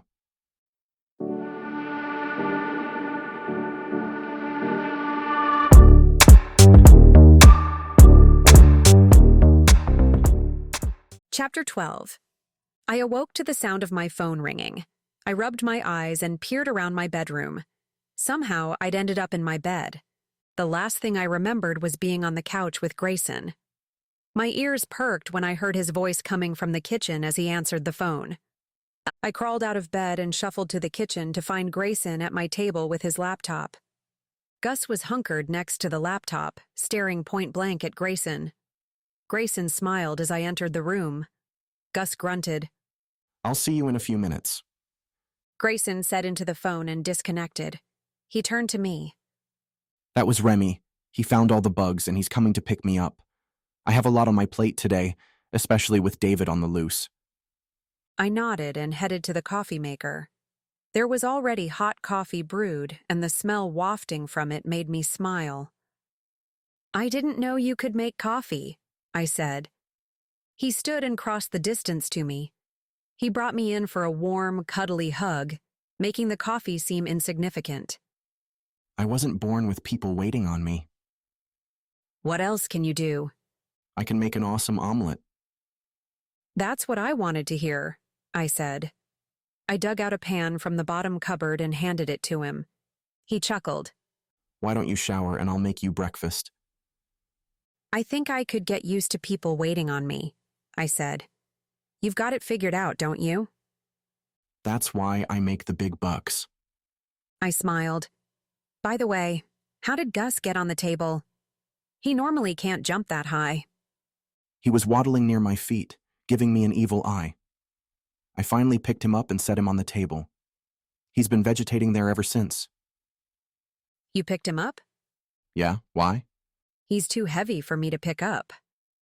Can you relay that to David the next time you talk to him? Tell him I haven't gone 100% soft yet. I shook my head with a grin and shuffled to the bathroom. By the time I was showered and changed, my breakfast was on the table and Remy was looming in the doorway talking to Grayson.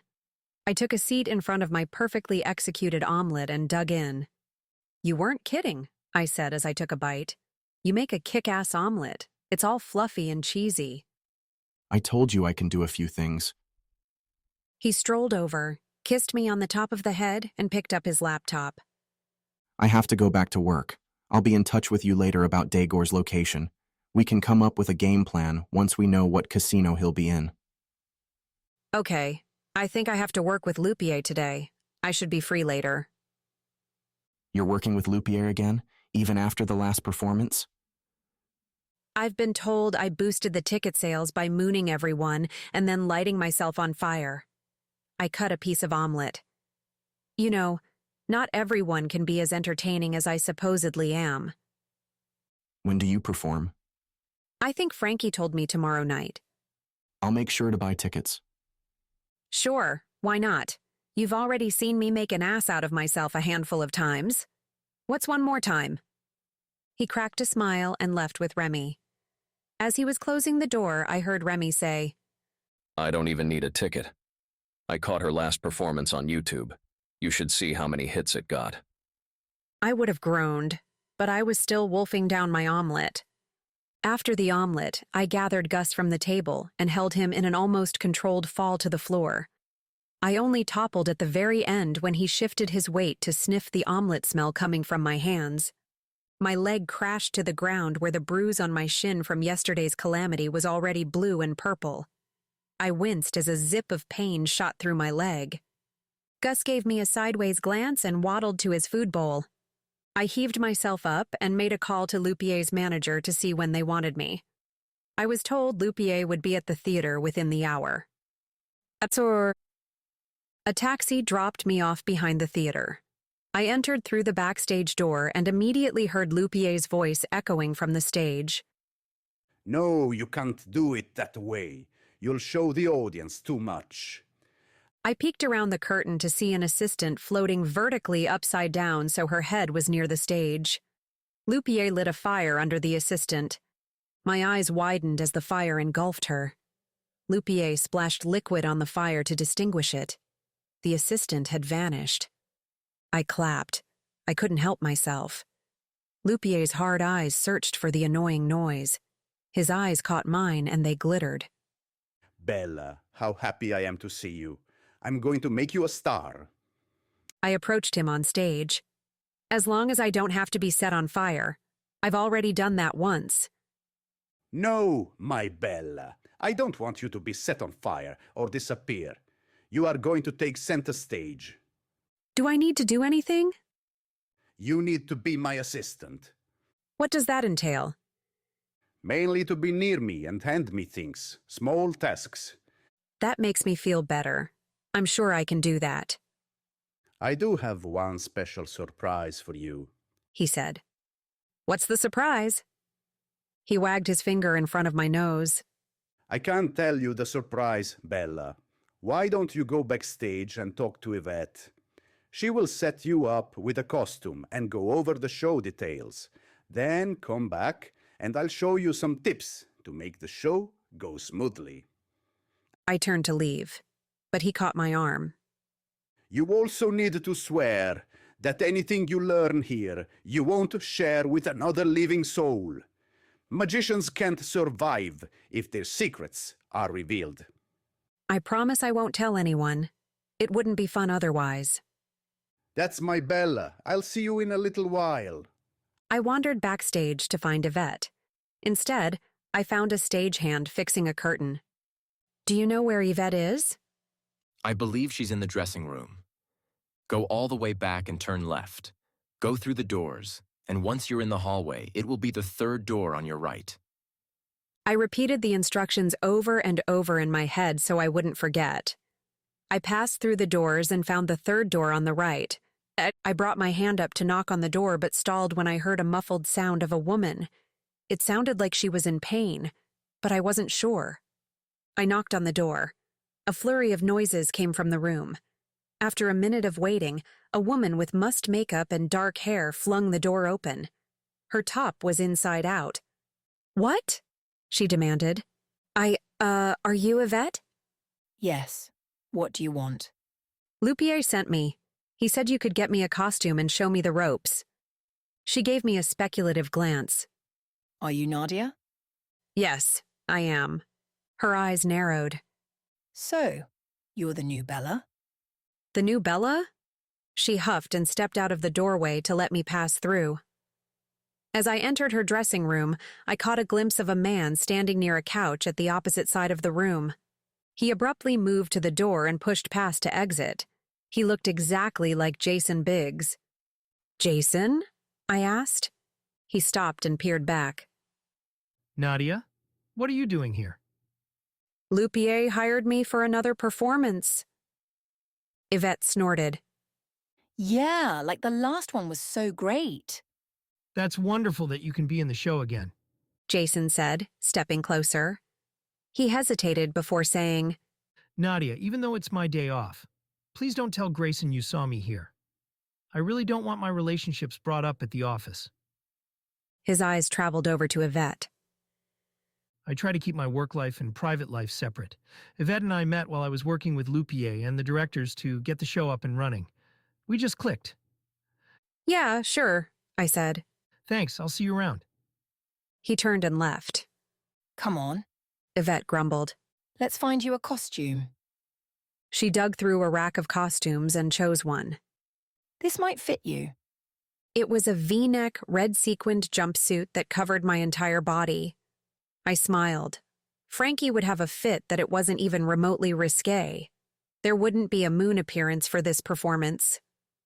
Perfect, I said. Let me give you a tour. You don't have to change into the costume today. Between her tour and the not-so-helpful information about Lupier and his obsession with eating pie during sex, I was ready to pack it in and leave, but I still had to work with Lupier. She dropped me off at his side. She's all yours, Yvette said to Lupier before she retreated. Bella, I'm glad you have returned. He narrowed his eyes at the assistant he was working with. She slanted her eyes at me and left the stage. He turned back to me. Let me show you a few things that might make both our lives easier. He brought out a few objects that seemed harmless. There was a pole, a hoop, and some odds and ends. He showed me how to hand each one to him the proper way. If you hand it to me like this, then I can move swiftly, he said, moving gracefully. Do you see how these little movements can help? Yes. They trick the audience's eyes. I want to teach you how to pass me something that will be undetected by the audience. Part of the trick is to throw focus. It can't be more than a split second. Any longer and the audience will suspect something. He brushed past me.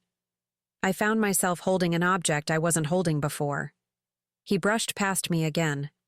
This time he had my keys in his hand. You see? I didn't see or feel anything. Perfecto. He clapped. Now you understand what the audience will perceive. Let's perfect your technique. Otherwise, the show will suffer. Are you sure you want to give me such an important role? You are part of the magic of the show. You need an important role. By the way, what is your favorite pie?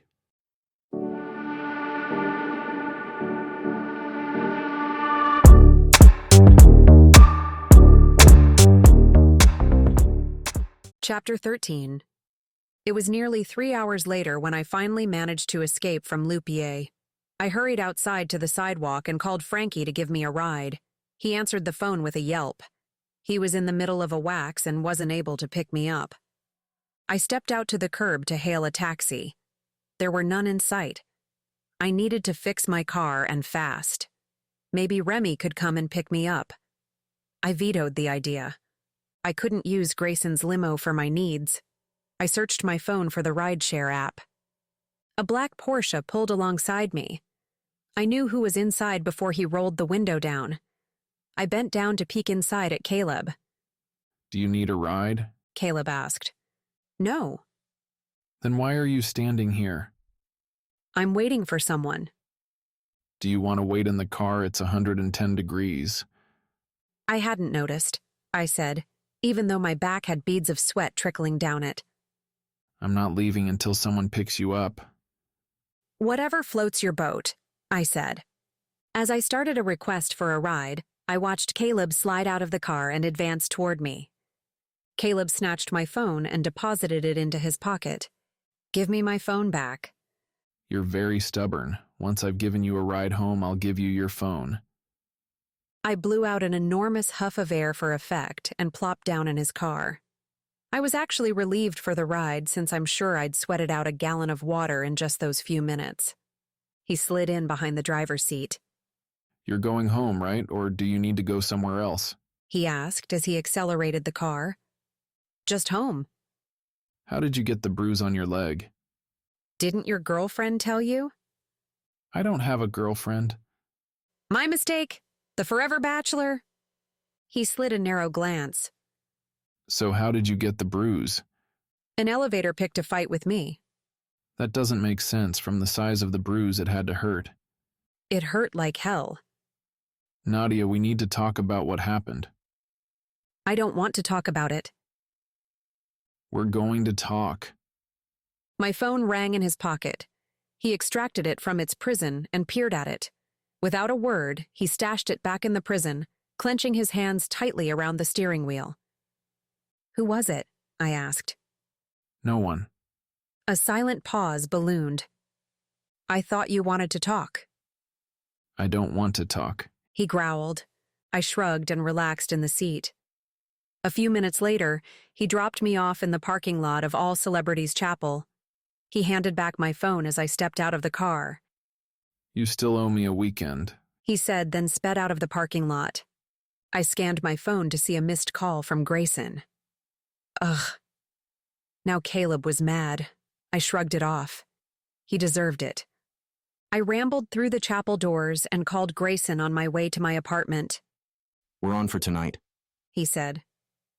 I found out where Daegor's going to play. You need to contact David. No need, I said as I opened the door to my apartment. He's here. Grayson made a noise of what I could only assume was exasperation. Tell him he has a wife and just let me talk to him.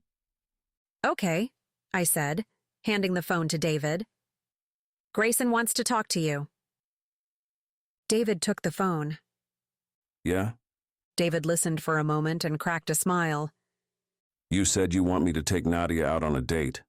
David winked at me. Sure, no problem. Anything for my brother. Don't wait up for us. He hung up the phone and handed it back.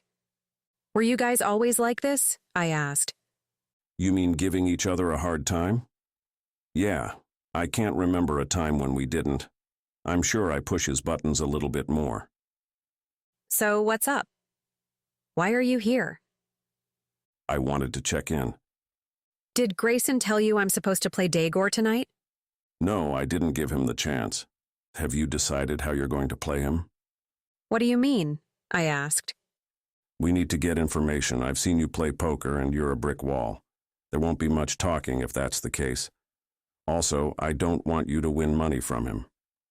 So I should be more talkative and less aggressive at the table. You got it. This is going to be hard. I've never been able to sit down at the table and want to lose money. You'll also want to dress up. Ask Maya to help you dress for tonight. I'm not asking Maya. She'll dress me up in something pink and glittery. He smirked. That's the point. Daegor will be more willing to talk if he sees you dolled up and glittery. He'll see you as someone he can talk to, and he can boast about himself. You wouldn't be a threat. My questions won't match the personality I'm trying to portray. Then try a different tactic. How? Play the victim. I called Grayson to give Maya the night off to help me. He sent her to meet me at the chapel with Remy and the limo. I popped out the front door as the limo drove up. Remy stepped out. Hey, Jet. How's your emotional state today? He asked. Pink and glittery. At least that's what I'm trying for. He arched his eyebrow and ushered me into the back. Nadia!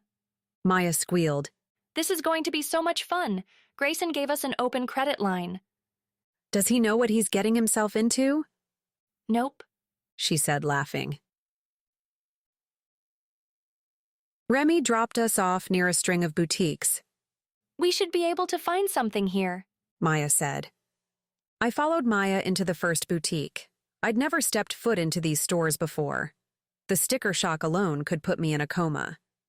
Since this wasn't my dime, I followed Maya as she bounced around the store exclaiming passionate sentiments over shiny material.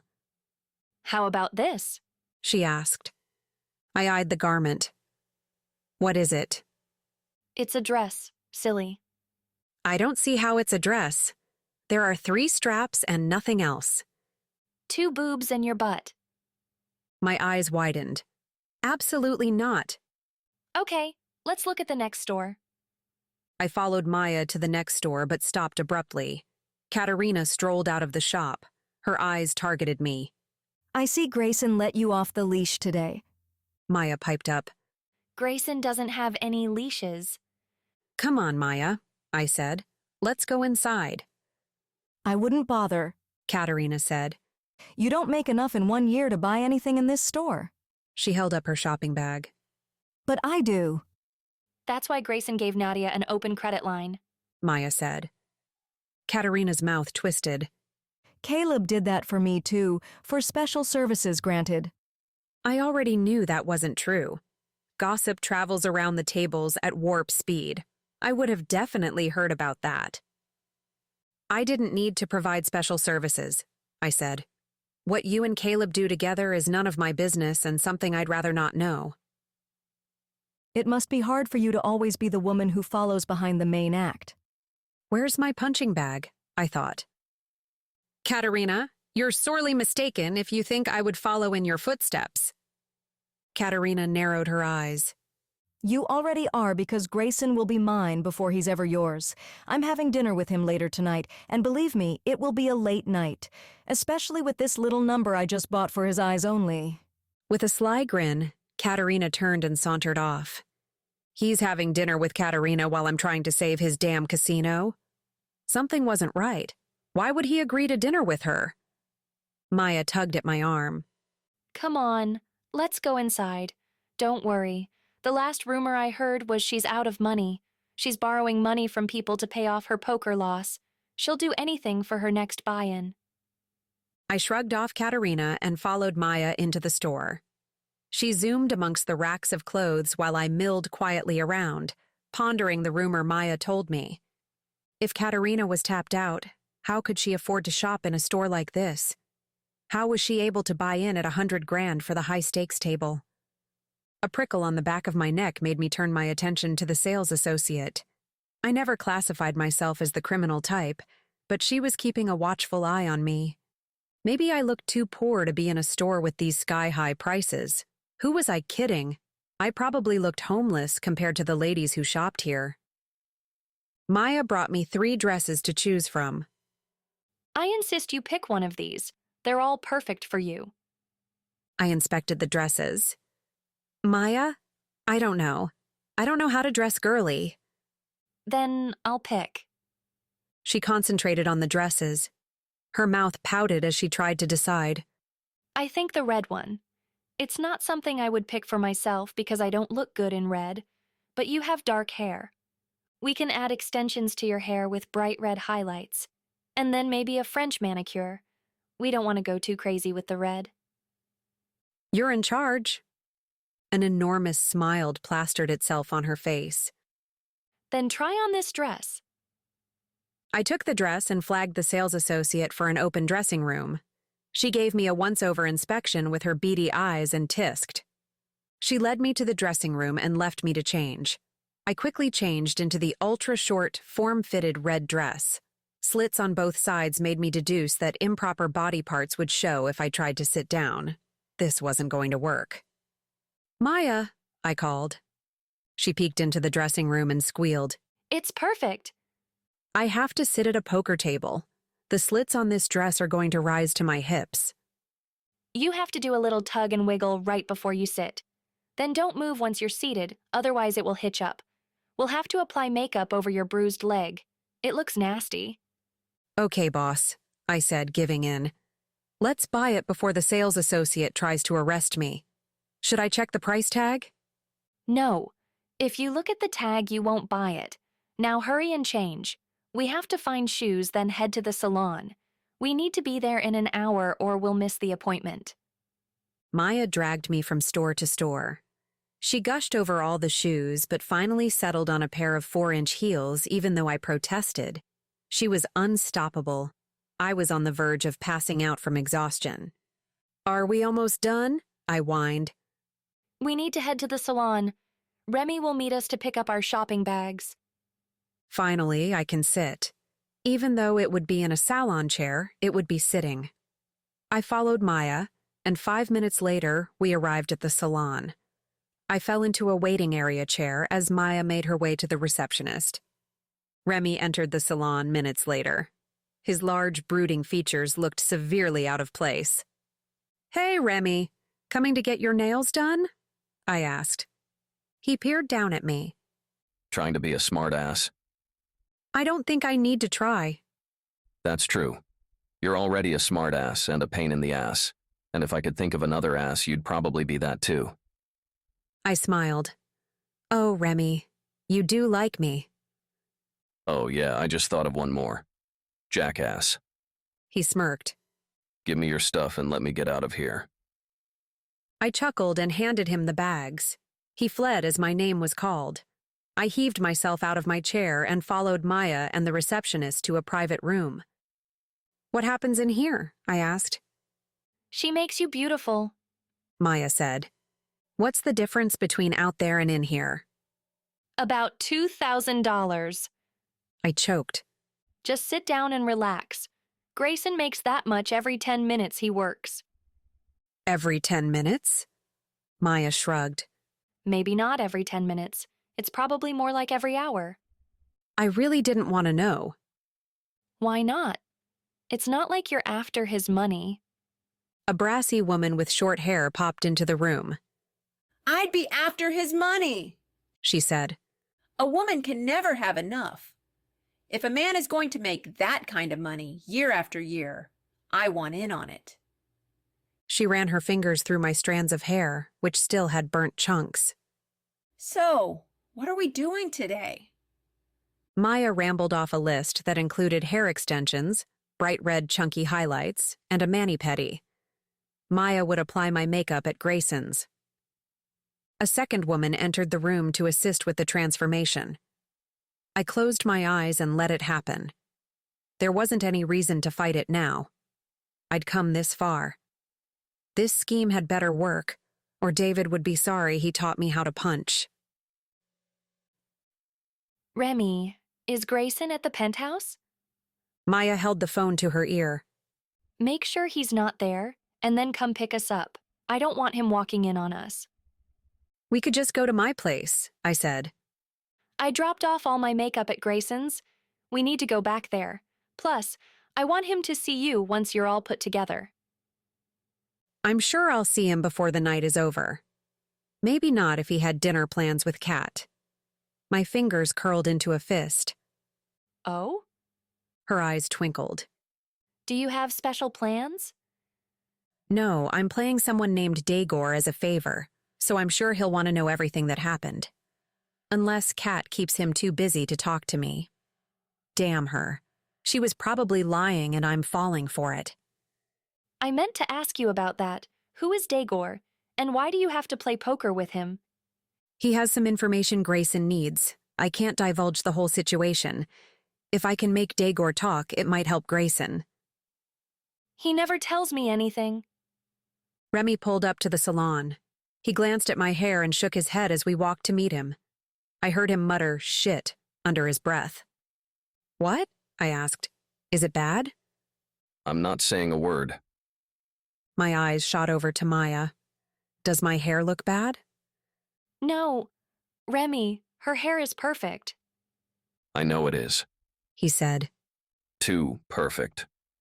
What does that mean? I asked. I shouldn't have opened my mouth. Well, you did, so start explaining. His eyes flicked back to my hair. I've just seen a lot of perfect hair come and go. He ushered us into the limo and then slid in front. Maya scooted toward the front. Remy, did you make sure Grayson's not in the penthouse? He's off-site. I have to pick him up in an hour. You won't have extra time to spare. That should be fine. I only need to do her makeup. He nodded. Maya settled back in her seat. Her eyes drifted to the window. A sadness settled on her face. Maya, are you okay? I was just thinking about David. I always dressed up for him. I would go crazy and spend so much time. He would laugh and tell me I was beautiful whether I spent 10 seconds or 10 hours getting ready. Her eyes rested on her wedding ring. I really miss him. I know it's been 2 years, but I can't stop thinking about him. I don't know if he's dead or if he ran off with another woman. My heart broke in half for her. Maya, wherever he is, I'm sure he wants to come home to you soon. Sometimes I think that too, but then I wonder if I'm not just trying to fool myself. I couldn't say more to her without blowing David's cover. Let yourself be a fool. There's no harm in believing what you want to believe if it gets you through the day. It's your life, Maya. Live it however you want. If David comes back, he can see you're a strong woman who is able to follow her heart. A smile crept on her face as Remy rolled to a stop in front of the casino. Come on, she said. At least I can dress you up for the other Miller brother. Remy collected the bags from the trunk and helped us upstairs. He deposited us and the bags in the penthouse and quickly escaped. He doesn't like girly things, does he? I asked Maya. No, it freaks him out, but he does like to look at the end result. Then he fits in with most of the rest of the male population. An hour later, Maya pronounced I was ready. I turned to inspect myself in the bathroom mirror. My jaw dropped. A woman stared back at me, but I didn't recognize her at all. Is this a hallucination? Perhaps that hit to the head affected my eyesight. Maya, are you sure I'm in here somewhere? I can't even recognize myself. That's what we were going for, right? Yeah, I guess. I just didn't realize it was possible. Daegor will never be able to figure out who you are. Plus, you'll receive about 100 requests for dates. I don't want guys hitting on me. All girls want someone to ask them out on a date. I think I've had my fill of men for the moment. Not possible. I love it when guys ask me out. I always tell them no, but I still love the attention. Are you still dating Stupid Head? Yes, but I don't know if I like him as much as I did when I first met him. I heard the front door open. Maya jumped up and down. He's here. I can't wait for him to see you. You should tell him it's me before I go out there. Maya shook her head. Her wide blonde curls bobbed along with her head. No, it's going to be a surprise. It'll be a surprise, all right. She clutched my hand as we strolled to the living room. Grayson had already settled at the table with his laptop. His eyebrows crinkled together as he read the screen. Grayson! Maya called. He answered, though his eyes remained glued to his laptop. What is it, Maya? Look up, silly. He unglued his eyes from his monitor long enough to take in Maya, then they drifted back to the laptop. A split second later, they shot over to me. A perplexed look spread across his face. Well? Maya asked. What do you think? Think about what? His question was guarded. About Nadia. Did your brain fall out of your ears? I chuckled. At the sound of my voice, Grayson's eyes widened. Oh, shit. My hands snapped to my hips, hitching the dress up slightly. Why is it every time I wear a dress a man says, shit? Grayson opened his mouth to speak, but I was already on my way out the door. Maya scowled at Grayson and followed me. She fidgeted in the elevator. Maya, why are you fidgeting? I'm so confused. Why did he say that and then let you walk away without following you? He knows not to follow me. How do you do it? You know, make them understand. They'll never understand, I said dryly. But you only have to snap once and they know. I blew through the elevator door as it opened. The sight of Caleb caught my eye. I veered over to him. Maya was on my heels. As I stalked my prey, I noticed he was chatting to a blonde with enormous breasts. If Grayson hadn't recognized me, then Caleb might not either. I bumped against him. He was solid and hardly moved an inch. Oh, I'm sorry, I said, altering my voice to the same frequency as the bimbos he loves to date. Silly me. I didn't see you. The blonde turned to glare at me for the intrusion. No problem, he said. He took in the length of me. His gaze rested on my eyes. I've only seen green eyes like yours once before. A flash of nervous energy nearly broke to the surface. I had to stay calm and play aloof. Can I buy you a drink? He asked. No, but thank you. I have to get back to my boyfriend. Too bad. He turned back to the blonde who was amazingly still there. I sauntered off and winked at Maya. What was that about? She asked. I just found us a ride. I opened my hand to show the valet ticket. Is that Caleb's? Yes, but it's mine for tonight. How did you do it? Lupier taught me. I didn't think I could do it. I smiled at the ticket. Caleb was most likely going to be at the casino for hours. I would have his car back before he missed it. We exited the casino and headed to the valet. I handed him the ticket. Caleb just dropped off the car. The valet said, and I'm picking it up. I don't know if I should give you the car. It's against company policy. You can either give me the car now or explain to Caleb why I didn't have his love nest ready for him when he returns from working the tables. He's expecting a lot of girls tonight, and I need the car to arrange everything. The valet's mouth dropped open. Maya giggled. He fumbled with the keys and finally snagged a set from the box and raced to the car. Moments later, I was behind the wheel with Maya in the passenger seat. Do you want me to drop you off at home? I asked.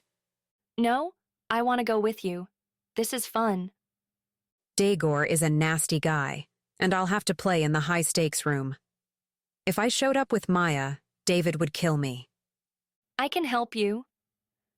I know you can. But I need you not to help me this time. I'm not really sure how I'm going to pull this off, so I need to stay focused. Okay, drop me off at home. Guilt nagged, making me debate more about bringing her. She could have been an excellent sidekick to round out my look, but then I would have to tell her what was going on so she didn't slip up. Too many secrets would be revealed and none of them would be pleasant. I pulled into her driveway. Maya, thank you for all of your help today. I really couldn't have done this without you. It's okay. I just wish Grayson wouldn't put you in such a bad position. Take care of yourself. Don't let Dagor get too handsy. Once he starts, he won't want to stop. I thanked her for the advice as she hopped out of the car. I backed out of the driveway once she'd made it safely inside the house. My hands were shaking by the time I reached the casino where Grayson said Dagor would be. I steeled my nerves as I stepped out of the car and into the entrance. I was a long way from the Strip, and this casino was a long way from being on the up and up. The decor hadn't been updated since the Rat Pack's heyday. Large, dusty bulbs dimly lit the casino and worn, burnt orange carpets covered the floor. The casino owners didn't have to bother with the latest, flashiest tourist gimmicks. Most tourists wouldn't even find this casino since it was so far from the Strip and lights. Serious Vegas patrons played here. Most of them looked like they were one con away from jail.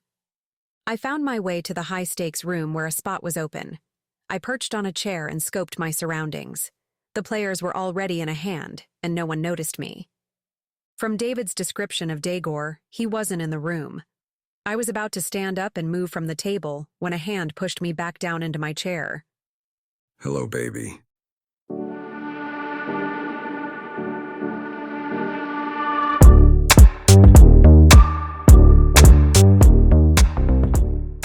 Chapter 14. I turned to glare at the person who was holding me in my seat. A man in his late 40s, with a deep scar above his cold eye, stared. He looked like a man who was used to getting what he wanted. From David's description, this had to be Dagor. I swallowed. It was showtime, and I was ready to pee my pants. My chest constricted as he grabbed the shirt collar of the man next to me and yanked him out of his seat. He planted himself beside me and took over the man's stack of chips. The man shot a second look at Daegor, then scurried away. I was thinking this table might be a little too much for me, I said, attempting to stand up.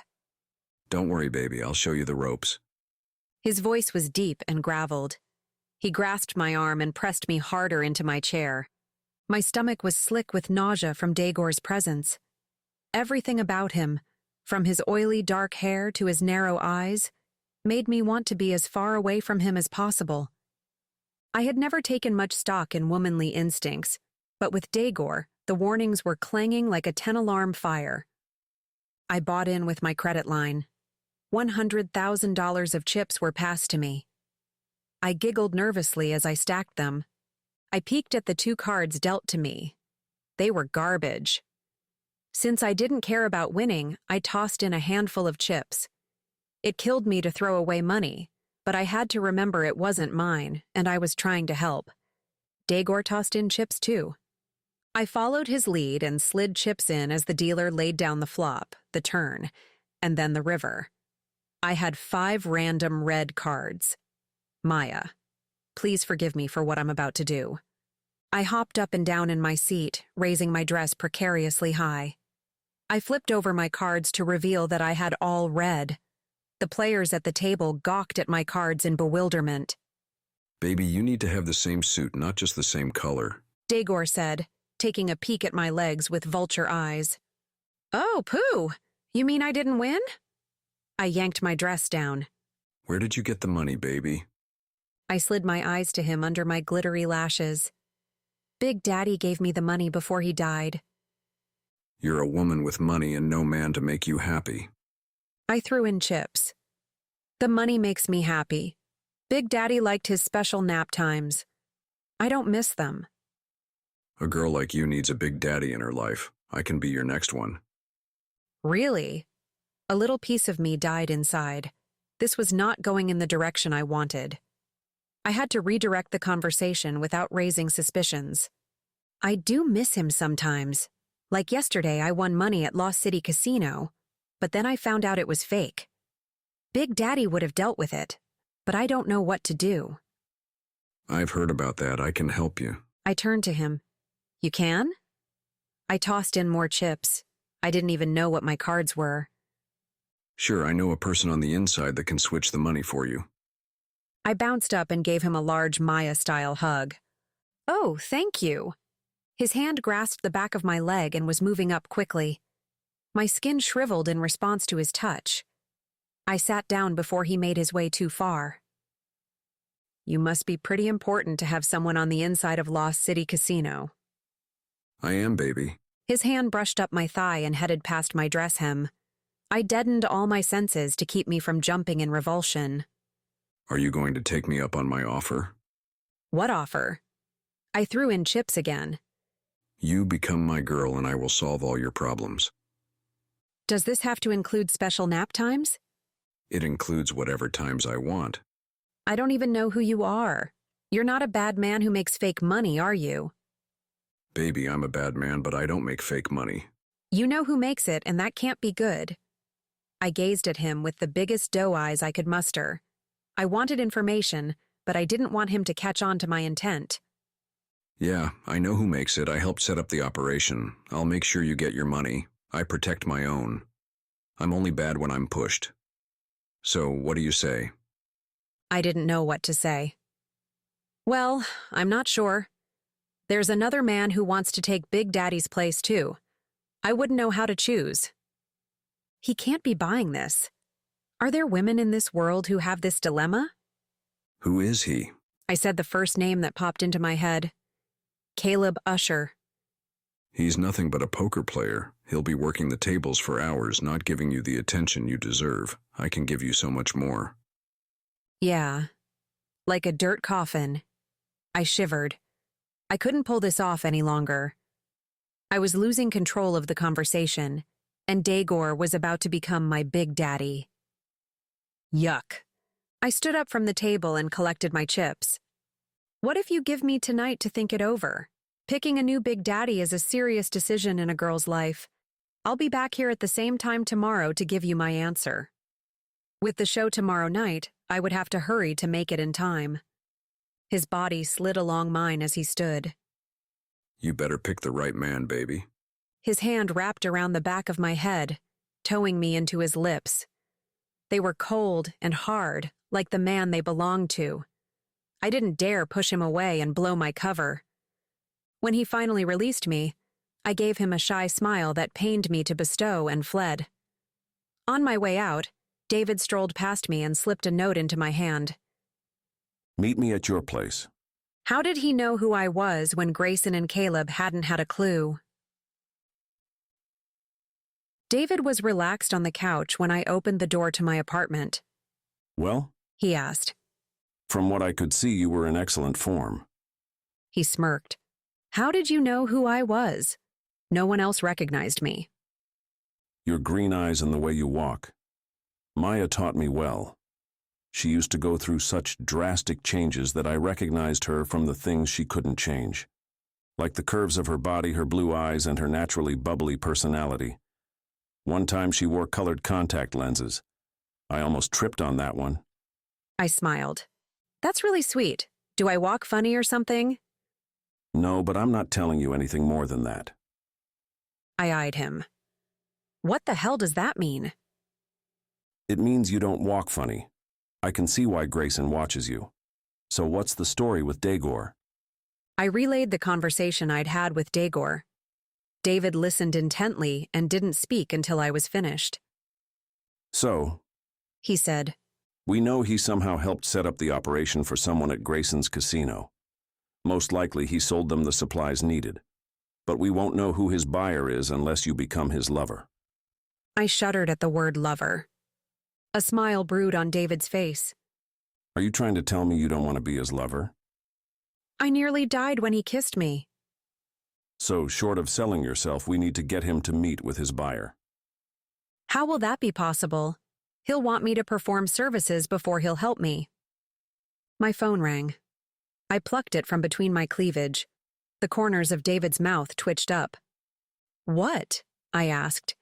I don't have pockets in this stupid dress. I checked my phone. It was Grayson. I sent the call to voicemail. I didn't want to talk to him after he'd had dinner with Katerina. I needed a shower and sleep before I could talk to him. I didn't want a repeat of our last encounter. I also had a voicemail from Caleb. I tossed the phone on the end table. You're not going to answer? No, it's your brother. You can talk to him if you want. I'm tired and need to scrub the Dagor cooties off me. I paused. How many of you are there? I don't think I can take another Miller. We have another brother named Ian. I wouldn't worry about him. The last I heard, he was trekking in Africa. He's rarely in the States. Thank God. He chuckled. We aren't that bad. That's because you have to live with yourself. You're accustomed to your flaws. We have flaws? Well, I don't know about Ian, but I'm sure I can include him once I've met him. You and Grayson, however, don't seem to stop for 1 second to relax. When was the last time you took a vacation? I bet you never took Maya on a honeymoon. You suck everyone into your crazy vortex of mayhem. I'm a poker player, for God's sake, and you've got me parading around town finding big daddies. I meant to take Maya on a honeymoon, but I was called out. I had to go. She said she missed you today. She nearly broke my heart the way she still believes you'll come back to her. I'll be back with her soon. You saying that and doing that are two different things. Maybe you should relieve some of your anger on the punching bag. I'm going to take a shower. Just figure out what I need to do tomorrow night. Dagor's going to want an answer. I stomped to my bedroom, yanked out my pajamas, and stomped to the bathroom. Hopefully David would be gone by the time I was done with my shower. I took an extra long time in the shower, trying to scrub off the glitter Maya had painted all over me. It was nearly impossible. Every time I scrubbed a layer off, it would trail onto a different part of my body and stick again. The hot water eventually ran out and freezing water poured over me. I gave up on the remaining glitter. I dressed in my pajamas and shuffled to my bedroom. The lights in the living room and kitchen were turned off. David must have left. As I turned into my bedroom, I spotted David lounging on my bed. Nice pajamas, he said. I inspected my camisole and shorts that had a playing card design. They're comfy. What are you doing here? I need a place to crash. Why here? The place I was using is no longer available. Then go home to your wife. He sighed. Stop being difficult and come to bed. I'm not climbing in bed with you. If you stay here, go sleep on the couch.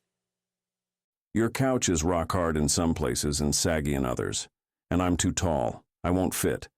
What if there is a barrier between us on the bed? Would you feel more comfortable? See, this is another flaw. Just deal with my flaws and get into bed. I promise I won't try anything. Go get Gus. Why do you need Gus? He'll be the barrier between us. I guarantee he won't budge the whole night. David strolled out of the bedroom, gathered Gus from the couch, and plopped him in the middle of the bed. How far can I strip down without you freaking out? He asked. This keeps getting worse. Unless you have freaky underwear, you can take off your pants, but keep your t-shirt on. Freaky underwear? God, I hate my life. I threw myself into bed next to Gus and squeezed my eyes closed. I didn't want to see what David was or wasn't wearing under his pants. He turned off the lights and settled on the opposite side of Gus. Good night, Nadia. Get bent.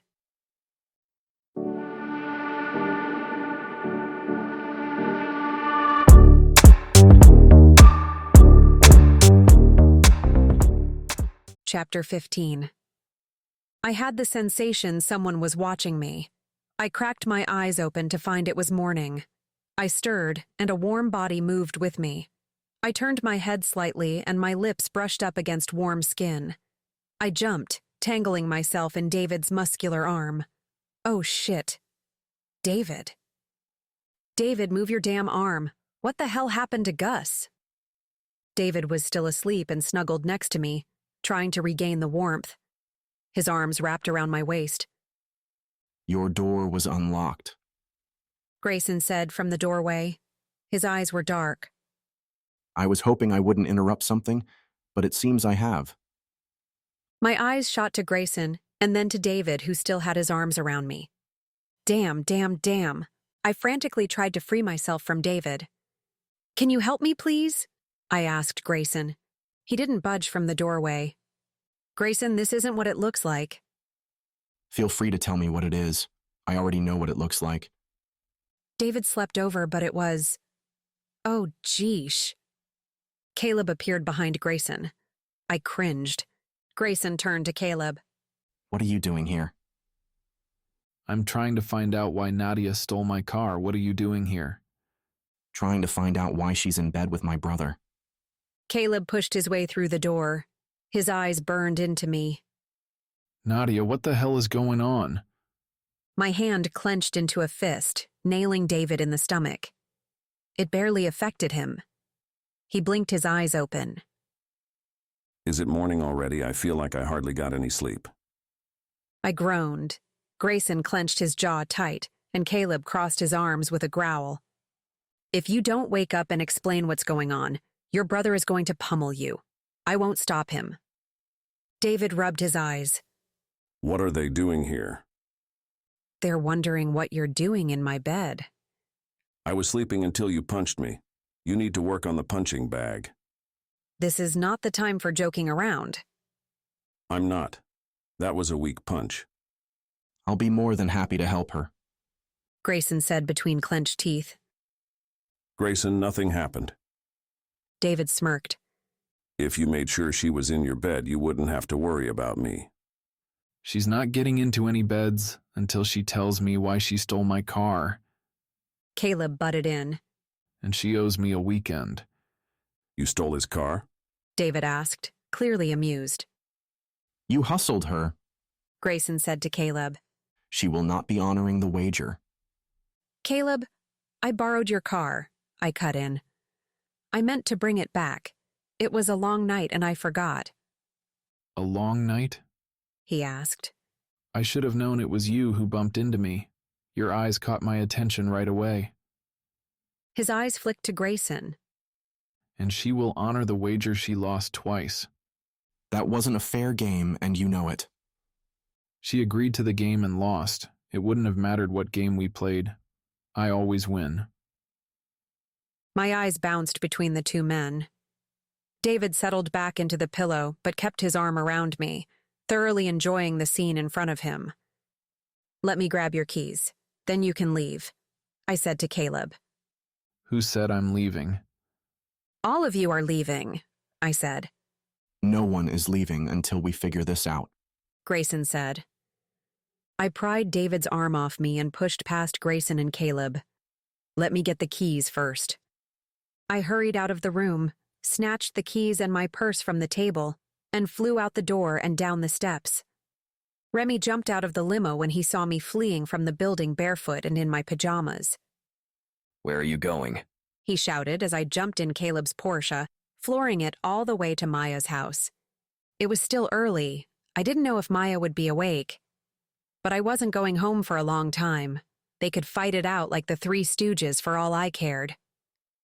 I squealed into Maya's driveway, slammed on the brakes, and scampered to her front door. I didn't want her neighbors to see me in my pajamas. Maya answered the door in her robe. Nadia, what are you doing here? "I'm sorry to come unannounced. I need a place to hang out for a little while." Oh, sure. Come in. Do you want some coffee? I was just making a pot. That would be wonderful. I followed her into her house. A professional interior decorator had gone to considerable lengths to make Maya's home like a picture-perfect front cover of an interior design magazine. Warm tones, cathedral ceilings, and fashionable yet comfortable furnishings faced an impressive fireplace in an open concept I could only dream about. "Maya, your house is so beautiful." Thank you. It was David's wedding gift to me. It's a little big for just me, but I would never sell it. Good. I would hate for you to sell it. It's perfect. Why are you still in your pajamas? I had to leave my apartment in a hurry. Her eyes widened. What happened? Well, a huge mouse. Ew! I know, that's what I thought. Don't you have a cat? Yes, but unless the mouse pries open Gus's mouth and hops in, he's safe. Unfortunately, it was the truth. Gus would never run after food, unless he was on a diet. Do you need clothes? Yes, can I borrow some? Maya's eyes twinkled.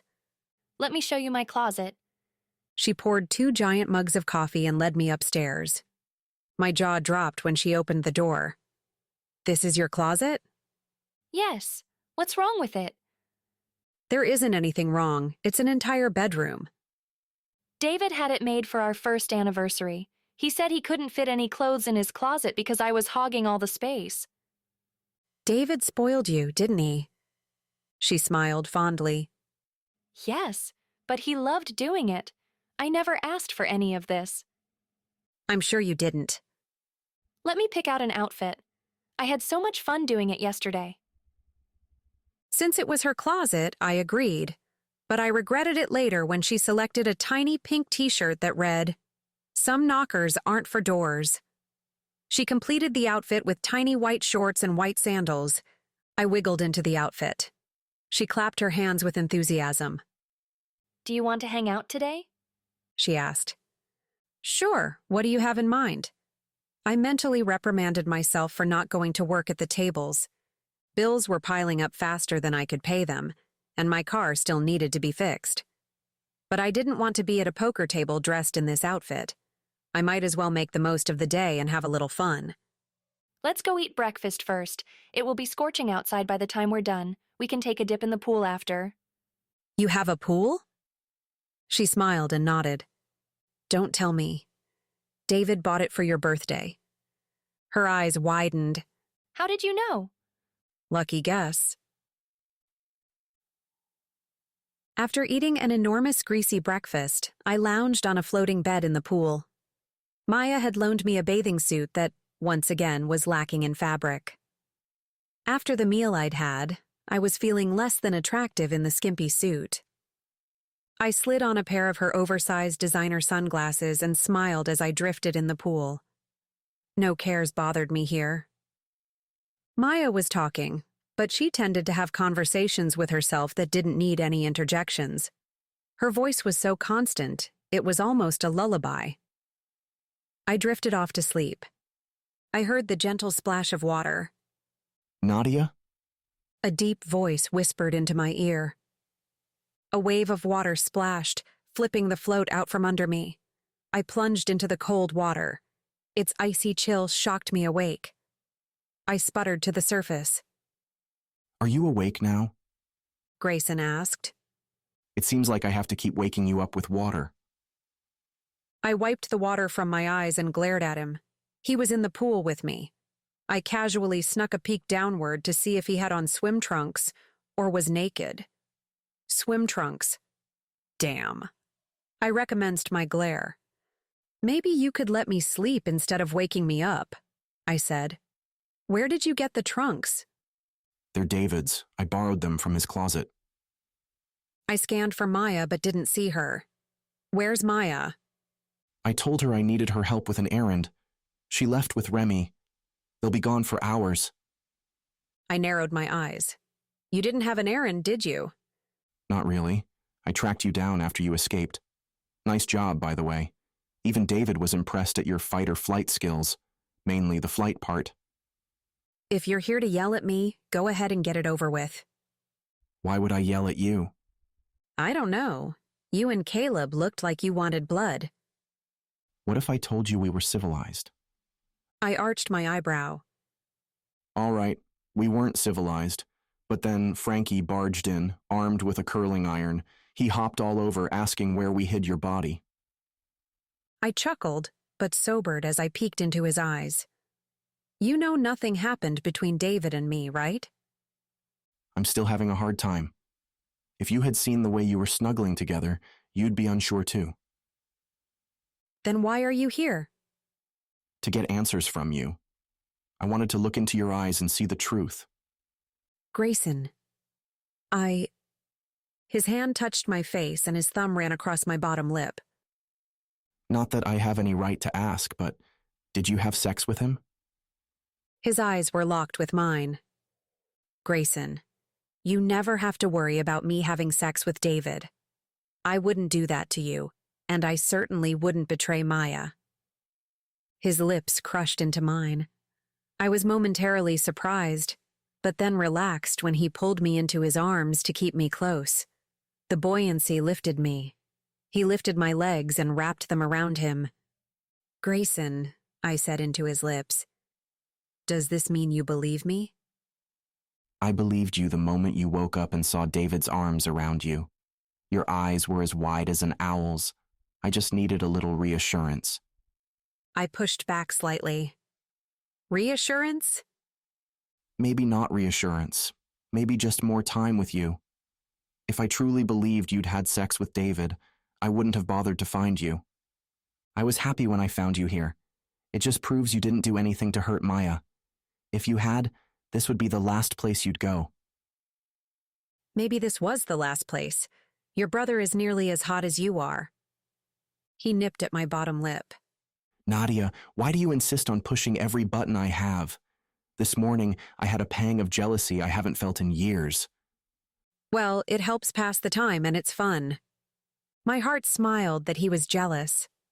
Normally, I don't go for the jealous type, but with Grayson, who seemed to never get jealous over anyone because he didn't particularly care about one woman more than the other, it made me happy.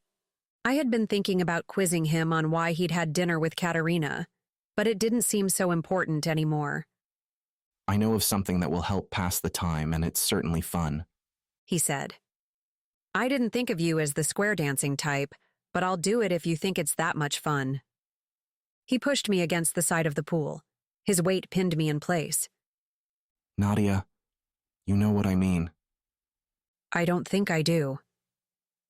His lips hovered against mine, so close, yet he didn't claim them. I grew impatient with need. He smirked as I wiggled against his weight. Do you know now? He asked.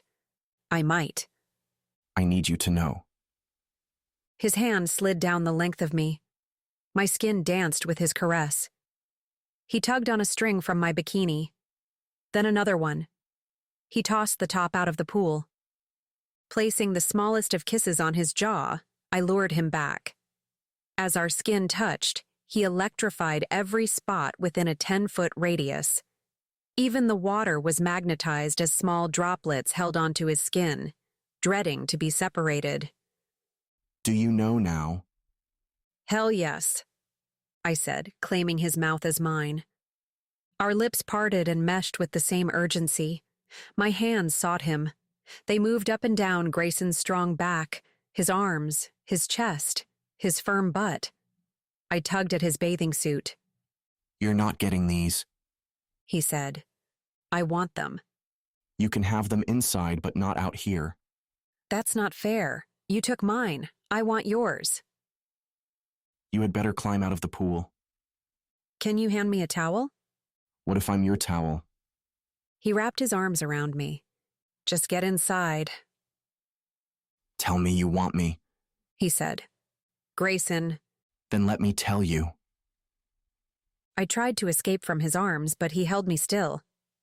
Nadia, I want you to be mine. I stopped moving. Then take me inside. He gathered me in his arms. He was out of the pool and had me into the house in a matter of seconds. He only stopped once to wrap a blue and white striped fluffy towel around me. He stood me on the floor in the guest bedroom. Grayson snatched the towel from me and proceeded to dry me off inch by agonizingly slow inch. I let the waves of longing ripple over me as he touched ever so gently. He stopped abruptly. What? I asked. Nadia, sweetheart, you're seriously burnt. I stepped in front of the mirror. The back half of me was white from too many days in the casino. My front half was scalding red. If I was able to twist my body, I'd resemble a candy cane. Oh, my face too. My face was just as red but white around my eyes, where I'd worn Maya's oversized sunglasses. I didn't notice you were burnt when we were in the pool. Does it hurt? Now that I'm dry, my skin is hot and tight. Let me go find some aloe. I'm sure Maya has some in the bathroom. I wrapped the towel around myself. The once soft and fluffy towel now scratched like sandpaper. Didn't you wear sunblock? Grayson asked as he returned with the aloe. Of course I did. I didn't want him to think I was an idiot, but truthfully, I hadn't. I had planned to splash in the pool for only a few minutes, but the warm sun, cool water, and drifting bed had lulled me to sleep. Why don't you spread the towel on the bed? I'll rub the aloe on you. I hesitated. I just want to apply the aloe. It will be easier if you're lying down. I stepped to the bed. It was stuffed with pillow-top cushions and throw pillows piled high. As I climbed on top, the material scraped against me. Oh, this was going to be bad. If a satin comforter scratched, I couldn't imagine what torture clothes had in store for me. Grayson let me arrange myself on the bed as comfortably as possible, then placed himself next to me. He dabbed a spot of aloe on my forehead, smoothing it gently onto my skin.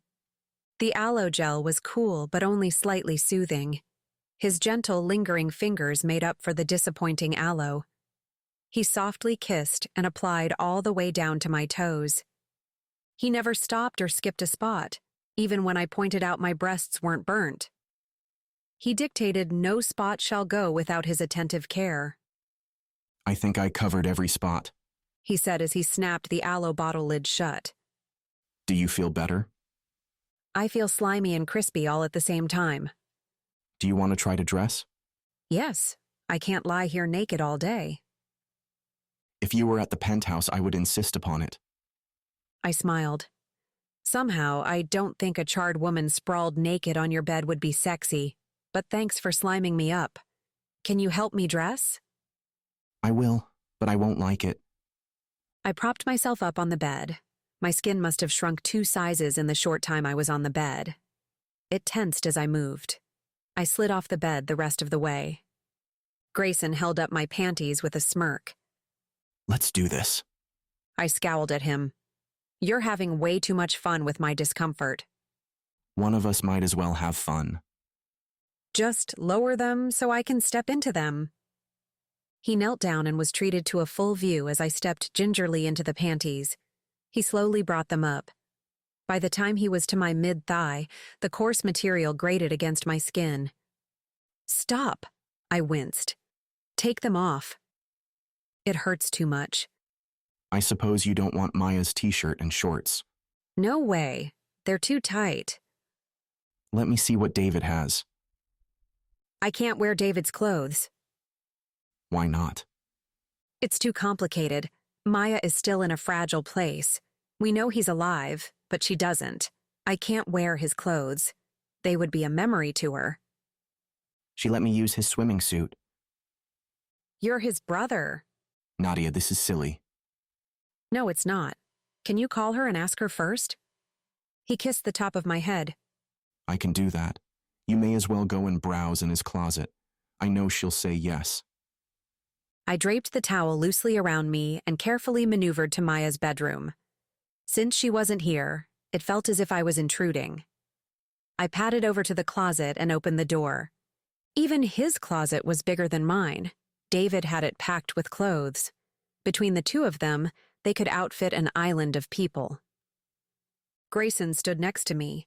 Normally, his heat would have been welcomed, but it only made the burn angry. What did she say? She yelled at me for not getting you out of the pool sooner. After she finished chewing my ear off, she said to pick out whatever you want. Does he have sweatpants and a t-shirt? Grayson's eyes twinkled for a brief moment. He rummaged through a few drawers and found a pair of sweatpants and a Nevada Wolfpack t-shirt. I shimmied into them. The material lit my skin on fire. I cringed, but that just made my face hurt. I'll drive you home, he said, leading me downstairs. You know how to drive? Just because I have a limo doesn't mean I can't drive. The limo gives me the opportunity to keep working while I'm going from one place to another. Do you own a car? Yes, they're at my house. As in, multiple? I have 4 right now, but I'm itching to buy a classic. What the hell is it with men and cars? What the hell is it with women and clothes? I shook my head. I don't know. I don't exactly understand that one either. Are you compensating for something? Grayson smirked. No, but you're going to find that out for yourself. My hormones clapped for joy, giddy with anticipation. But it would have to wait. Right now, I just wanted to live in an aloe bubble. We made our way outside. He took the keys and helped me into the Porsche. For someone who works all the time, you're taking a lot of time off, I said, as he backed out of the driveway. I know. It's already catching up. I'll be insanely busy this week. I would offer to help, but I would end up in the way. His lips curved slightly. Well, Ms. Wolf, what skills do you have? How could you benefit Rotunda Casinos? I can yell at people that pester you. I can use a computer. Although the last one I owned died in a dazzling display of electrical sparks, so maybe that isn't too useful. I can make coffee, but yours tastes better. Roy says I'm always good for a laugh. But that's not helpful either. I can run errands. But my car is dead. I pondered for a moment. A bleak realization smacked me on my burnt head. I should probably just stick to poker. Oh, I don't know. You yelling at people to stop pestering me has its merits. I'm happy to do it. What are you going to do with Caleb's Porsche? I have to give it back. I was going to head back to the casino after dropping you off. Do you want me to take the car with me so Caleb can pick it up, or should I wait for Remy to pick me up? Then you can keep the car until you make other arrangements. If I let Grayson take the car, I would have to take a taxi to the theater and to the casino to meet Dagor. I'll keep it for today, then give it back tomorrow. Do you want to borrow one of my cars? That's nice of you to offer, but no. If you change your mind, you know where I am. I do. David filled me in on what happened with Dagor. From his description, you were exceedingly convincing. I was so convincing he wanted to become my big daddy. Do you know what you're going to do tonight when you meet him again? David is supposed to figure that out. When Grayson parked in the chapel lot, he called Remy to pick him up, then escorted me to my apartment. I opened the door expecting to see Gus wanting his food. He wasn't there. He wasn't on the couch or bed. He was nowhere. Grayson, did you happen to see Gus this morning? No, but I wasn't focused on Gus. David put him on the bed last night as a barrier between us. Where could he have gone? Did you lock the door last night? Yes. But you said it was unlocked this morning. Someone must have entered your apartment last night. To steal Gus? Who in their right mind would do that? I must not have closed the door properly. Perhaps we should search the building. Frankie might have seen him. Grayson and I walked down to Frankie's apartment. I knocked on his door. Frankie opened the door dressed in a purple leotard, leggings, and a sweatband. I'm in a hurry, he said in a flutter. I'm late for my pole dancing class. He scurried out the door and locked it behind him. Have you seen Gus? I asked. He's not in my apartment. No, sorry. I've got to run, sweet cheeks. Oh, okay, I said as I watched him race down the stairs. I wasn't talking to you, I was talking to Grayson. He shouted as he turned the corner and disappeared from view. I don't know whether to be more amused at him taking a pole dancing class, his outfit, or him calling me sweet cheeks, Grayson said. At least you're amused. We traipsed down to the first floor. Since my body was tight with fiery pain, Grayson stooped to look underneath the waiting room couch and desk. I stole a few peeks at his firm butt as he bent over. I developed a serious case of gutter brain every time he was near. We searched behind the chapel decorations and pillars. No Gus. A lump formed in my throat. Stupid cat. He's a pain in the ass, but I still loved the fur ball. Where the hell is he? Grayson kissed me. Contact the shelters and vet clinics. See if they've found a stray cat the size of a watermelon. His size will make him stand out. You'll have a better chance of finding him. This was why I didn't want to put Gus on a diet. He wouldn't be recognizable if he was skinny. Yeah, that, and he attacked anything that was a possible food source. I chuckled, but my happiness was short-lived. I hope I can find him. I hope so too. Grayson glanced out the window. Remy just drove up. I'm sorry, but I have to go. Don't worry about it. I have to leave for the theater in a couple of hours. I'll see you at the theater, he said. I was able to secure front row seats for some VIPs and me. I hope I don't embarrass myself. It's still entertaining if you do. I narrowed my eyes. He laughed. You'll do great. I'll see you later. I trekked back upstairs, searching in corners Gus might have hidden. No Gus.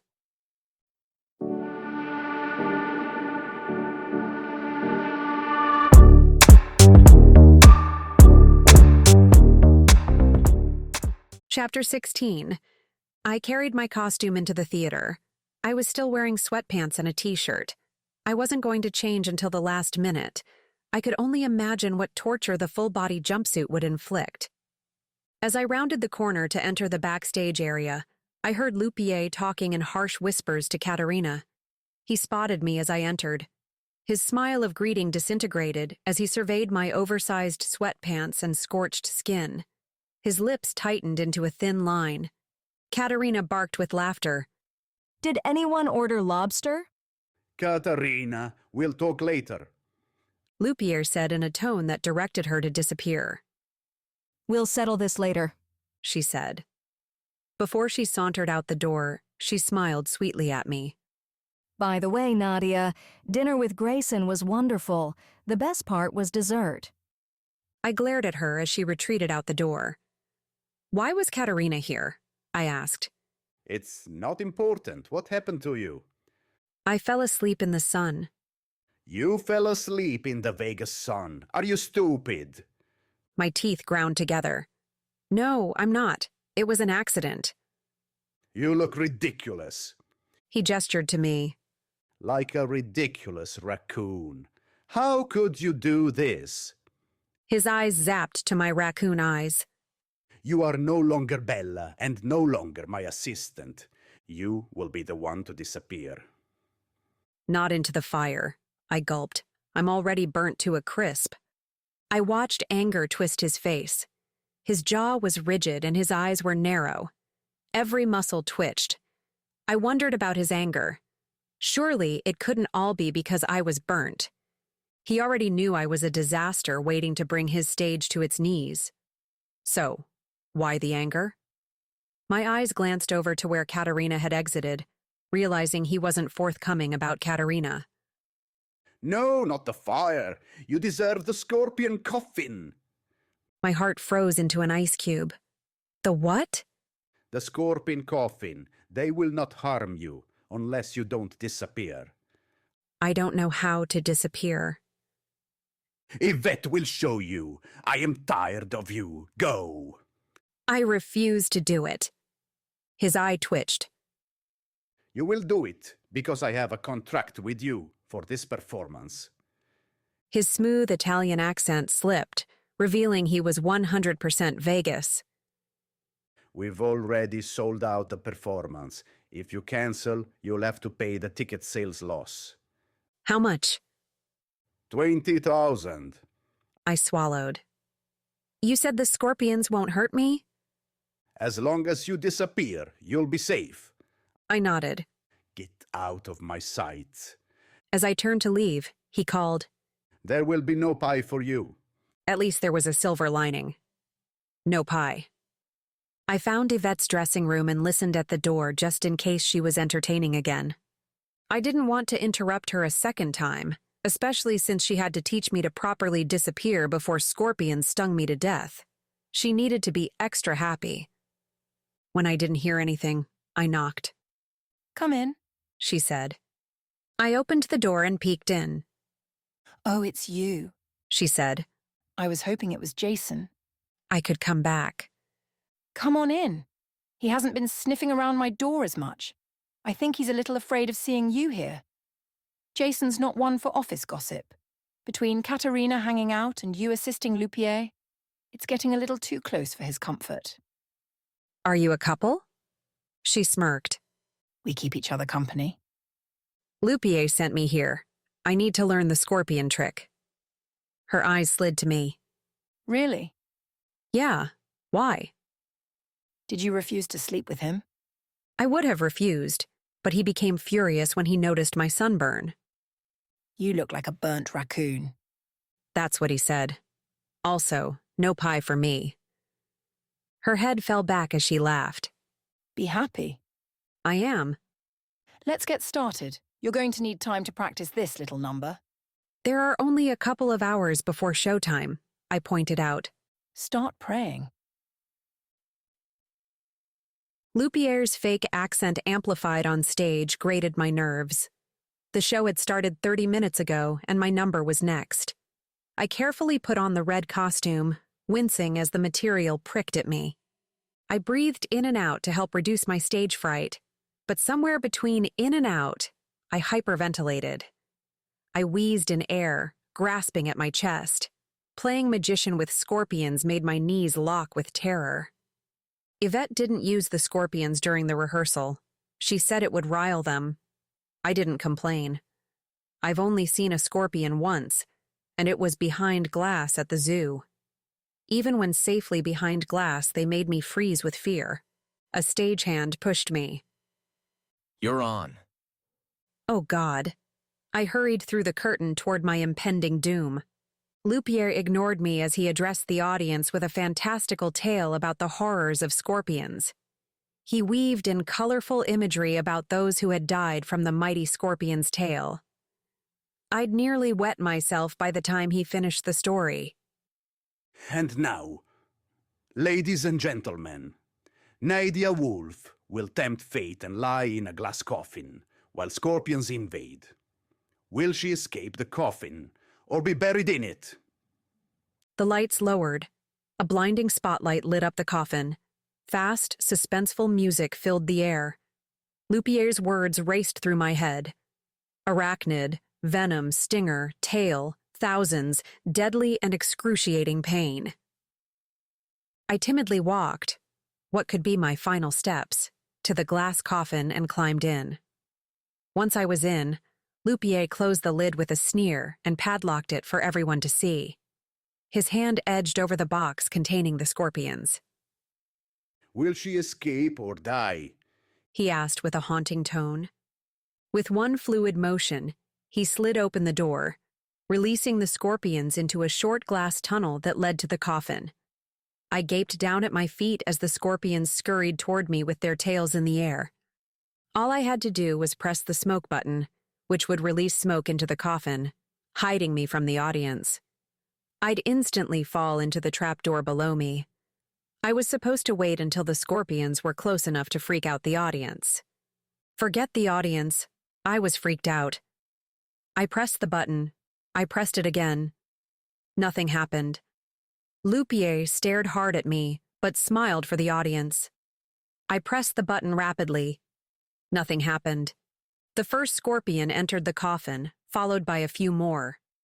Led by the tunnel, they were coming right at me. They scurried around my legs and up on my pants. With each crawling leg of the scorpion, my heart beat faster until it was wild and out of control. I had to escape.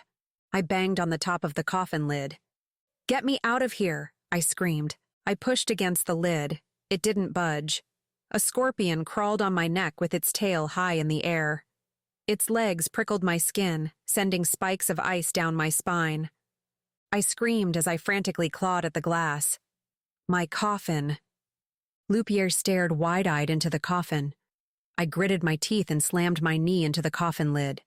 The glass splintered. I pushed through the glass shards.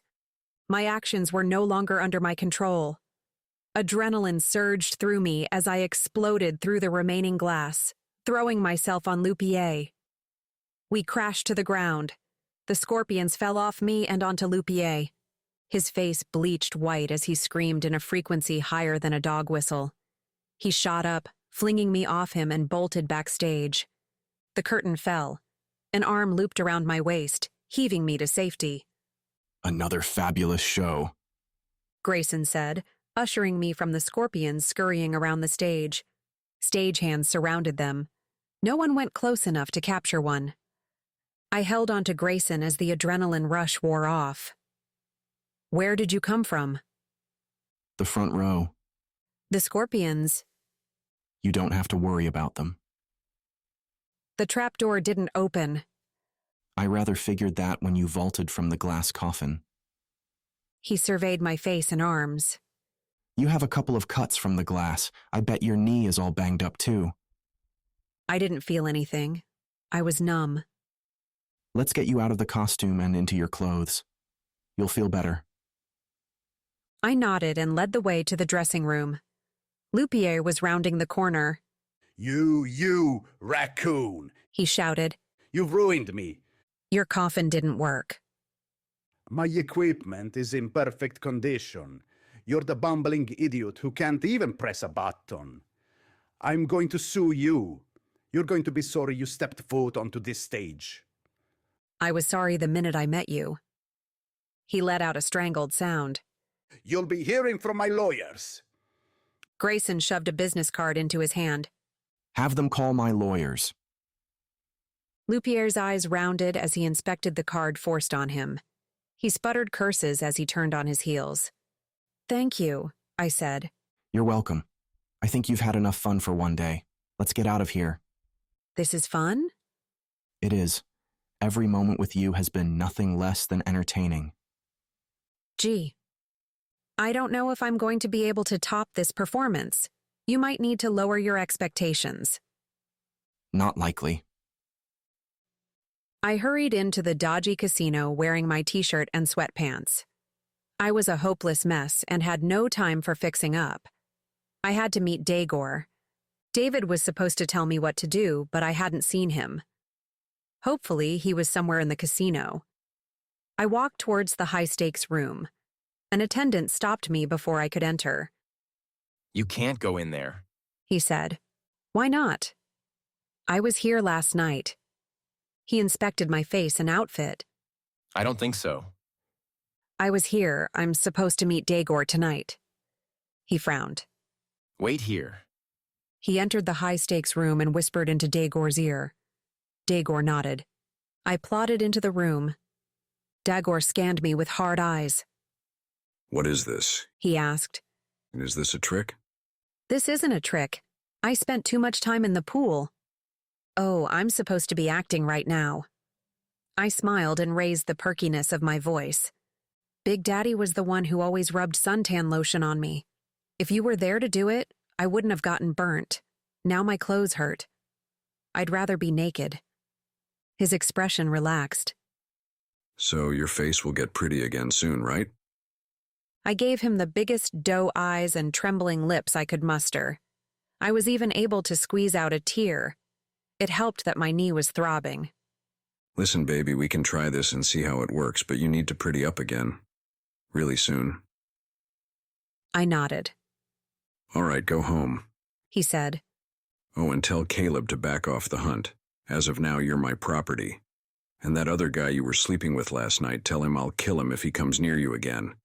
I let him off the hook last night, but no man except me can have you now. My mouth opened. A slick smile spread across his face. Don't be so surprised. I know all about you and your lovers, Nadia Wolf. I even know your cat. Where's Gus? Let's say he's taking a little vacation. As long as his owner keeps herself in line, he'll make a speedy return. A real tear bubbled to the surface. Go home, baby. I'll be in contact. What about the money? His jaw tightened. You can tell your friend, Grayson Miller, I'm not giving him any information. You said you would help.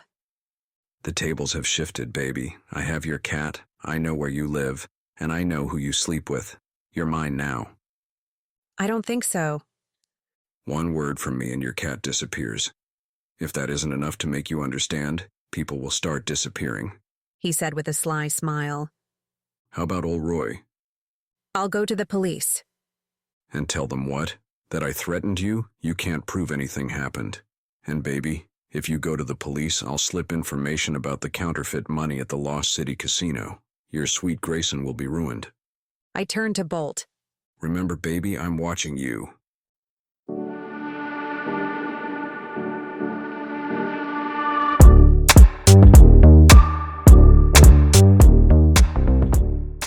Chapter 17. I took refuge in Caleb's Porsche outside the casino. I didn't know where to go or what to do. Gus was gone. Dagor knew who I was and was watching my movements. If I went to Lost City Casino, he would know I was meeting Grayson. The passenger side door opened and David slid in. Drive, he said. I tore out of the casino parking lot. David entered coordinates into the GPS system. David, he has Gus. I know, I heard the whole thing. Where were you? I was at the table. I didn't see you.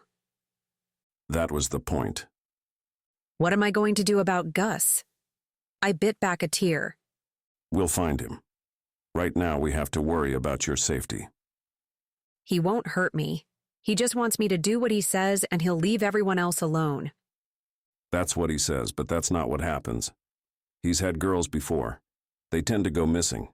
Are you willing to make him happy? I shook my head. There's no way I could ever do anything with him. Your safety comes first. Once you're safe, we'll be able to help the others. I should call Grayson. I already did. He's going to meet us at his house. Where's that? Just follow the GPS. I need to drop off Caleb's car. I can't keep it. Just keep it for another day. He doesn't care so much about the car as he does about his weekend with you. Well, he's not collecting on his weekend. How about a week? It will get you out of town and I can clean up the mess you made. The mess I made? You dragged me into this mess? And I won't go with Caleb for a week. Did you run this by Grayson? I would love to hear his thoughts on the subject. I know what he would say. I also know my brother, Nadia.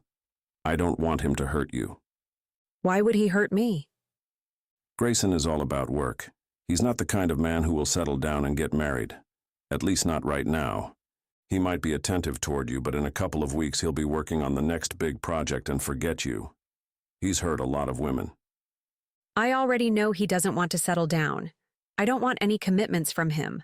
I honestly don't know what I want. You should think about that. Find out what you want.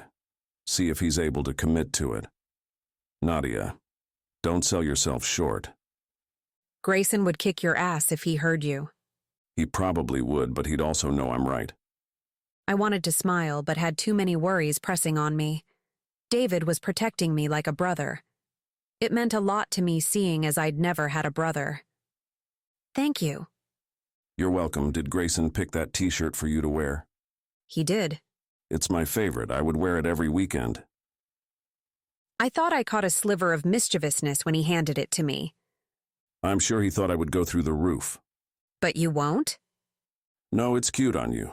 My life has changed in the last couple of years. I don't care about a favorite shirt. What have you been doing? Nadia, I can't tell you, but I need to leave again soon.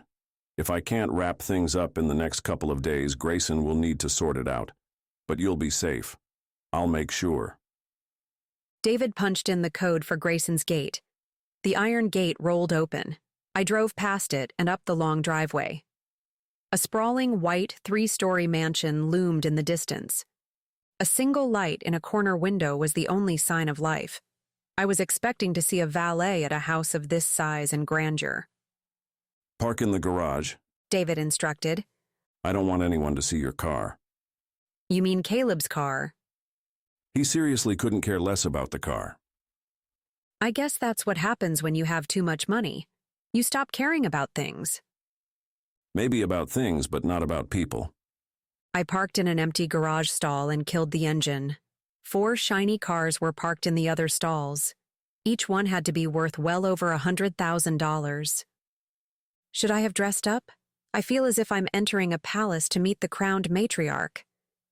He chuckled. Grayson is the only one here, and he dressed you. I followed David to the front door. Grayson was already there with his arms crossed. What's going on? He barked at David. The message you sent me was useless. I've been waiting here for the last half hour trying to figure out if I misunderstood and should have gone somewhere else. You're here, so it worked. Next time, give me more information. Are you going to let us in? Grayson scowled but stepped back to let David through. He hugged me when I stepped in. What's going on? He asked. Do you have any beer? David asked. I could seriously go for one, preferably ice cold. I have no idea what I have. I haven't been here in 6 months. 6 months? I asked as my eyes darted from the chandelier to the marble floors. I don't consider this my home.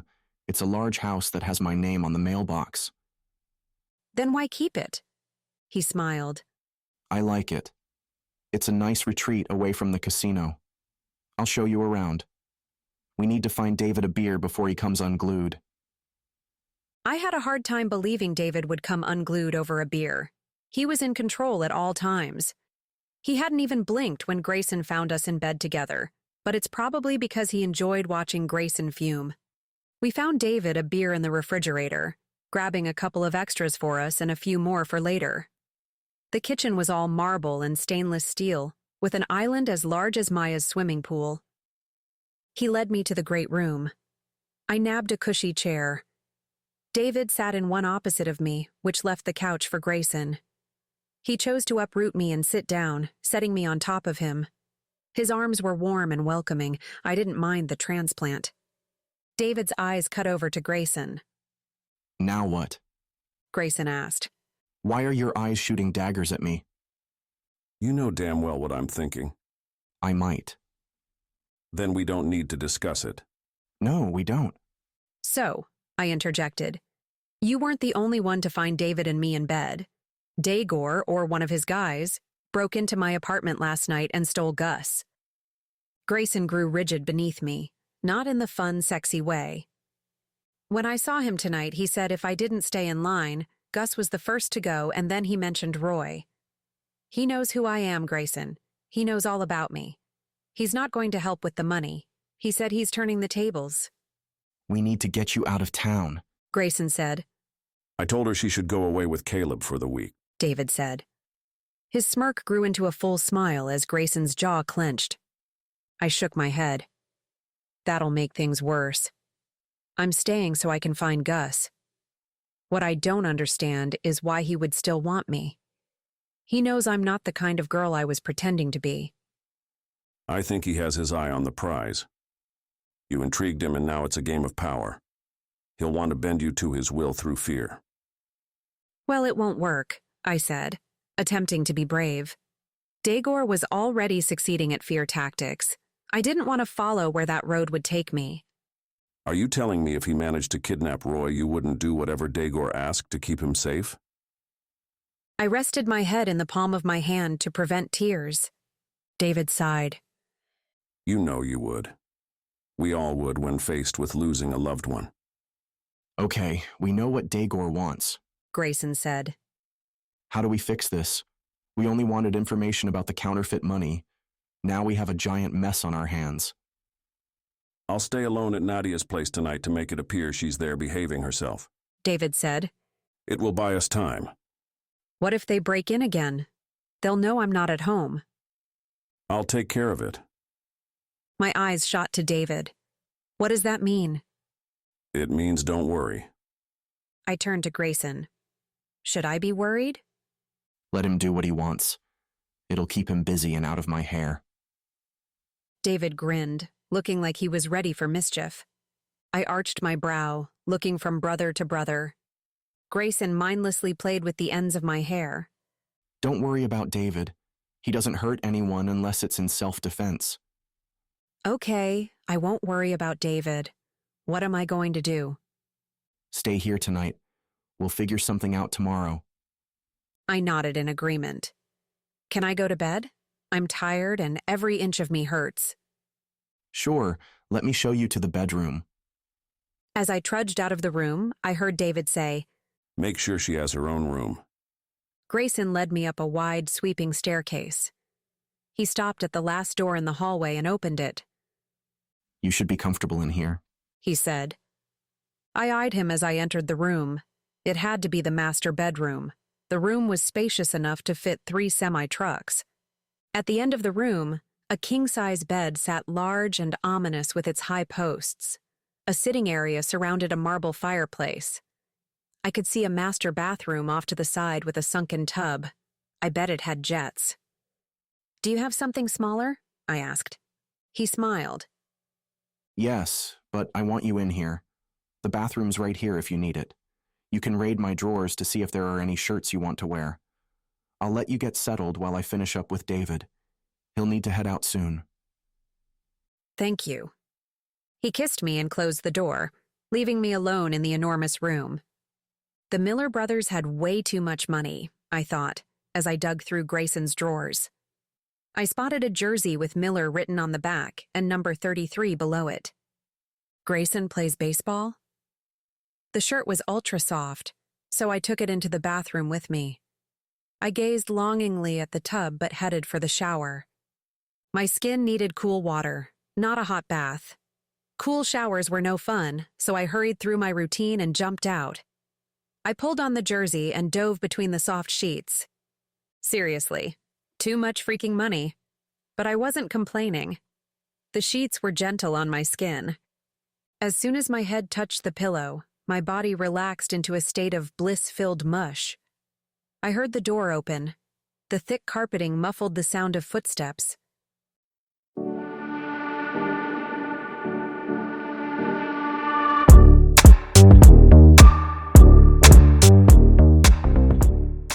Chapter 18. What's going on? I asked, not wanting to leave the squishy pillow. Grayson crossed the room and climbed into bed. David just left. David said you needed your own room. I don't care what he said. Nadia, sweetheart, I just want to be next to you and fall asleep with you in my arms. We've been through so much together over the few days we've known each other. Let me hold you. I turned to curl next to him. His arms brought me in closer. He was stripped down, except for a pair of boxer shorts. The touch of his skin flustered me. I didn't see how I was going to be able to sleep. Nadia, what are you wearing? I found a shirt in your drawer. I feel lettering. Are you wearing my jersey? Yes, why? He groaned. Nothing. Should I find something else? No, just remind me to keep my hands off of you. I'm confused. It's a guy thing. You aren't supposed to understand. Then explain it to me. No. You can't just say no. Yes, I can. Grayson, tell me or I'll have to find a different shirt to wear. I won't be able to fall asleep knowing there is something mysterious about what I'm wearing. There's nothing mysterious about it. You're wearing my name. That's it? I'm wearing your name? It's unbelievably sexy. I told you it's a guy thing. Maybe I should change. Don't you dare. You're the only woman who has ever worn the jersey. I'm happy you're the one to wear it. I settled back into his arms. I was too damn comfortable to leave the bed to change anyway. Good night, sweetheart, he said, kissing behind my ear. Even with Gus kidnapped and my skin tap dancing from Grayson's touch, I was able to fall into a deep sleep. I bolted up in bed. The room was pitch black. Grayson stirred next to me, tightening his arms around my waist, dragging me back to him. Are you okay? I had a nightmare about the damn scorpions. Grayson, I think I know what happened to the money. He propped himself up on his elbow.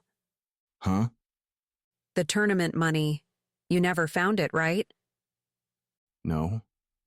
He rubbed the sleep from his eyes. We never found it, and we can't see anyone walking off with it in the surveillance footage. That's because it never left. Walk me through this. I'm half asleep. He reached over and clicked the bedside lamp on. I squinted at the light. What if the money never left the room? What if it just disappeared? Where would it have disappeared to? He asked. I don't know. I bet it's still in the room, and someone's waiting for the right moment to make it really disappear. Why would someone take the risk of stealing it only to have to do it again? I slid out of bed. Nadia, what are you doing? I'm pacing. The bed is cold without you. There has to be a reason someone would hide money. If I wanted the money so badly that I had to make an elaborate plan to steal it, I sure as hell wouldn't hide it in the same room. So, why do it? Grayson bounded out of bed. It was counterfeit. He grabbed me and kissed me so thoroughly I almost forgot why I was out of bed. That has to be it. They stole it because it was counterfeit. If Caleb got the money, their secret would be out. They didn't want the money for themselves. They wanted to get rid of the evidence. Grayson paced with me. We're so close to figuring this out. I need to get back to the casino. I'm coming with you. No, you're not. I can't risk Dagor seeing you. Grayson, I'm going, and that's final. Are you willing to risk Gus's life? I hesitated. His eyes softened as his lips pressed to my forehead. It's not that I don't want you to come. There are lives at stake. If you took a risk that didn't pan out, it would haunt you forever. Let's go back to bed. If the money is there, it will be there in the morning. But, Grayson... Bedtime, he said, tugging at my shirt. He coaxed me the rest of the way into bed with his promising lips. There's no way I can sleep. Who said anything about sleep? Is this a ploy to make me forget about the money? It won't work. This is a devious plan where you will sleep with me, with the jersey on. Do you think I would fall for such an obvious trap? That's why it's a devious plan. First, I'll relax you. Are you relaxed yet? No. Let me fix that. His hand smoothed my hair. I gazed into his eyes. In the dim light, they were the shade of black silk. His hands were as silky as his eyes. They roamed freely yet gently so as not to irritate my skin. His lips kissed as softly as butterfly wings, with each more tantalizing than the last. Step 2 of my plan, he whispered, is to keep you in suspense. His body was within a centimeter of mine. His energy radiated through me. He moved within the space, but never once touched me. It took all my strength not to pull him to me, to kiss him, to take him into me. His lips were near. so deliciously near. I moved to him. The closer I came, the farther he moved back. Step 3 of my plan is to make you want me so bad, nothing will keep you from having me. You're dreaming, I said, even though I was already there and waiting with bells on. Am I? I think I'm closer to achieving step 3 than you want to admit.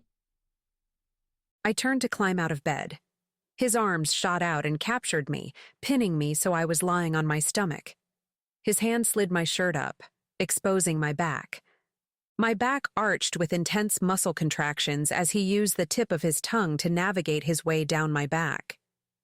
As he continued his journey, my fingers curled into the sheets.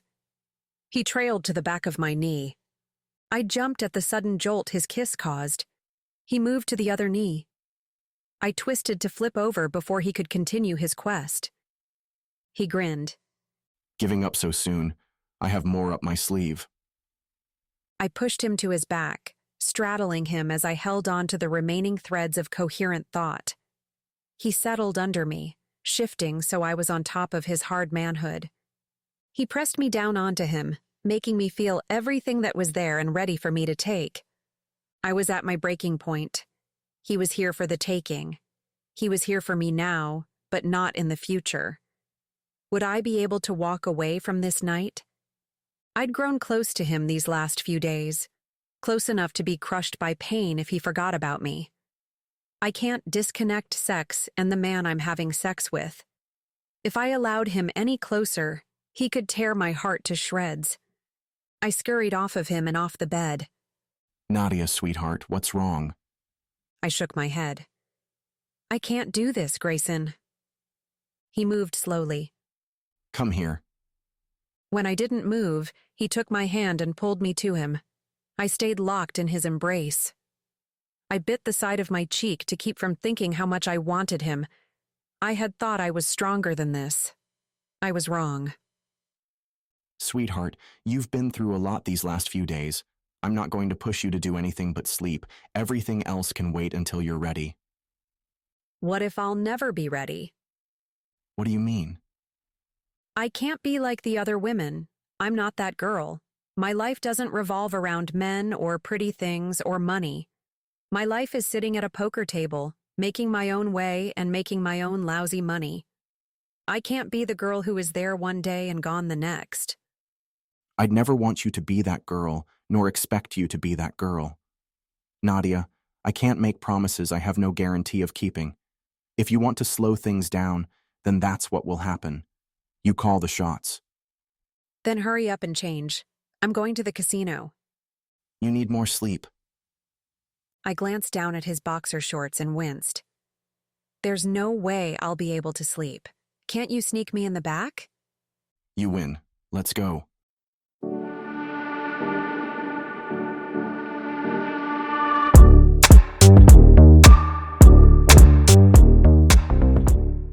Chapter 19. Grayson drove up near the rear entrance of the casino. I was thankful to be out of his bedroom, but concerned about Daegor finding me. My curiosity about the vanishing money shoved those thoughts to the back. Grayson used his keycard to access the back door, leading me through the back hallways.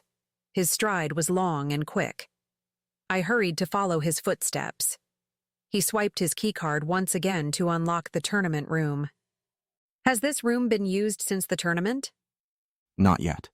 It's set up for televised games. This isn't a room that would be used on a daily basis. We purchased the cameras and technology to make this operational. The table has tiny cameras built in to view the players' cards. Where could the money be hidden? I pondered out loud. The money was piled on the table when the lights went off. They had to do it fast. Security was already on the way with the flashlights. We stood in the room, surveying the area. The poker table sat in the middle of the room. Audience chairs surrounded two sides of the table, and cameras surrounded the remaining two sides.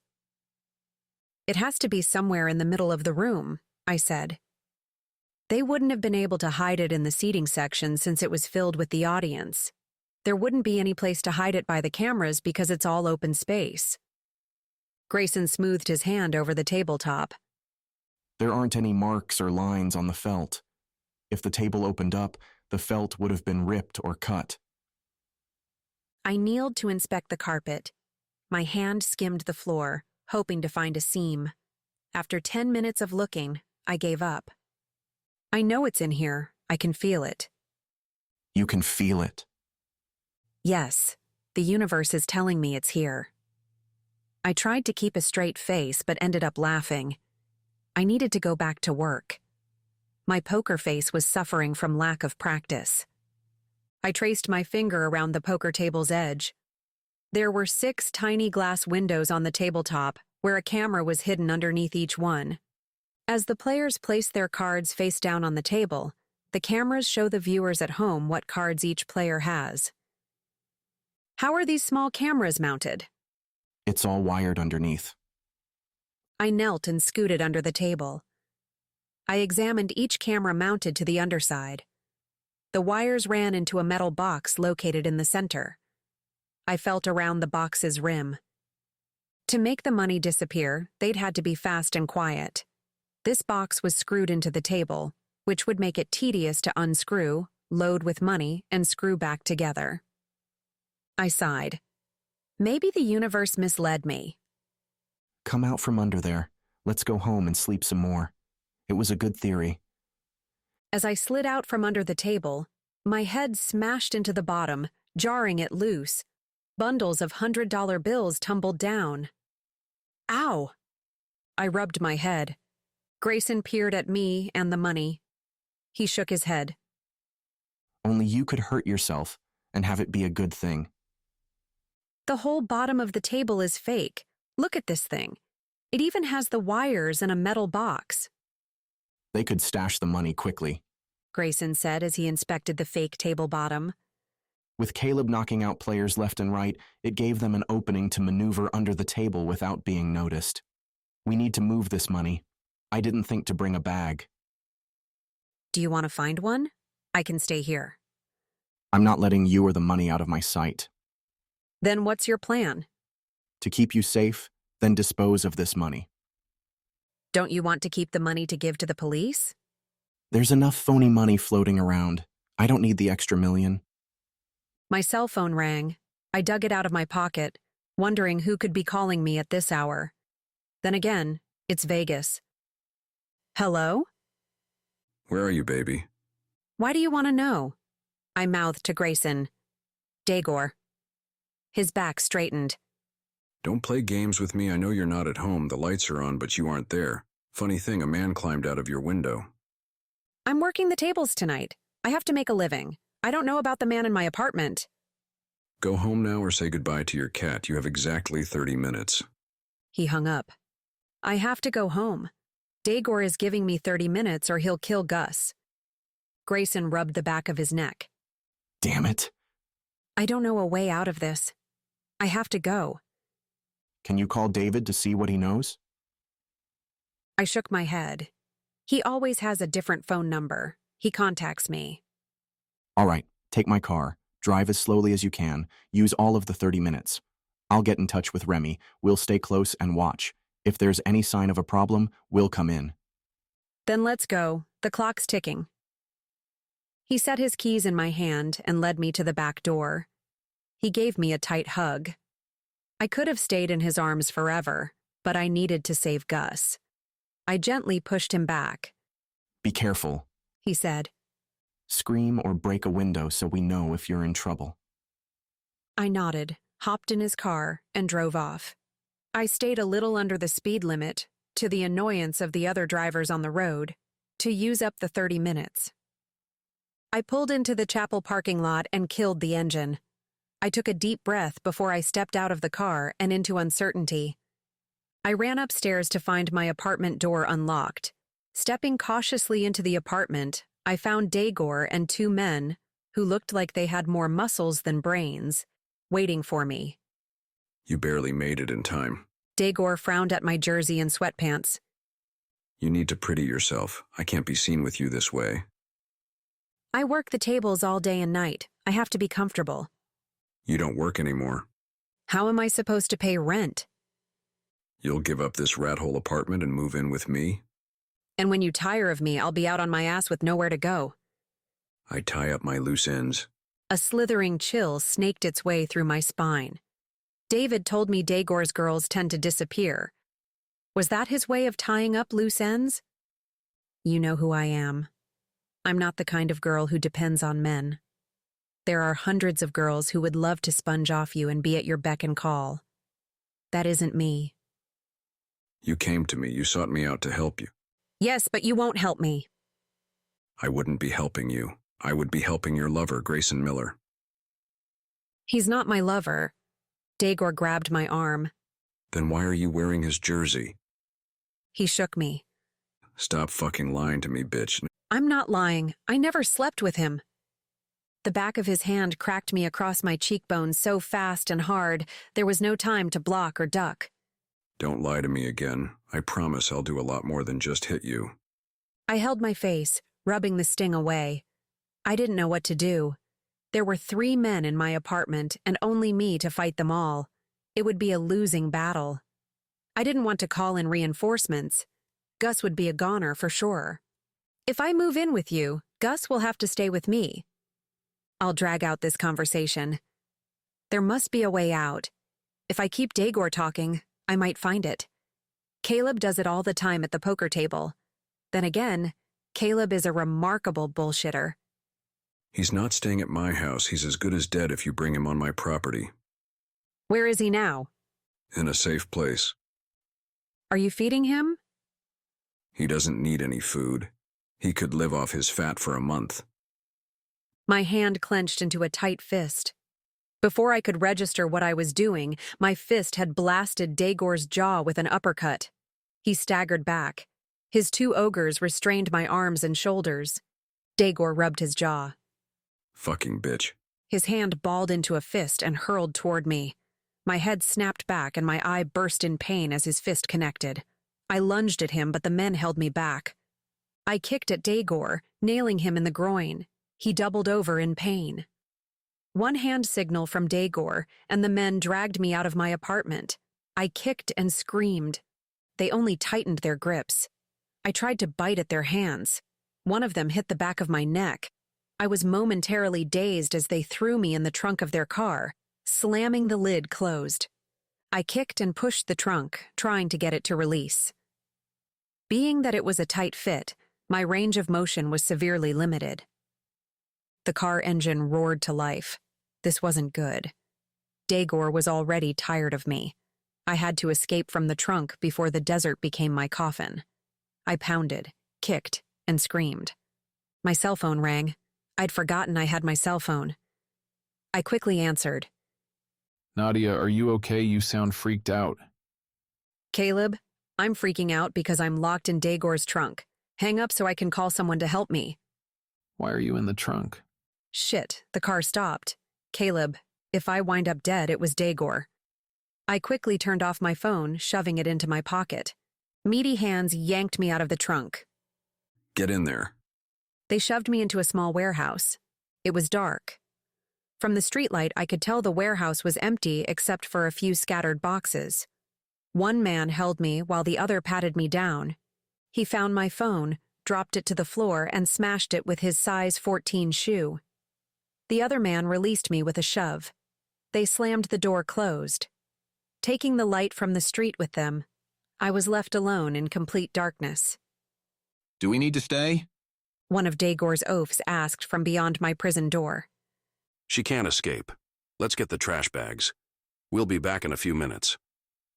Should we kill her first? We'll wait until she's in the bag. Less mess. I heard the car doors slam and the sound of tires crunching against gravel as they drove away. I reached out with trembling hands to search for the door. I couldn't see in front of my face, let alone a few feet away. It took 10 shuffling steps before I made it to the wall and found the door. I shook the door handle. It was undoubtedly locked. I had hoped one of the brain cell-challenged oafs would have forgotten. I wasn't going to stay there and let them kill me. I stepped a few paces back and hurled myself at the door. The metal door didn't budge, though my arm vibrated from impact. I held my arm in pain. I had to escape. A low growl came from behind me. I froze as I listened to the sound. The growl got louder. I backed into the wall. There was nowhere for me to go. I kicked my foot to deter the animal from coming closer. My foot connected with a chubby furball. Gus? Oh, God. Gus, are you okay? He grunted. I knelt with stretched arms to find him. He plopped down into my reach. Gus, I'm so sorry. If we get out, I'll give you hot dogs for a week. He groaned when I said hot dogs. He bit into my sweatpants and chewed as if they tasted just as yummy as his beloved hot dogs. As I pried my pants out of his mouth, he snapped at my hand. A noise outside the warehouse jarred my attention, giving Gus the perfect opportunity to seize my pants again. Nadia, are you in there? Grayson? Stand back. Remy's going to open the door. Oh, thank God. I scooted back, but I wasn't certain how far away I was to begin with. I heard a loud thunk, then another one. The third thunk flung the door open. A flashlight blinded me. I squinted as two shadows closed in. Grayson grabbed my hand and led me outside. Don't forget Gus. Remy has him. We need to buy him something to eat. Dagor was starving him. We'll pick something up on the way. I noticed a Cadillac. Whose car is that? Remy's. He had to pick me up from the casino. He'll drop us off at my house. What about Gus? He can stay with us. Grayson hopped in the front seat with Remy. Remy deposited Gus in the back seat with me. Gus zipped over and squeezed in tightly under my arm. A heartstring tugged for him. He chewed on my pants the entire ride to Grayson's. I didn't have it in me to stop him. Grayson carried Gus into the house and deposited him on the sofa with a package of convenience store hot dogs. I didn't notice your eye in the dark. What happened? I reached up, wincing as I touched my swollen eye. Dagor punched me. How did you find me? We were following you the whole time. We made sure Dagor's goons left before we freed you. I'll get some ice for your eye. I sank next to Gus, petting him as he inhaled his food. He snorted with hot dog happiness. Grayson dropped in next to me with a small bag of ice. I relaxed into the cushions as he gently pressed the ice to my eye. What happened to you? David asked from the doorway. Dagor hit her. What did I miss? Grayson relayed the story to David while he continued to pamper my eye with ice. Where were you? He asked David. When Dagor showed, I escaped out of Nadia's apartment and raced over to Dagor's house. I thought I might be able to find Gus. I found a bunch of nasty evidence against him. He had extortion rings set up and kept handy mementos of his deceased victims. I bagged it all and placed a call to the police. I don't think you'll have to worry about Dagor for a while. I nestled into Grayson as David and he continued to talk. Not worrying about Dagor lifted a weight off my shoulders. The deep, rhythmic voice coming through Grayson's chest lulled me into a dreamy stupor. My eyes strained to remain open. Grayson moved his arm, allowing me to cuddle even more. I tried to stay awake even though my eyes were heavy with sleep. I finally surrendered. You need to let her go before you hurt her. Since when did you become an expert? You hurt your wife when you left. I had no choice, you do. The choice belongs to her. You could stop now before it gets too far. I would never intentionally hurt her. You'd never intentionally hurt anyone, but you do. Why do you care so much about what happens between us? Because I like Nadia. Grayson shifted. What are you saying? Nothing that you're thinking. I think we're done. Grayson gathered me into his arms. The weight of my arms and legs hung heavy as he carried me to the bedroom. I should have walked the distance to the bedroom, but exhaustion took over. And it was nice not to have to walk. He slipped me under the covers and then cuddled in around me. I instantly fell into a deep sleep. I awoke happy. My skin didn't hurt. Gus was alive, we'd found the money, and Dagor would be behind bars soon. My eye hurt, but I could live with that. I climbed out of bed, realizing I was alone. I poked my way through the house and found Gus on the couch where we left him. He was curled next to his hot dog wrapper, chewing on a paper scrap. "I think you might need breakfast." I petted him, and he grunted his morning hello. I threw the scrap of paper in the garbage and continued my journey through the house and into the kitchen. The house was deserted. Grayson must have gone to work. I was a little disappointed that he hadn't waited for me, but he had been spending a lot of time out of the office. I'm sure he was swamped with work. A nagging question pressed on me. Was this the end before it began? I ran upstairs to take a quick shower. I found some of Grayson's clothes to change into. I would head home to change into my clothes and then hit the tables. I'd stay away from Grayson's casino. It would give us both some space. And I needed real money, not counterfeit. I found Gus in the same spot on the couch. I tried to pick him up, but his butt drooped back to the couch. I ran to the kitchen and snagged the backup hot dog supply. Gus perked up when I waved one in front of his nose. He batted my hand to release the hot dog. When I yanked it away from him, he rolled over and stood with a stretch. "Come on, Gus. Come and get the yummy hot dog." I led him through the house and out the door with the wagging of a hot dog. I pressed the garage door button to open it and tossed the hot dog onto the passenger's side of Caleb's Porsche. After Gus lumbered in, I shut the door and slid into the driver's side. "We're going home."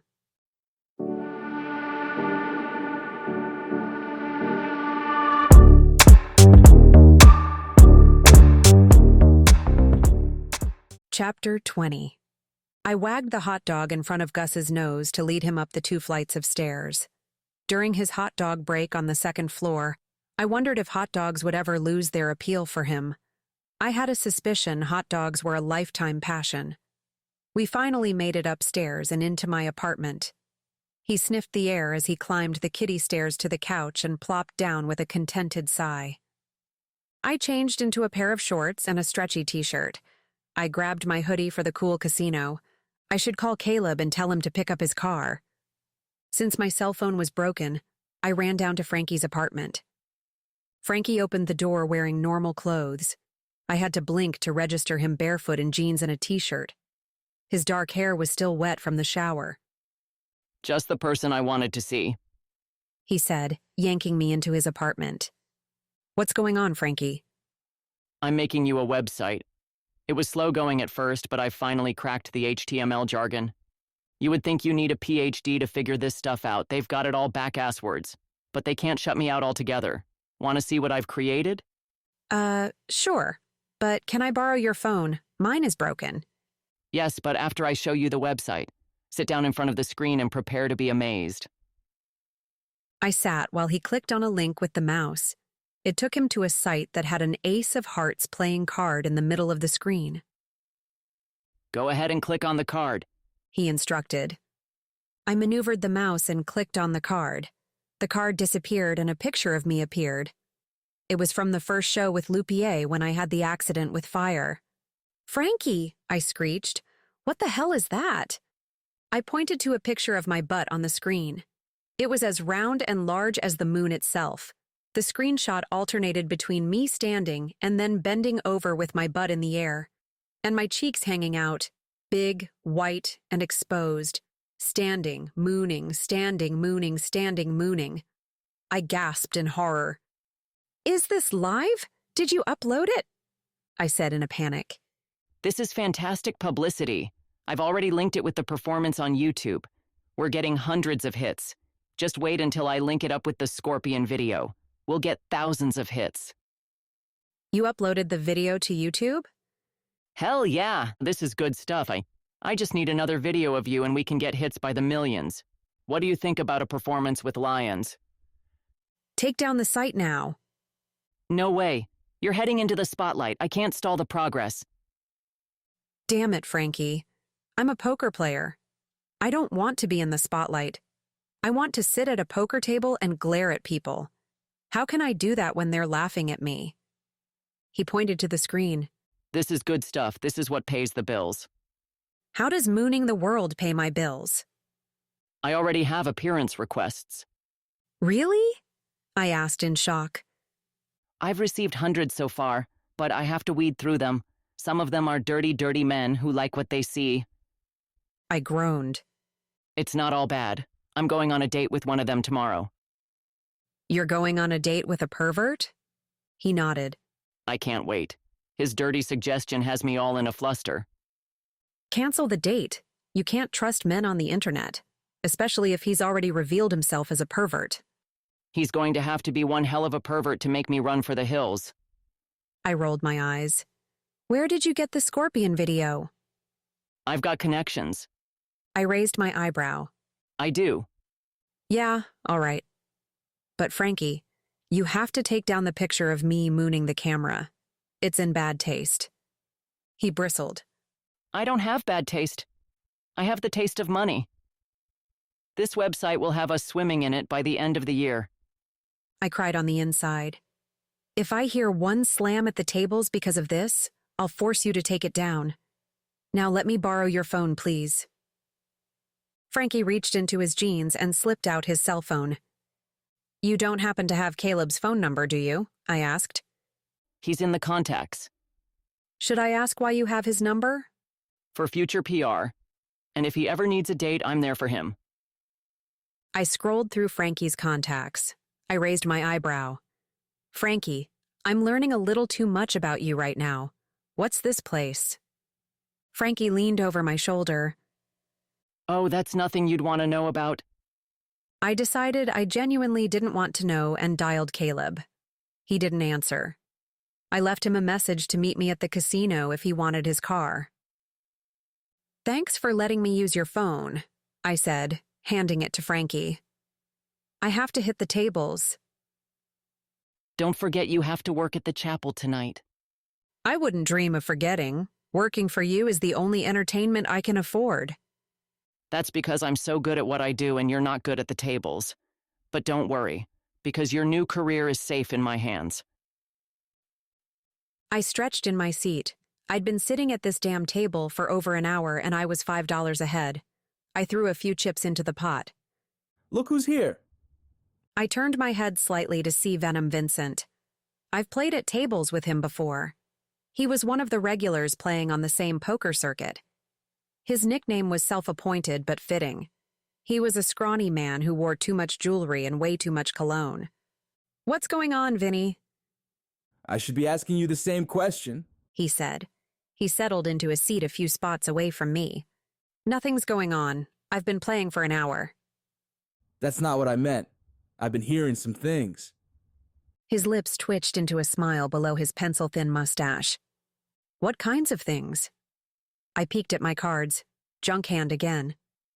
You seem to be the talk of the tables. My eyes narrowed. He had piqued the interest of the rest of the table. Their eyes rested on him as well. Go on. Tell me some of the talk. Seems you've turned into a social butterfly. Not only did you have a fling with Caleb, but I've heard rumors of you betting Grayson Miller and Degor Moliente. Seems someone has a very wild imagination and a loose tongue, I said. Who started these rumors? Are you sure they're rumors? Yes, I'm very sure. What about your website? Do you normally like to reveal your assets to the world? His lips curled as he shuffled his chips. The players at the table yanked out their phones and began searching for the website. I heard a few snickers. I'm going to kill Frankie. That website has nothing to do with me. How does it have nothing to do with you? You're the only one waving your butt to the world on it. Never mind. I didn't upload it on the web. And there isn't anything true about the rumors either. Then how come you're turning red? I'm not turning red. I'm burnt. It's a shame your reputation is flushed down the toilet like yesterday's lunch. I was thinking you could be my next chick, but I don't date trashy women. The Vinster needs to keep his reputation on the level. As I was looking for my escape, I spotted Caleb entering the casino. So, Vinster, do you think Caleb would tarnish his reputation by dating a trashy woman? He's juggling enough girls. Since he's already had his taste of you, he'll probably move up the food chain. If Caleb didn't find me soon, I was going to hop over the table and strangle the Vinster. I gathered my chips. There was no way I could play at this table now. As I turned to leave, Caleb's strong hand curled around my arm. Where do you think you're going? To another table. What happened last night? He lightly brushed his finger against my bruised eye as he inspected it. You had me totally freaked out. You can't just tell me you're in the trunk of someone's car and then hang up. You called at a lousy time and then they broke my phone. Did Daegor give you the black eye? I nodded. It doesn't hurt anymore. It's just ugly. How did you escape? Remy and Grayson followed Daegor and rescued me. Where's my car? The valet has it. I weeded the ticket from my pocket and handed it to Caleb. Sorry for borrowing your car. You mean stealing it? The Vinster perked with the newest information. I didn't steal it, I said, glaring at Vinny. Can we have this conversation elsewhere? The Vinster is already having fun with his other rumors about me. Caleb eyed Vinny. What rumors are those? He says you and I had a fling, and then I proceeded to jump into Grayson's and Daegor's beds. Is that so? Yes, which is why I'm moving to a different table. I think I want to play a few rounds. A smile brewed on Caleb's face. You can have my chair. I'm leaving. Stay, you won't want to miss this. I'll take a seat next to Vinny. Vinny fidgeted in his seat. How much is the buy-in for this table? 200, I said. Perfect. Caleb bought in without hesitation. It was chump change to him. So, Vinny, are you ready to lose? Vinny cleared his throat. I slowly sank into my seat. I eyed Caleb as he threw a few chips into the pot. The man on the other side of Caleb nudged him. Caleb looked down to see the man's phone. The corners of Caleb's mouth twitched. He looked over at me. A playful spark ignited in his eyes. Should I congratulate you on such an amazing website? Caleb asked as he drove me home. Caleb left the Vinster at the table with one chip and a wounded expression. You can congratulate Frankie. I'm going to kill him. It sure catches the eye. I groaned. Frankie said I'm receiving appearance requests. I'm just hoping they don't expect me to jump out of a cake. That website is false advertising. What are you doing tonight? I have to work later. Do you want to have dinner before work? I eyed him. That's a bad idea. We're better off far away from each other. But thank you for destroying Vinny at the table. That was fun to watch. How are we better off away from each other? You can't plead ignorance. It's way too obvious we weren't meant to be together, let alone in the same room. We could start over. I don't think that works. And I'm sort of seeing Grayson. What does sort of seeing mean? I'm not sure. I don't know what I'm looking for yet. Even if I did, I'm not sure what he wants. You know he doesn't stay with women. Neither do you. And I don't want to date a poker player. If you're anything like me, you'll drive me crazy within a week. I would drive you crazy? Do you know how many times I've been ready to pull my hair out because of you? I'm guessing it was about a dozen, which proves my point. What about the weekend you owe me? You're still on that? You owe me. This isn't about the wager anymore. This is about you wanting to have sex with me. It doesn't matter what it's about. You lost. You're right. I do owe you, but my heart wouldn't be in it. It will be. You just need the right atmosphere. I don't think the atmosphere has anything to do with it. You'd be surprised, he said as he pulled into the chapel parking lot. Nothing surprises me anymore. That's a shame, he said. His fingers brushed the bruise under my eye. His arms brought me to him, and he placed a light kiss on the bruise. His lips moved to mine. I softened under his kiss. I knew it was wrong to give in so quickly. Where was my resolution of not wanting to get involved? I pushed back. What is it about Caleb that keeps luring me? Thanks for the ride home, I said, jumping out of the car before he could stop me.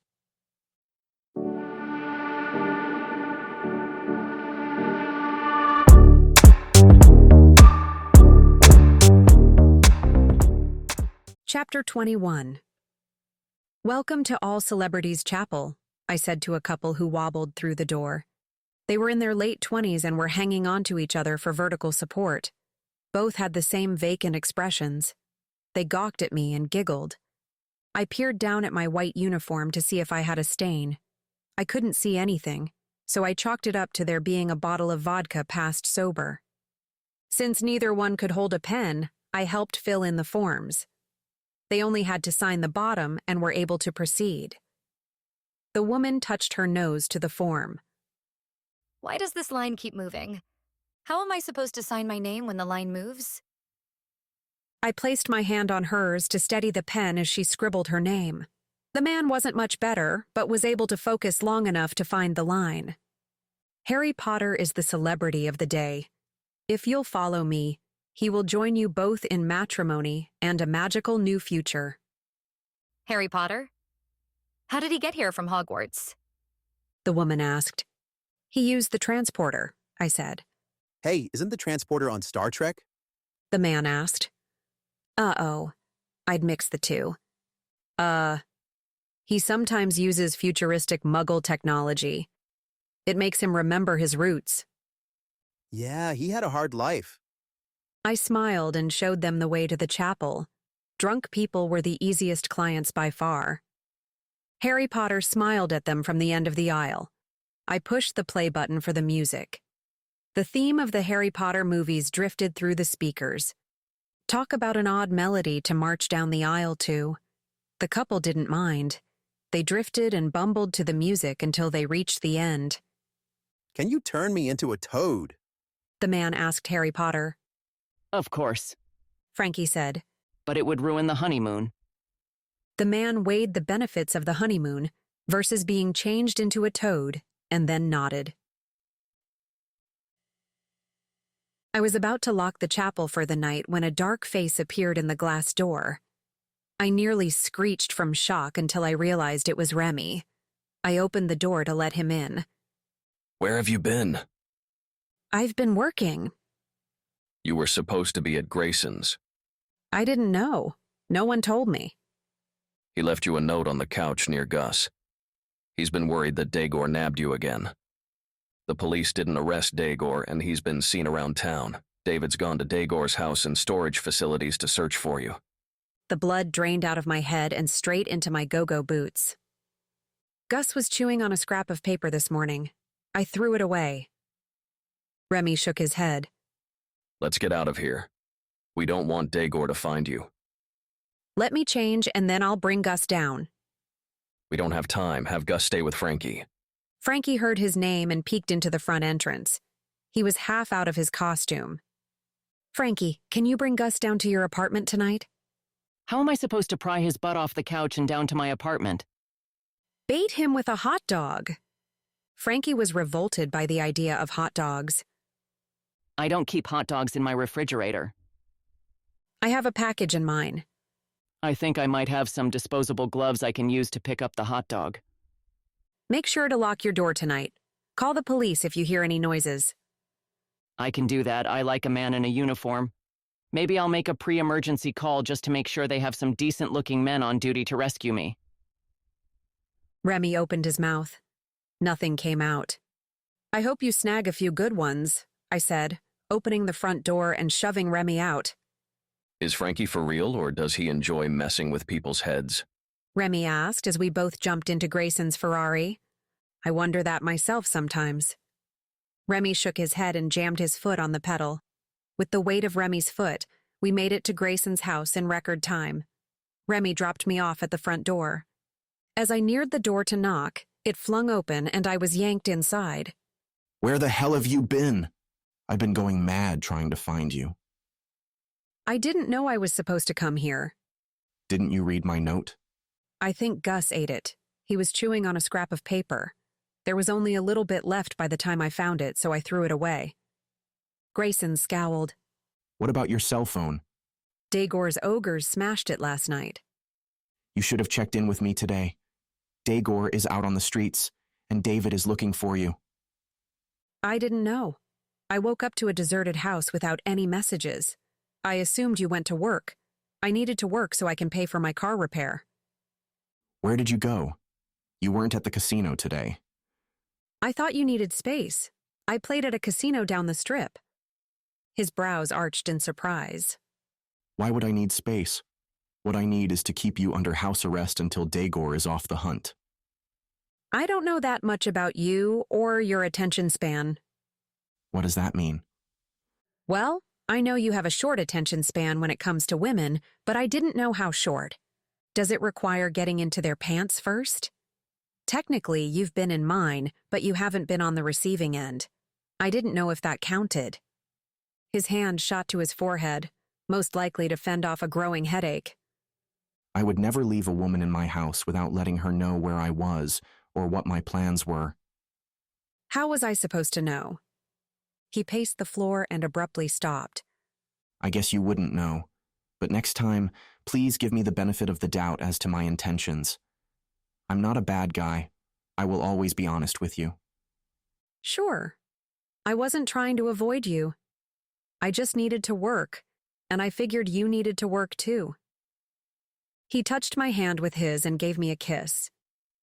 I need to call off David before he causes trouble. Don't bother, David said from the doorway. Remy filled me in. I had already gone through Daegor's house and was on my way back when he called.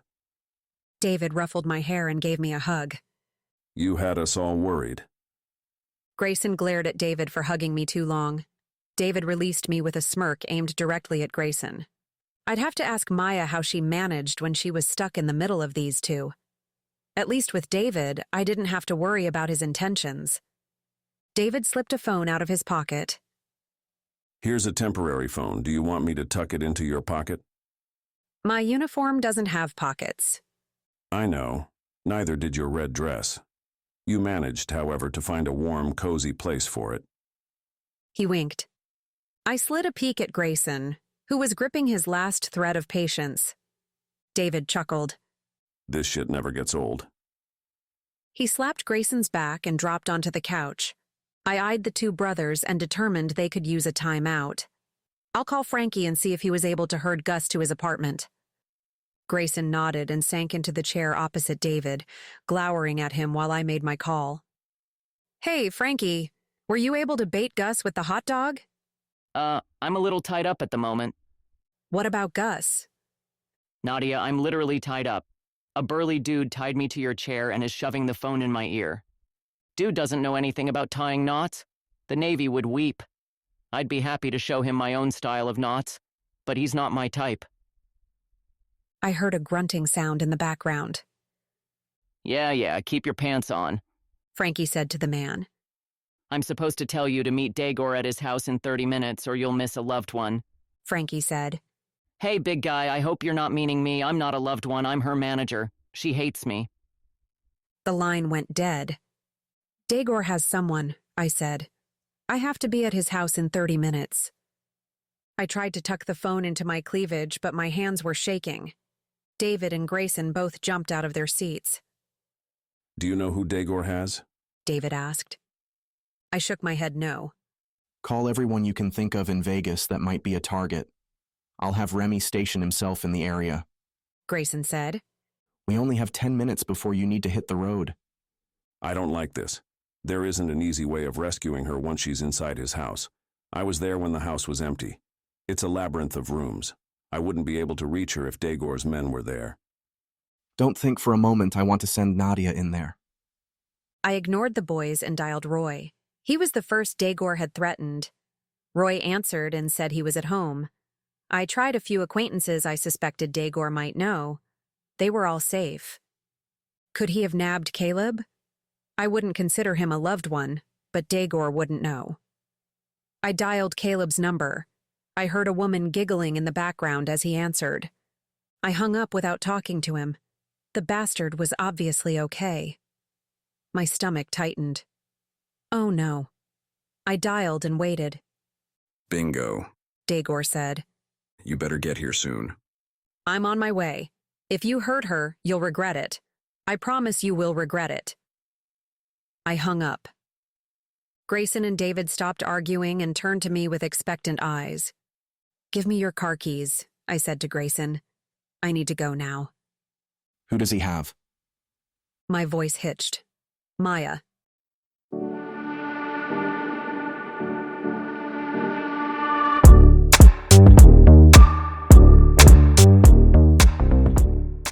Chapter 22. I drove to Dagor's house with the possessed air of a demon. Nothing was going to keep me from making sure Maya was safe. Neither Grayson nor David had tried to stop me from going. They reassured me they'd be watching and coming up with a plan. I had to find Maya and stall. They would text the word clothes to my cell phone if they were able to find Maya before I did, and then I could make my own escape. My heart beat wildly. I was barely able to concentrate on the road. Blinding anger surged through me as I reached Dagor's house. I pressed the gas pedal to the floor, crashing through Dagor's gate. I slammed on the brakes inches from the front door. The door flung open with Dagor filling the doorframe. His eyes were as wild as my actions. Are you out of your mind? You ran down my gate. You gave me 30 minutes. I jumped out of the car and slammed the door. Where is she? Someplace safe. I'm here. Let her go. Not until we've reached an agreement. It took every ounce of control not to launch myself at him. What kind of agreement? I don't know how you escaped from the warehouse, but you won't have that chance anymore. I don't want to play games. Make the decision to be with me now. Why the hell would you want me? I said you were mine. You will be mine. What if I don't want to be with you? Then I'll kill you and take Maya. She seems like a sweet, innocent girl. It might be fun showing her how cruel the world can be. You, on the other hand, already know. You and I could become partners. I glared at him. My nails bit into my palm to keep me from ripping his head off. Business partners? Partners in all sense of the word. I don't see that happening. You wouldn't give up any control. It's a give and take. I do all the giving, and you do all the taking. For now, in time you would earn your reward. I could see right through his lies. He didn't want me as a business partner. He wanted me dead, but he wanted his fun first. The only thing I want right now is to make sure Maya is safe. Saying things like that only gives me more power to make you do exactly as I wish. He sneered. We can work out the details inside. Think of this as an initial contract. I smothered the voice in my head, screaming at me to run, and followed him inside, where he locked the door behind us. We walked through his vast entrance and foyer and into a study with a large mahogany desk and a leather executive chair. He led me over to a leather couch placed in front of a fireplace. Good thing for him there wasn't a fire lit. It would be too tempting to push him in. Sit here, we can discuss the arrangements. I positioned myself at the edge of the couch, farthest from Dagor. I don't understand. You know I won't make any of this easy on you. He sat down next to me. You'll know my desire soon. His fingers threaded through the back of my hair. His grip tightened as his lips crushed into mine. I pushed at him. This spurred him as he used all his weight to push me into the couch. The more I fought, the more violently he came at me. Weren't we going to talk about a contract? I asked as I wedged my knee between us. We'll talk after. He pushed my knee out of the way. As I turned to slide out from under him, he yanked my hair and jerked me back. I clawed and dug my nails into his face. Surprised, he stopped to feel for blood. His teeth gnashed together as he backhanded me across my cheek. I kicked at him. He moved quickly out of the path and caught my leg, pinning me down. His weight had me disarmed. I had no way of protecting myself, but I wasn't going to go down without a fight. I spat in his face. His face twisted with rage. Dagor's hand flew to my throat, his fingers curled around it, stopping the airflow. With my airway blocked, there was no way to scream for help. Not that it would help. There was no one here to save me. Terror was claiming every thought. I clawed at his hand to unclench my throat, but it was no use. I was growing weaker and more frantic with each moment. I punched and scratched, but he didn't recoil. He wasn't going to give me the air I desperately needed. My arms weakened, my eyes blurred. I was barely conscious when a man appeared in the study. Sir, there's been an explosion at one of your warehouses. Daegor instantly let go. I coughed and wheezed with the air I gulped. My lungs burned from deprivation. Get everyone on the move. Find out who did this. The man ran from the room. Daegor glowered at me. Did your friends do this? I don't know anything about it, I rasped, rubbing the pain from my throat. I already know you're a liar. Was it Grayson Miller? Do you expect a CEO to run around blowing up buildings? He has people to do it for him. I ran here as soon as I heard you had Maya. I didn't tell anyone or make plans. I smirked. It's too bad you weren't in the warehouse when it blew up. This remark earned me another black eye. He punched with such anger I fell back and off the couch. He grabbed me by the back of the neck and dragged me to a closet. He shoved me in and slammed the door. I heard the click of the lock imprisoning me in the confined space. I pounded at the door. Let me out. Dispose of her, Daegor said. Yes, sir. I pulled out my phone. They hadn't taken it this time. I had the notion that in a short time I wouldn't be able to use it. I called Grayson. Nadia, where are you? Have you seen Maya? I'm locked in a closet, I whispered. Daegor gave orders to dispose of me. Shit. Where are you in the house? The study, I whispered. It's near the front entrance. I'm on my way. David and Remy are over at the warehouse. I've been looking for Maya at some of his other sites. I can't find her. She must be here. Find her first. The door to the closet opened. I blinked up at a giant man. His thick brow frowned. Find me first, I squeaked into the phone. The man seized my phone and smashed it. His hand grabbed my arm and dragged me to the entrance, where a car was waiting with its trunk open. I twisted my body, using all my weight to loosen his hold. He held on with a snake-like grip. I punched him in the stomach. He gave a low grunt but was unaffected. He picked me up and flung me into the trunk, slamming it closed. I was locked in the damn trunk again. I repeatedly kicked at the top. The only thing that gave way was my energy. This wasn't good. I already knew my fate, but I didn't want to consider the ending.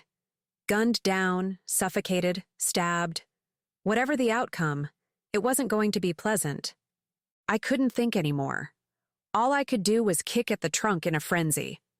I kicked and kicked until I smashed a taillight. I kicked the taillight again to remove all the pieces and stuck out my hand. I waved frantically, hoping someone would see my arm and call the police. Maybe I could wave an object out the small space for someone to take notice. There wasn't anything in the trunk. I didn't have a purse. I only had my clothes. I yanked off my go-go boot and shoved it through the hole. I shoved it so hard I lost my grasp. It fell onto the road. Good thing I had two. I had better luck with the second one. I dangled it out of the car, trying to use it as a flag. But holding it with only a couple of fingers in a moving car, I lost my grip again. I had only a few articles of clothing left, and I didn't want to make my escape naked. But if I didn't wave something out of the hole, then I was as good as dead. I shimmied my skirt off first, and then my bustier.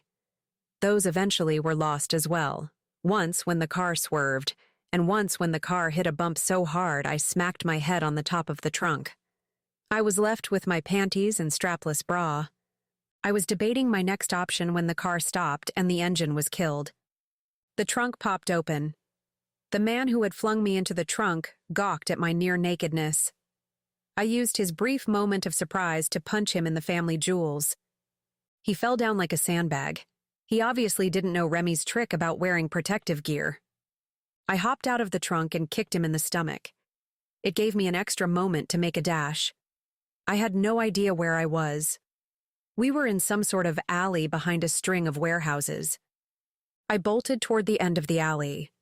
Hopefully, there would be a road leading me to a populated place.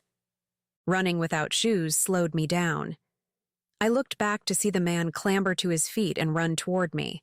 Fortunately, he wasn't too quick either, thanks to my punches. I reached the end of the alley and found a road to my left. I ran for it and reached an intersection. There was a man talking on a cell phone at the opposite corner. I ran through the intersection and swiped his phone. I called my thanks as he gave me the middle finger and yelled obscenities. If I hadn't been concentrating on keeping myself alive, I would have complimented him on his colorful use of the English language. "Grayson," I wheezed into the cell phone when he answered. "I have no idea where I am, but I'm running. And there's a giant man after me." Can you see any road signs? "I'm near the warehouses. I ran through an intersection. There's no way I'm going back to read the sign." I glanced behind me. The man was catching up and was only half a block behind. Keep running. I'm going to get David on the line. "Keep running? I'm ready to pass out." Grayson cussed. David promptly chimed in. "Did you find Maya?" I asked. Don't worry about Maya.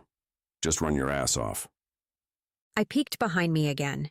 He was within tackling distance. "He's right behind me." Follow my instructions. You're going to stop, turn abruptly, and knee him in the groin. Give him an uppercut to his jaw as he goes down. You remember from the punching bag, right? "Yeah," I said with labored breathing. Nadia, do it quickly. Don't give him time to react. She can do it, David said. Don't think about it, do it. I sucked in one last breath and turned around. The man was right on top of me within a matter of a few steps. I brought my knee up as he was grabbing me. He toppled on contact. I followed through with an uppercut as he was on his way down. It wasn't as perfectly executed as David's, but the result was nearly the same. The man tumbled back, grabbing at his privates. What I didn't expect was him kicking out at me. His anvil-sized foot swiped my feet out from under me. I crashed onto the concrete. My head bounced on the unforgiving surface. It was lights out.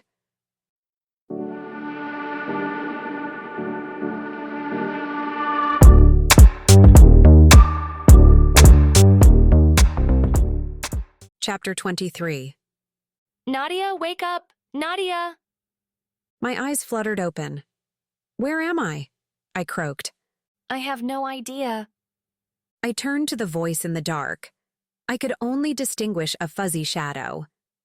"Who are you?" I asked. "I'm Maya." I propped myself up. I was sprawled on a cold concrete slab. My body was freezing and sore. "You don't know where we are?" "Some kind of warehouse. They brought me here hours ago. They dropped you off a few minutes ago.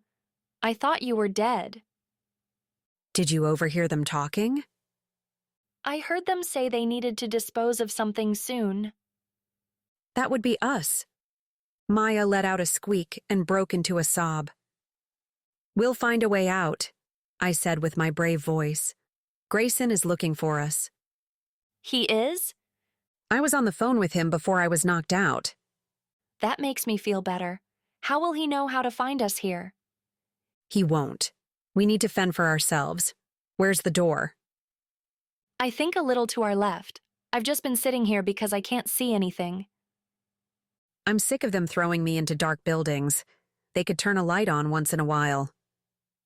Maybe they're trying to save on electricity. Anything's possible. Let's try to find the door. Maybe there's a light switch near it. Oh, I didn't think of that.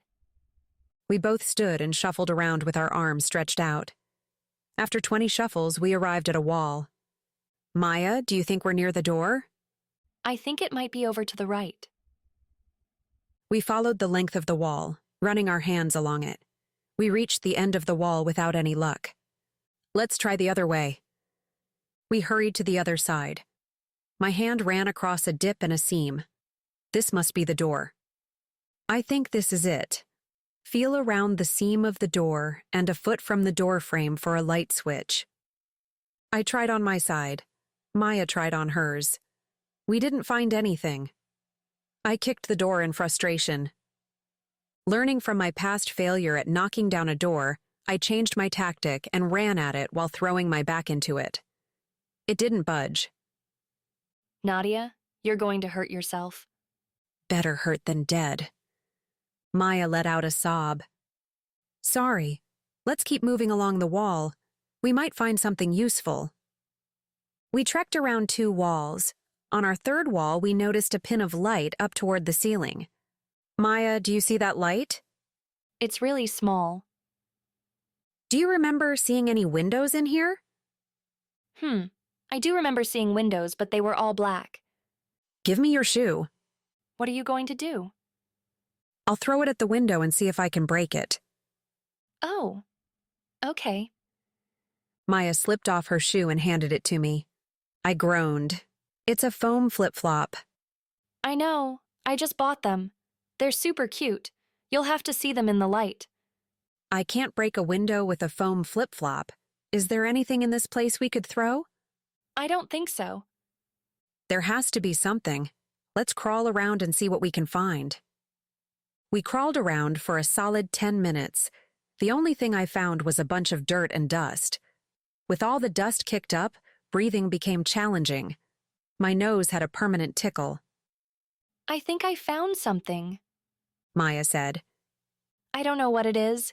It's like a fuzzy rock. Meet me at the window. She handed me the fuzzy rock. What do you think it is? The tail of the fuzzy rock hung limply through my fingers. It's a good thing I hadn't eaten because I was ready to heave.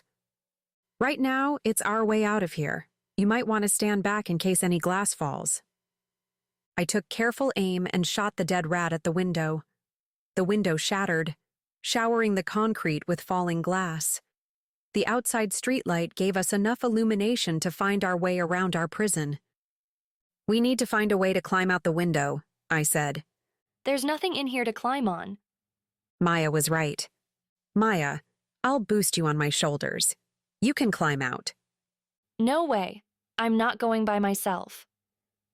There isn't any other way. If you can climb out of here, you can find help to get me out. Maya considered the plan and nodded. She clambered onto my shoulders. With help from the wall, she stood to reach her hands up to the window ledge. She only kicked me in the head once. But with my growing collection of bruises, what was one more? Can you get out? I asked. I don't think so. My fingers can't firmly hold on to the ledge. There's no way I can pull myself up. A sound from outside the building echoed in our metal prison. We froze. Get down, I whispered. Maya scurried down. I grabbed her hand as we ran for the door. Stay flat against the wall, I said. We flattened ourselves to the wall as much as possible. I had an easier time since I wasn't sporting size Ds like Maya. Sometimes small breasts came in handy. I'll have to remember that the next time I complain while shopping for bras. My breath caught as I heard the clicking sound of the lock unlatching. The door swung open. 2 men stepped in. They noticed the broken window right away. Shit! They escaped, a man said. I signaled to Maya and we bolted out the door. I swung the door with a slam. Flipping the bolt, we locked the men in their prison. The men banged on the door as Maya and I ran to their car, which was idling in front.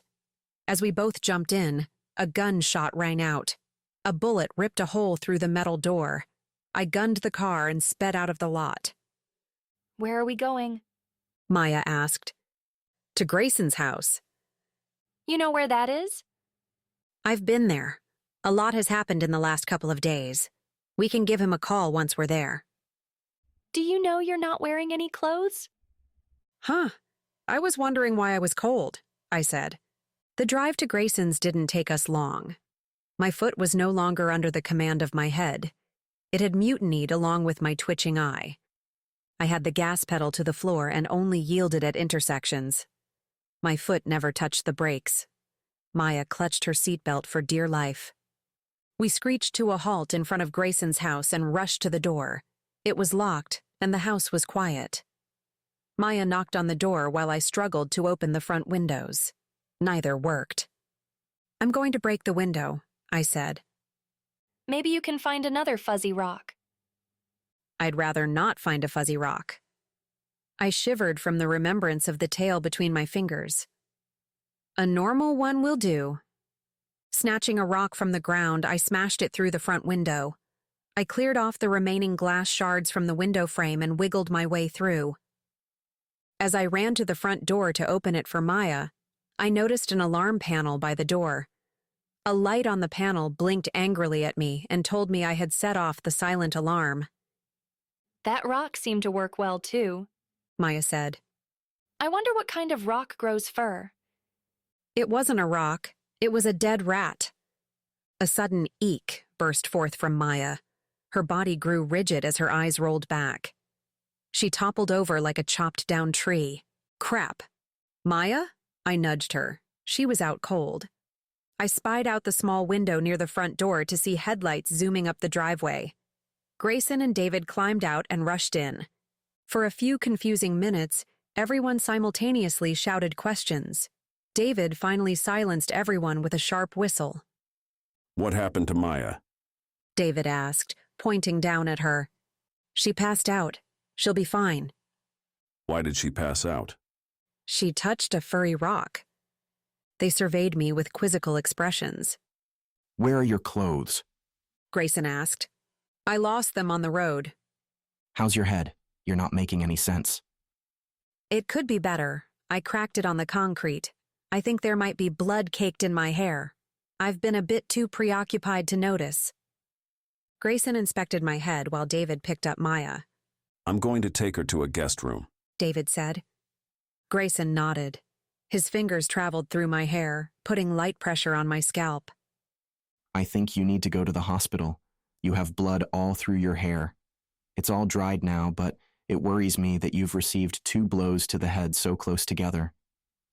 I'll be fine. Why don't you take a shower and get dressed? Then I'll take you to the hospital. Really, I'm fine. Humor me? A shower would feel perfect. Hopefully it will wash off the dead rat cooties. I shivered again. Grayson raised his eyebrow as I hauled myself up the stairs to take a shower. I dug through his dresser and found a jogging suit. I couldn't see Grayson wearing a jogging suit. He must work out, though. His body wouldn't be so firm if he didn't. I pondered the vision as I stripped and stepped into the shower. I was about to reach for the shampoo when Grayson nabbed it first. Let me, he said. I clutched my heart. You scared me half to death. I wanted to assist with the removal of dead rat cooties, and I wanted to talk to you more. What happened with Dagor? I filled him in on the story while his fingers lathered shampoo into my hair. I may have left out a few pieces of the story. They were all blending together. Grayson? David called from the bedroom door. I'm in the shower. Maya is in the guest room, still passed out. I think she might sleep it off. I'm sure she's exhausted. I'm going to get rid of the stolen car. I'll be back in 10. I'll be down in a few minutes. See you later. When David left, Grayson scanned me, his eyes focused on my throat. What happened to your neck? There are red bars going across it. I touched my neck and remembered Dagor's fingers wrapped around it, cutting off my air. Dagor. What did he do? I shook my head. I knew if I said it out loud, I would lose it. I was barely suppressing a bubble of sobs. Grayson lightly touched one of the red bars. I jumped back. My reflexes betrayed me. Grayson's eyes showed surprise before the grim realization set them hard. Did he try to strangle you? I nodded. The bubble was nearing the surface. Grayson took me into his arms and held me close. I heard his deep voice through his chest. Are you in any pain? I shook my head no. How did you escape? I tried to fight him off, but he was out of his mind. He only stopped because a man gave him a message that there was an explosion at one of his buildings. I wouldn't be here if there hadn't been an explosion. Grayson hugged me closer. I'm giving Remy an enormous raise. Remy did it? He rigged it with David's help while I was searching for Maya. We expected it would prompt Dagor to leave the house to see what happened. He must have another building we don't know about because I checked everywhere and couldn't find Maya. Grayson kissed me as he left the shower. He said he had to make a few phone calls. I let the water wash over me until I began to prune. I dressed in the jogging suit and tied my hair into a ponytail. As I descended the stairs, I heard Grayson's voice coming from the great room. I'm running out of options. Dagor is going to keep coming after Nadia and take hostage after hostage. He needs to be stopped before he kills someone. What's the plan? David asked.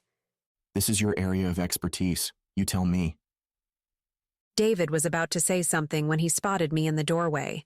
He gave me a gentle smile. I meandered over to sit near him while Grayson paced. Thank you for saving Maya. David said. He brushed my face with the back of his hand. He peered at my 2 black eyes. Do you need ice? I don't think so. His gaze traveled to my neck. I'm sorry you're in the middle of this. We seem to have made the problem worse. Do you think Daegor will stop coming after me? I read into David's eyes what he didn't want to tell me in words. Daegor wouldn't stop. He was angry and ready for revenge. This was only the beginning.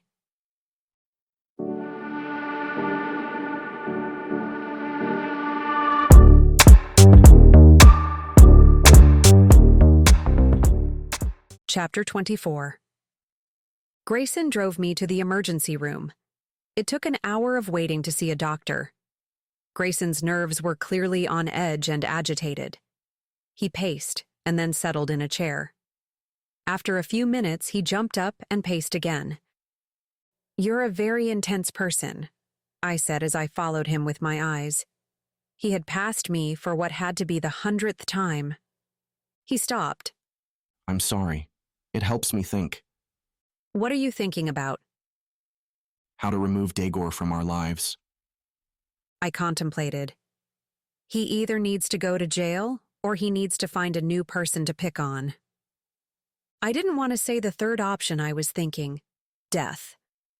However satisfying it would be to know he could never harm anyone again, I wouldn't want anyone to have to wear an orange jumpsuit for life. I wouldn't want him to pick on someone else just so he would leave us alone. Then he has to go to jail. David already gave evidence to the police. They didn't do anything. Maybe they couldn't, I said. There might not have been enough evidence. They might be working on an investigation that will provide them with more evidence. It doesn't look like he'll go to jail anytime soon. How many years would he be sentenced to for being an accomplice to counterfeiting? I asked. I don't know. It might be enough for him to forget his obsession with you. He would be angry with whoever turned in the evidence. We have to find out who he sold the supplies to and pressure the person to go to the police. Talk about Mission Impossible. Grayson said. First, we would have to figure out who's behind the counterfeiting. Then we would have to convince them to talk. My name was called. Grayson and I followed the medical assistant to a small room. Grayson stood next to me like a guard dog the entire time. As soon as the doctor appeared, Grayson began listing my injuries. The doctor heard enough and raised his hand to stop Grayson. Why don't we take this from the top? The doctor suggested. Let's start with your head. Were you in an accident? My life was like a train wreck, but that wasn't the sort of accident he was talking about. I filled him in on my 2 head injuries, my 2 black eyes, and my bruised throat. And what about the bruise on your leg? He asked. Oh, never pick a fight with an elevator. It will win. The doctor eyed me and then said, I'm most concerned about your brain. Grayson, once again, was given the task of keeping me awake for 24 hours. After 2 head injuries and my rejection of scans and tests, he decided that was the best course. Let's head to the house and regroup, Grayson said, pulling out of the hospital parking lot. Hopefully David figured out a plan because I have nothing. Sounds good. It's already late and we have to stay awake for another 24 hours. This isn't going to be fun. The edges of Grayson's lips curled briefly. Did you think about sex? I asked him. He shrugged, but the smile came back. I was head to toe ugly with bruises, and he still wanted to have sex. Men. I smirked. David and Remy were waiting at the house. Maya was still upstairs. I ran to check on her. She was sleeping soundly. David had tucked her under the covers. I slipped out and returned downstairs. She's sound asleep, I said.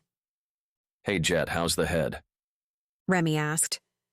Grayson stuck with me for another 24 hours.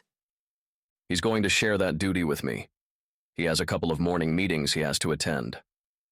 Shouldn't you sleep, Grayson? You can't go to the meetings half asleep, Don't worry. Grayson said. Meetings keep me on my toes. There's no way I'll fall asleep. Maybe in the last one. Taxes. Yuck. I dread doing my own taxes, let alone having to worry about them for a corporation. Luckily, I just make an appearance. As long as everyone is on track, I can make a quick escape.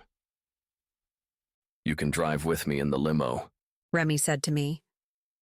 I'll give you a tour of the cockpit. David smirked. Don't be smirking. Remy said. I've done some killer renovations. I don't doubt you have. A nagging feeling crept into my head. I couldn't shake the feeling I was forgetting something. Grayson, was I supposed to do something? Not that I know of. Maybe it's just my head. It hurts. Let me get you something. I'm sure I have headache medicine. When Grayson left the room, David stood up and walked over to me. He peered into my eyes like a doctor. Do you have any other pain? Yeah. Where? Do you need ice? I need food. I think my stomach is eating itself. When did you eat last? I think breakfast. I was working all day and then I was dragged here. No wonder your stomach hurts. Grayson returned with medicine and water. There isn't any food here. I can order something. I shook my head. Now I'm starting to feel queasy. It probably wouldn't be a good idea. Grayson sat and hooked his arm around me to lean against him. Tell me if you decide you want to eat. I'll order something. Okay, Since everyone is here, we should figure out a game plan. David said. I have to hit the road by tomorrow night. I don't have a choice. He stared point blank at Grayson. Don't bother asking what I'm working on. Grayson narrowed his eyes but didn't say anything. David continued. We have two problems, Daigor and the counterfeit money. Daigor seems to be the biggest threat. Remy said. Yeah, he's a threat. Grayson said. But if I don't get a handle on the counterfeit money problem, I'll have a multi-billion-dollar corporation down the drain within days. This is all the same problem, I said. I'm sure if one disappears, the other will follow. Disappear. The counterfeiters used an old illusion trick of making the money disappear. A false bottom provided a way to deceive everyone into thinking the money had disappeared. Nadia, honey, are you okay? You have a weird look on your face. My thoughts drifted. Why would a person who wanted the money to disappear make it into an illusion? I would think an average person would find a way to do it without the illusion. So why? I guess they didn't have many options, David said. It's not so much about the options as it is about how they did it. I didn't see it. Explain it to me. The false bottom was an exact replica. If it was me, I would make a false bottom with wood or something that would blend in. But it wouldn't be exact. It would be plain with no detail because I wouldn't know what the true bottom looked like. The person would need a picture of the bottom or to somehow obtain specs. Then they would need to install the bottom before the tournament. Grayson stood, pulling out his phone. I'll call for all the footage from the room before the tournament. David turned to me. Who would make a replica? I thought for a moment. Someone who is a perfectionist, perhaps someone in the trade, maybe an illusionist. My eyes widened. Holy shit! An illusionist!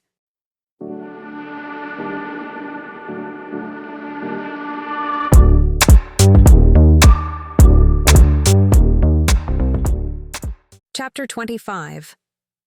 An illusionist, as in a magician? David asked. I scrambled off the couch. My pulse was racing. It couldn't be him, could it? Who would be his partner? There must be a link I'm not seeing. David followed me with his eyes. Who are you talking about? Lupier. If it was an illusionist or magician, why Lupier? David asked.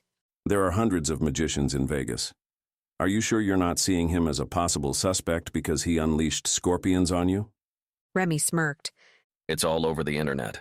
One site has it in slow motion. You should see her tackle Lupier. You can see the instant his face turned whiter than snow. David nodded his head. Yeah, I watched that one. It's classy the way they made her eyes glow red. David turned to me. Or do your eyes normally glow red when you're catapulting from glass coffins? I smacked him on the back of his head. Would you be serious for a moment? There's a connection. I'm just not seeing it. Grayson disconnected his call. I should be able to download the footage in a few minutes. We might be able to find something. I nodded. Nothing was fitting together. Did I hear something about an illusionist? Grayson asked. I think Lupierre is involved, I said. I can't fit it all together. Don't try to force the puzzle pieces to fit, David said. If it truly happened, the pieces will fall into place naturally. I'm missing something. I turned to Grayson. Did you ever find out how the money was coming in or going out? I haven't been able to see anything on the footage. Maybe there's an illusion there as well. If the operation is rigged by a magician, he would continue to use the same tricks. You might be onto something, Grayson said. It wouldn't hurt to look around. We should search the cash room, but without raising suspicion. Who will stay with Maya? David asked. You will, I said. You said you didn't want to be caught on camera any more than you had to be. Yes, but if she wakes up, she'll see me. I can't let her know I'm alive quite yet. Remy will stay. Remy scurried to his feet. Nope, I'll go with Grayson. Nadia needs to come with me, Grayson said. I'm her babysitter. Did you have to use that term? I asked. What? Babysitter? Yes. It makes me think I'm a minor, which would make me jailbait and you a creepy old guy. I'm a creepy old guy. His hands were on his hips, but his lips slightly curled. I don't know which offends me more, the creepy part or the old part. Only if you were a babysitter. Otherwise you are. My face heated up. He was 100% sexy. A full smile appeared on his face. I'm what? Spit it out so David and Remy can hear. I was going to say you're otherwise a pain in the ass. Nice cover, David said. If you two are done, we should try to figure out who is doing what. Since David and Remy are both too chicken to stay here and watch Maya, we can call Frankie. He would be willing to do it, I said. I'm not chicken about watching my own wife. I just can't have her see me yet. All of Las Vegas has seen you, Grayson said. Don't be dramatic. The only people who know I'm around are the three of you. And Caleb and Frankie and Dagor. None of those guys know who I am, nor would they care. So, can we pick up Frankie? I asked. Frankie would be fine to watch Maya. Why don't you give him a call and tell him we're on our way? I need a phone. The temporary one was smashed. Grayson handed me his phone. I dialed Frankie. He didn't pick up. He normally stays up late after the chapel closed. I was sure he would be awake. The nagging feeling returned. Uh-oh. I knew there was something I had forgotten. Did anyone go release Frankie after the call from Dagor? Everyone stared at each other with wide eyes. I cringed.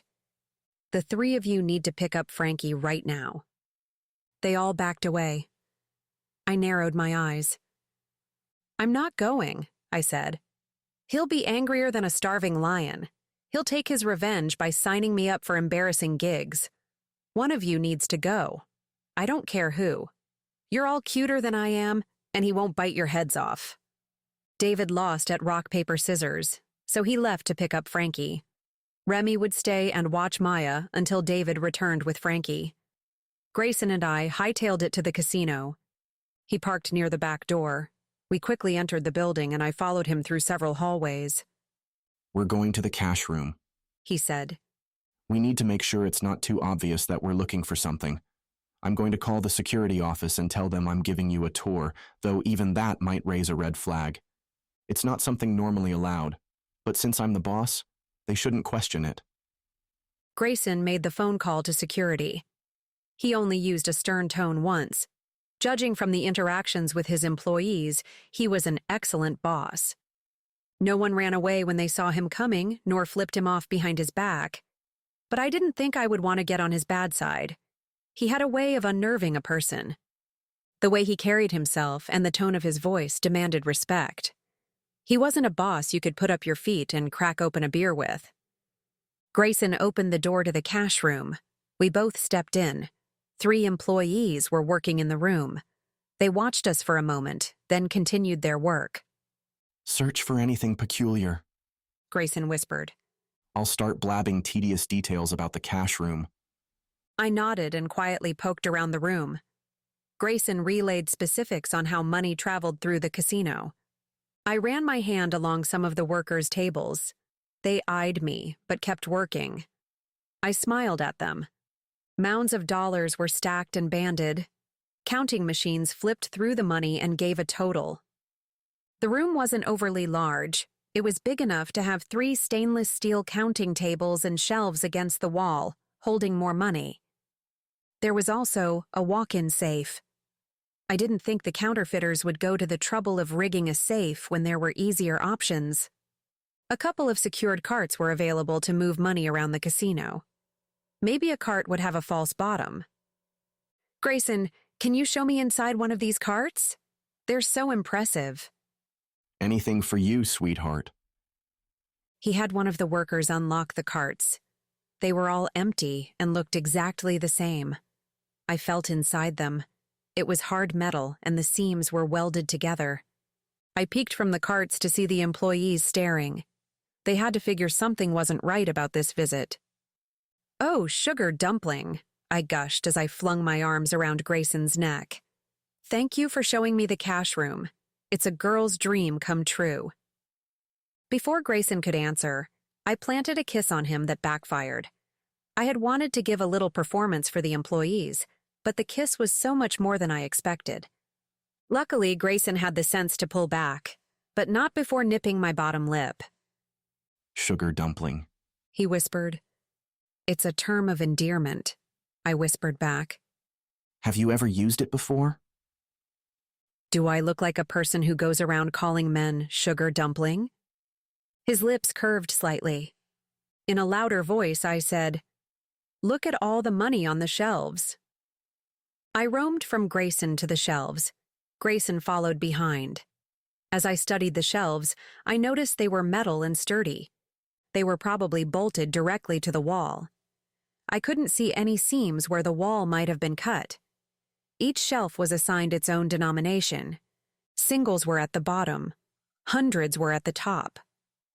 I ignored the lower bills and studied the $100 shelf. This had to be where the magic had happened. If Grayson didn't see the money come or go, maybe it just disappeared and reappeared on this shelf. I studied the ceiling. White drywall. No seams or vents. I wanted to scream. It had to be here. Why the hell couldn't I see it? Lupierre made sure his tricks were hidden from the audience. The gimmicks he used were shielded. Only the magician and his assistant learn where triggers were placed. I shivered at the remembrance of the scorpion coffin. Even the faulty button I had pushed had been hidden from the audience. I thought harder. The cash room and cameras were like the audience. Anything the audience could see would be part of the illusion. I needed to find the area the magician was working in. I glommed onto Grayson. "Sugar dumpling, when we get married, will you shower me with money?" 3 pairs of wide eyes shot in our direction. They showed more shock than he did. Sweetheart, when we get married this weekend, I will shower you with anything you want. My eyes sprung wide open. Grayson chuckled and whispered, I can play this game too. "No, you can't," I whispered back. "You freaked me out. I think you gave the employees heart attacks. You'll need to put them on workers' comp." He held me near. Maybe you shouldn't play games if you aren't ready to follow through. I eyed him suspiciously. "Let's go." He followed me out of the cash room and into the hall. "What's on the other side of the shelves?" I asked. A storage room. This tidbit sparked my interest. "Can you show me?" For you, my blushing bride, I would be honored. A smile escaped his lips. "Cut that out," I said. "You're doing it to make me nervous, and I'm far from a blushing bride." I don't see why it should make you nervous. You started the game. I'm just playing along. I'm not all that bad. You said yourself you would make a bad husband. True. However, David seems to be worse, and Maya still loves him. Yes, but absence makes the heart grow fonder. Indifference kills it. Ouch, that hurts. It only hurts because you know it's true. You have no plans to marry, and I wouldn't marry you if you did, so cut it out. Just stab the knife in deeper. Better yet, twist the knife for maximum pain. I rolled my eyes. Just show me the room. He grinned and led me to a storage room. It was filled with cleaning supplies and stacks of linens. I wandered around, inspecting the area. Jason opened the door and peeked in. Grayson, I was told you were on site. He entered the storage room. Why are you in here? I'm giving Nadia a tour. His brow arched. Of the storage room? I'm sure she would rather see the kitchens or the boutiques. Is there something you wanted? Grayson asked. We need to talk about the meetings tomorrow. I set some reports on your desk that we need to go over. We can do that first thing in the morning. I'm trying to keep Nadia awake right now. Any talk of meetings or reports could make a person fall dead asleep. Oh, Jason said. I'll leave you to finish your tour. Jason retreated out of the storage room, leaving the door slightly ajar. Let's do this quickly, Grayson whispered. I was expecting the storage room to be bigger. Be happy it isn't. Otherwise, we would have more ground to cover. Doesn't it seem like we walked farther to get here? I left the storage room and counted paces to the cash room door. There were 20 paces. Only 10 of them were equivalent to the storage room space. It wasn't adding up. Grayson ran his hand along the hallway wall. Nothing, he said. Let's go back in the storage room. Are there cameras in there? No, there are some in the hallway. Perhaps we should make it look like we don't want to be disturbed. How would we do that? He asked, but his eyes showed understanding. I took a couple of steps back. I meant acting like we did in the cash room. He closed in. I don't want to act. His lips were on mine in an instant. I pushed him back, but he slid into the storage room, yanking me in with him. He swung the door closed with his foot. I found myself pinned between Grayson and the door. He gazed down at me. Kiss me, Nadia. He looked deep into my eyes as if I was the only woman in the world he'd ever want. I raised myself on my tiptoes and brought his mouth to mine. What began as a slow kiss turned into a flurry of desperate need. Our lips couldn't take each other in fast enough. Our hands couldn't explore with enough speed. I fumbled with his shirt to strip it off. I needed his skin, his warmth, his muscles. He pulled the shirt over his head and then removed mine. We had begun at the door, but between kissing and a flurry of hands, we ended up at the opposite side of the room. Grayson pinned me by a shelf. I felt my bra unhook and loosen. He hooked his finger in the strap and tugged it the rest of the way off. I can honestly say I've never been in a storage closet with a girl before, he said into my neck. Glad I could help make your dreams come true. Just wait. I'll get to your dreams. I held onto the shelf for support as Grayson kissed his way down. The shelf gave way. I tumbled backwards, taking Grayson with me. Ow! Grayson and I looked up from where we were sprawled on the floor to find we were half in the storage room and half in another room. We scrambled to our feet. What the hell just happened? I asked. I think we found the printing room.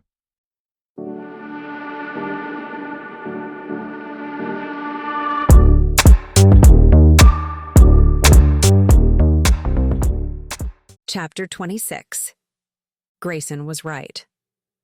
We found the printing room. There was a printer set up in a corner with pages of uncut $100 bills stacked high. The smell of ink and chemicals filled the room. Grab our shirts, he said as he propped a vacuum cleaner in the doorway to keep the door open. I scooted past him into the storage room to collect our clothes. I slipped into my shirt as I roamed around the printing room. The room was big enough for the printer, supplies, and a few stacks of money. An empty shelf secured high on the wall caught my attention. It seemed like a high place to install a shelf and then not store anything on it. Grayson, does this shelf stand out to you? It's odd it's so high with nothing on it. It looks like a shelf from the cash room. Grayson and I gawked at each other with the same realization. We hurried over to the shelf. A step stool was placed under it. Grayson stepped on it and inspected the shelf. This is about the same height as the $100 shelf in the cash room, isn't it? I asked. It has to be. I can't see anything different. Can you see any buttons or triggers? Maybe jiggle the shelf and see if it moves. Grayson pressed, jiggled, and pushed at the shelf. It didn't budge.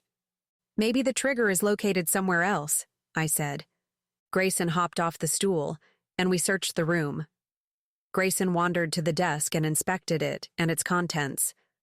I searched along the walls. My hand ran across the light switches. There were 2 switches and a button that had a safety release so you couldn't accidentally press it. This made me curious. I released the safety mechanism and pressed the button.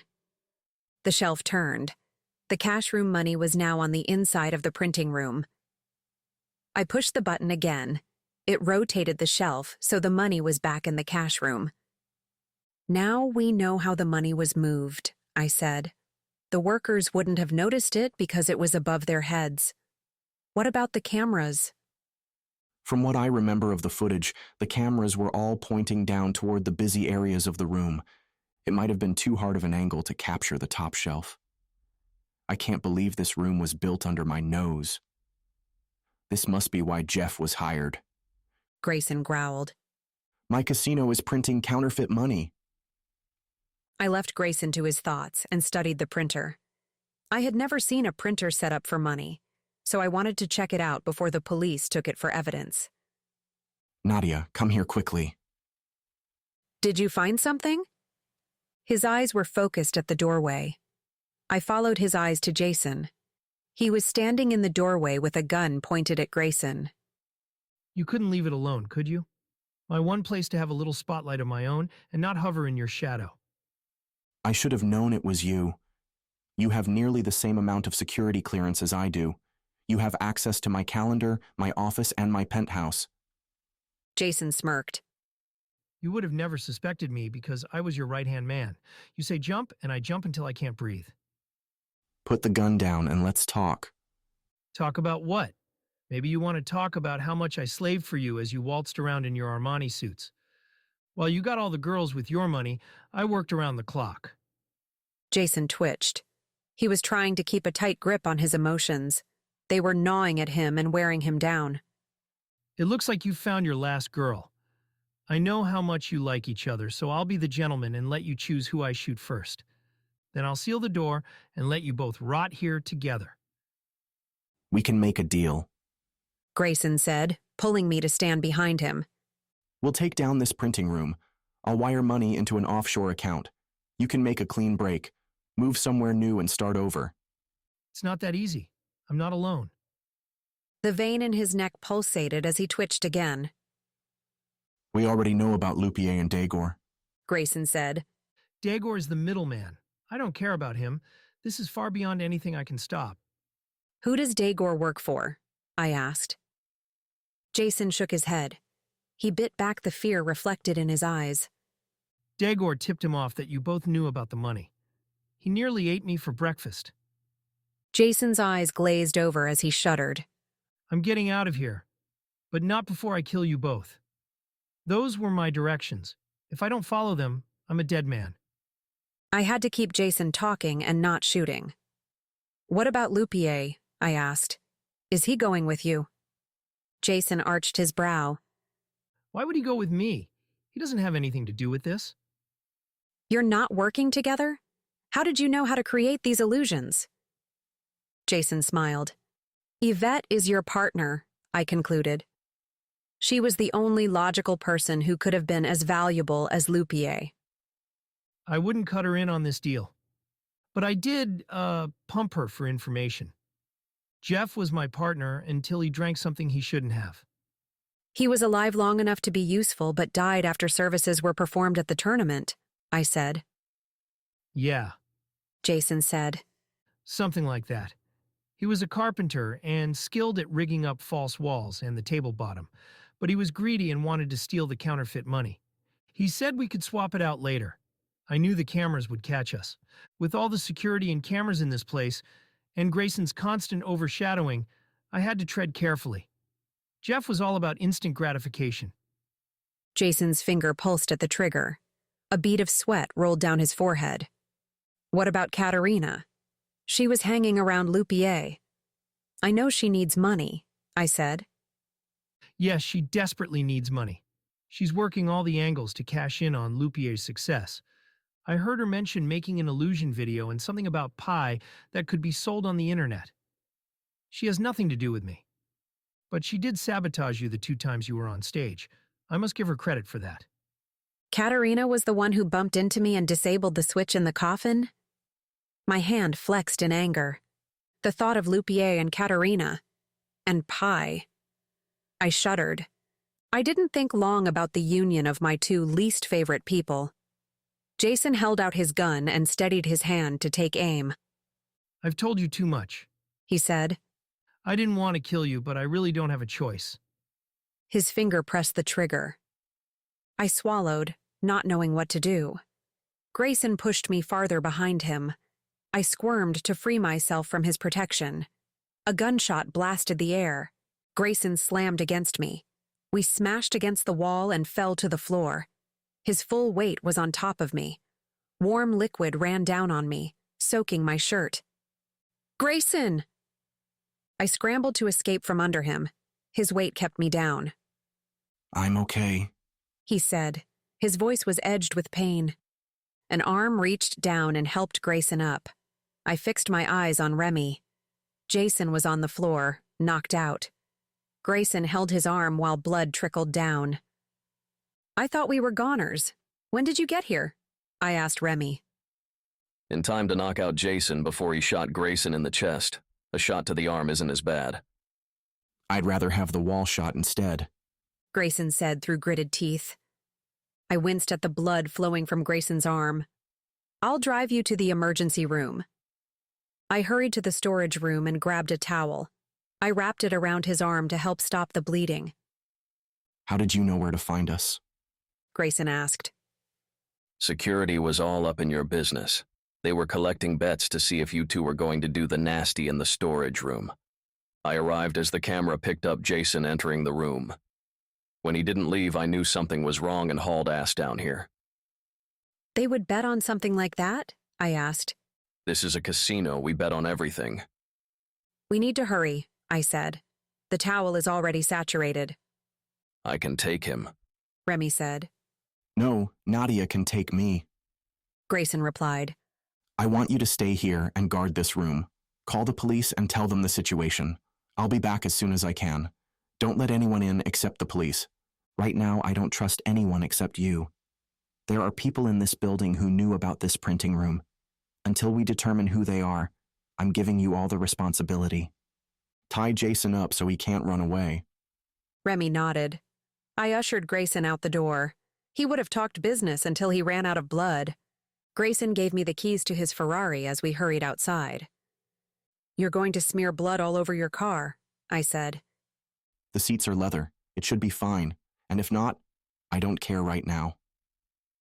All right, let's go. I'm going to see what this car is made of. As long as you drive to the hospital before I bleed to death, you can do whatever you want. I grinned. They admitted Grayson right away. I was allowed to stay with him even though I protested. Blood and I have an unspoken agreement. It stays inside the body and I don't throw up. Once it escapes, the agreement is broken. I had been heroic back in the printing room because I was hopped up on adrenaline. Being in the hospital made the blood seem more treacherous. I let them fix up Grayson as I stood in the corner humming.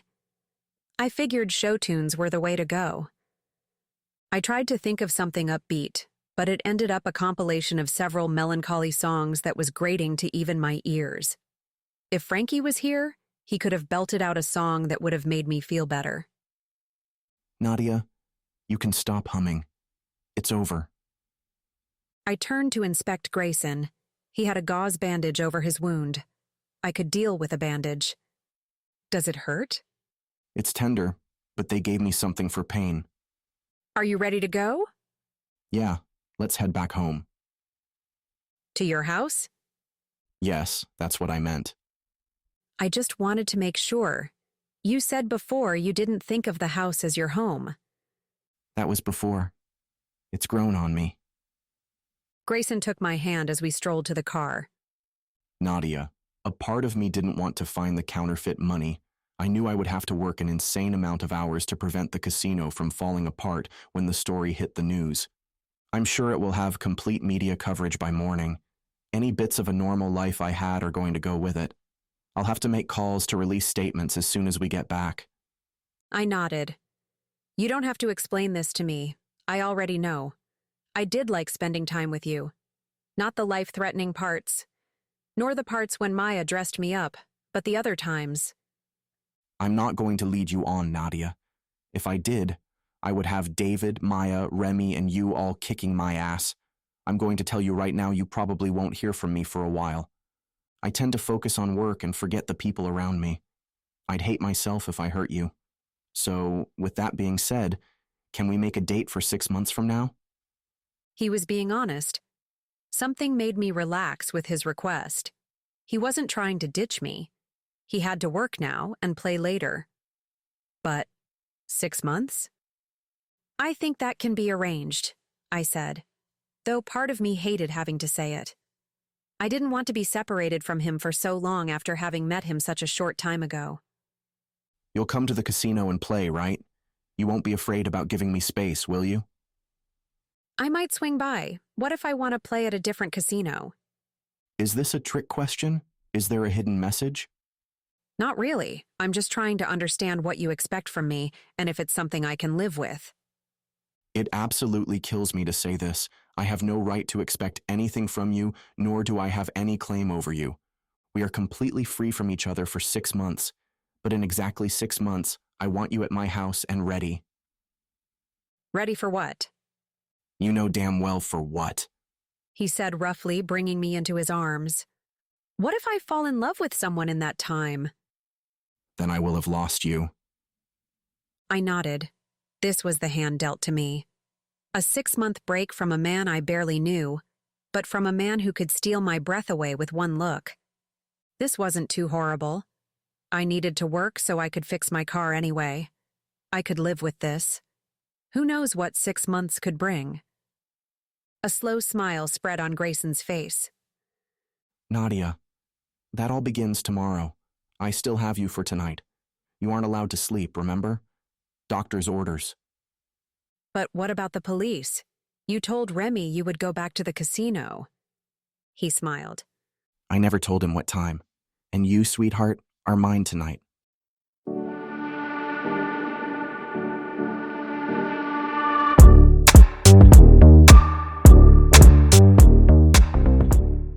Chapter 27.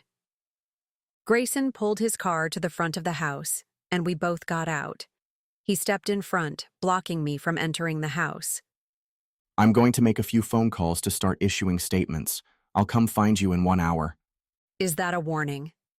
Take it however you want. I don't know. Maybe I should make you wait for 6 months. That would hurt you as much as it would hurt me. I smirked and walked into the house. The sound of laughter floated from the great room. I followed its happy melody and found Maya and Frankie. I had forgotten they were here. What's going on? I asked. Oh, Nadia, you're back. Where's Grayson? Maya asked. He's here but has to make a few calls. Oh, that's too bad. I wanted to see him. I think David came to me in a dream. He tucked me in bed and was saying sweet things. He even said he was coming home soon. I don't know if I just dreamed him or if he's dead and his spirit came back. The whole thing was really confusing because it was so real. What does your heart tell you? I'm hoping it's telling me he's still alive. I don't think his spirit would tell me he was coming back if he knew he was dead. I nodded. That sounds reasonable. Some people are soulmates, and it's been known they can feel and hear each other even when they are far apart. I never thought about it that way. She smiled. I like that idea much better. Oh, Nadia. Frankie interrupted. Before I forget to tell you, we have to be up and out of here by 8 tomorrow morning. You have to pack so you can catch your plane. 8 o'clock is in a few hours. Why do I have to catch a plane? Where am I going? You're playing in a segment of the Latin poker tour. I got you all hooked up. I have no money. How is this possible? I used your money from the gigs to buy the airplane ticket. You're sharing a room to cut costs. But you'll need to win some money, otherwise you'll be stuck there. A Frankie alarm clanged in my head. Why would I be stuck there? I could only afford a one-way ticket. The clanging grew louder. I think it was telling me to kill Frankie. You took my gig money and bought me a one-way plane ticket to where exactly? I'm not sure. All those names are foreign. Where the hell am I going, Frankie? I told you, it's in Latin. So, in South America? Isn't Latin a country? I was never good at geography. My eye twitched as the clanging grew deafening. I'm going to go take a bath.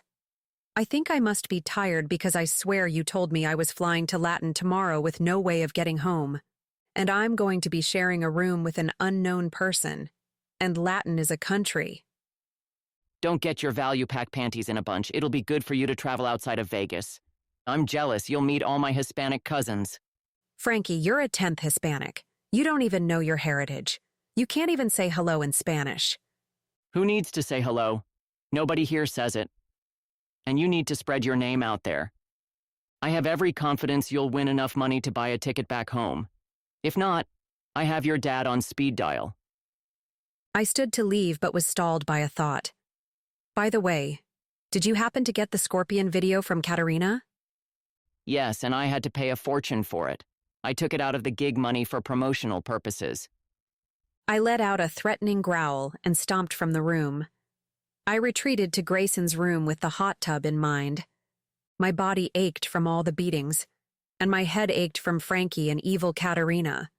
That's why she had dinner with Grayson. She wanted money and was going to get it any way she could. I knew Grayson well enough to know he might have dinner with her, but he wouldn't give her a penny. I was itching to ask him the details of the dinner, but I just couldn't. Besides, if anything had happened between Grayson and Katerina, he wouldn't be on my tail ready to pounce. I should be hiding from Grayson right now. The way he had been looking at me was sinful, but he gave me an hour. I wanted his hot tub, and him. I turned the bathwater on, letting it run while I took off my clothes. My toe touched the water to test it. Perfect. I slid the rest of the way in and closed my eyes. I let go of the urge to strangle Frankie, along with all the stress of the last few days.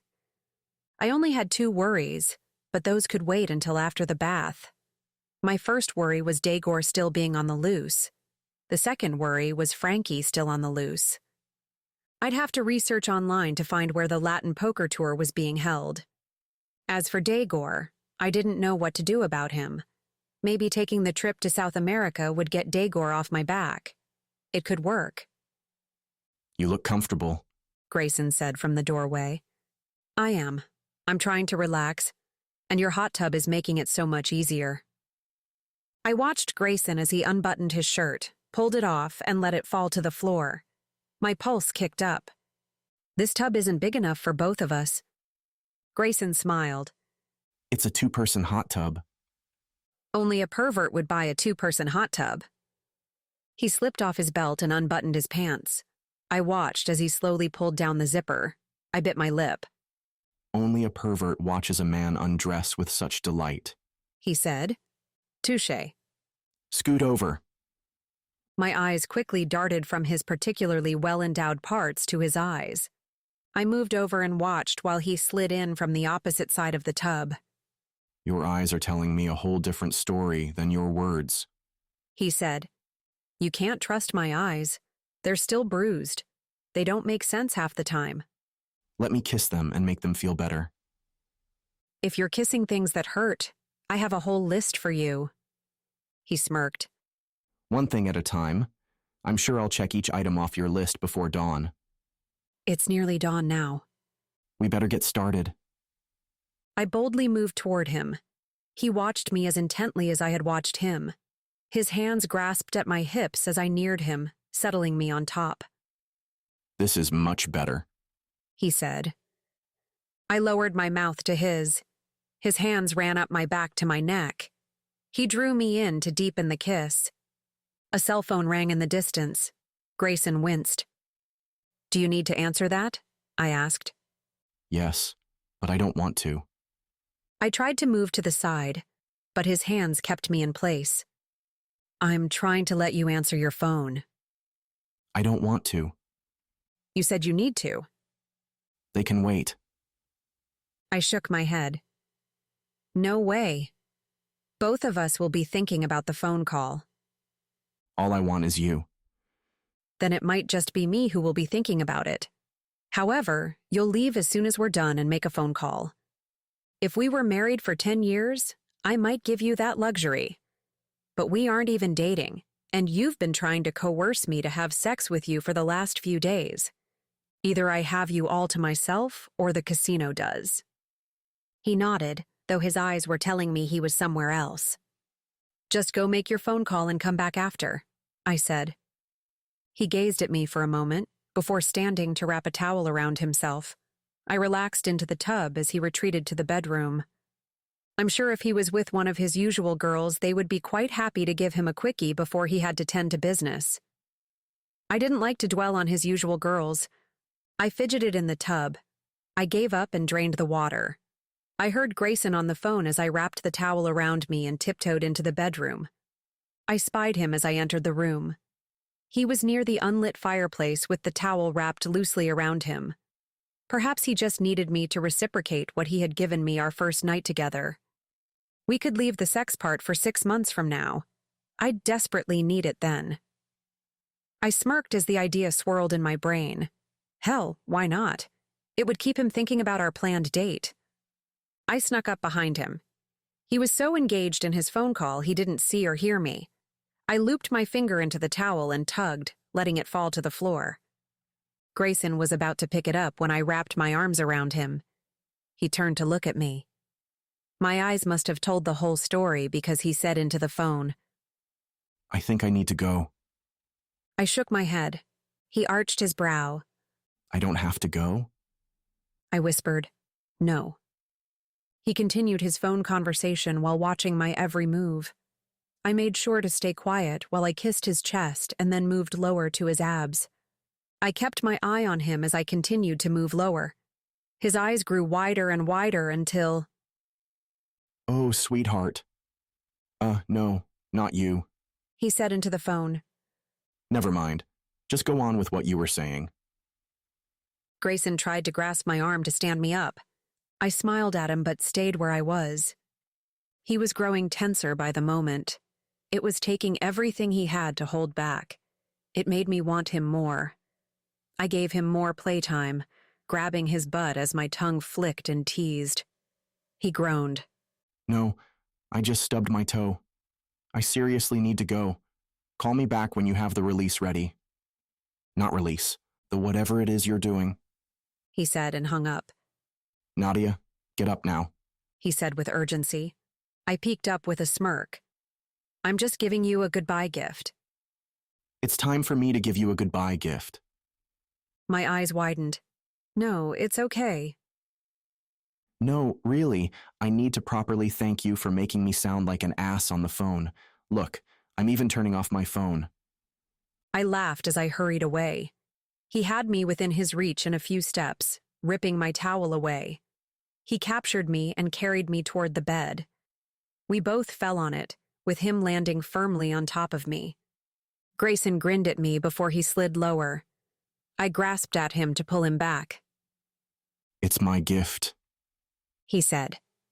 I felt his warm breath, the stubble on his face, his lips, and then, oh God.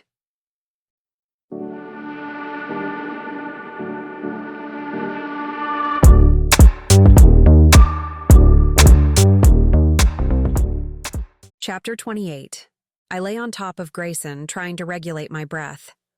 Grayson, I don't think we can give gifts anymore. I'm all gifted out. Are you all gifted out for 6 months?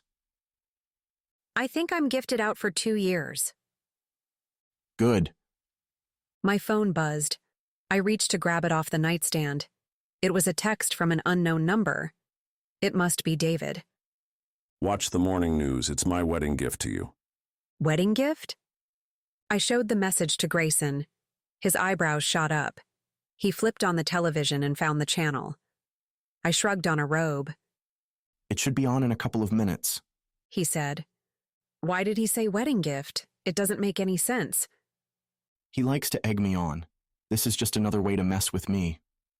Gee, I didn't know marrying me would be a source of conflict. You misunderstood me? It's on, I said. My eyes widened as I watched the video of an aerial view of a house on fire. It looked like Dagor's house.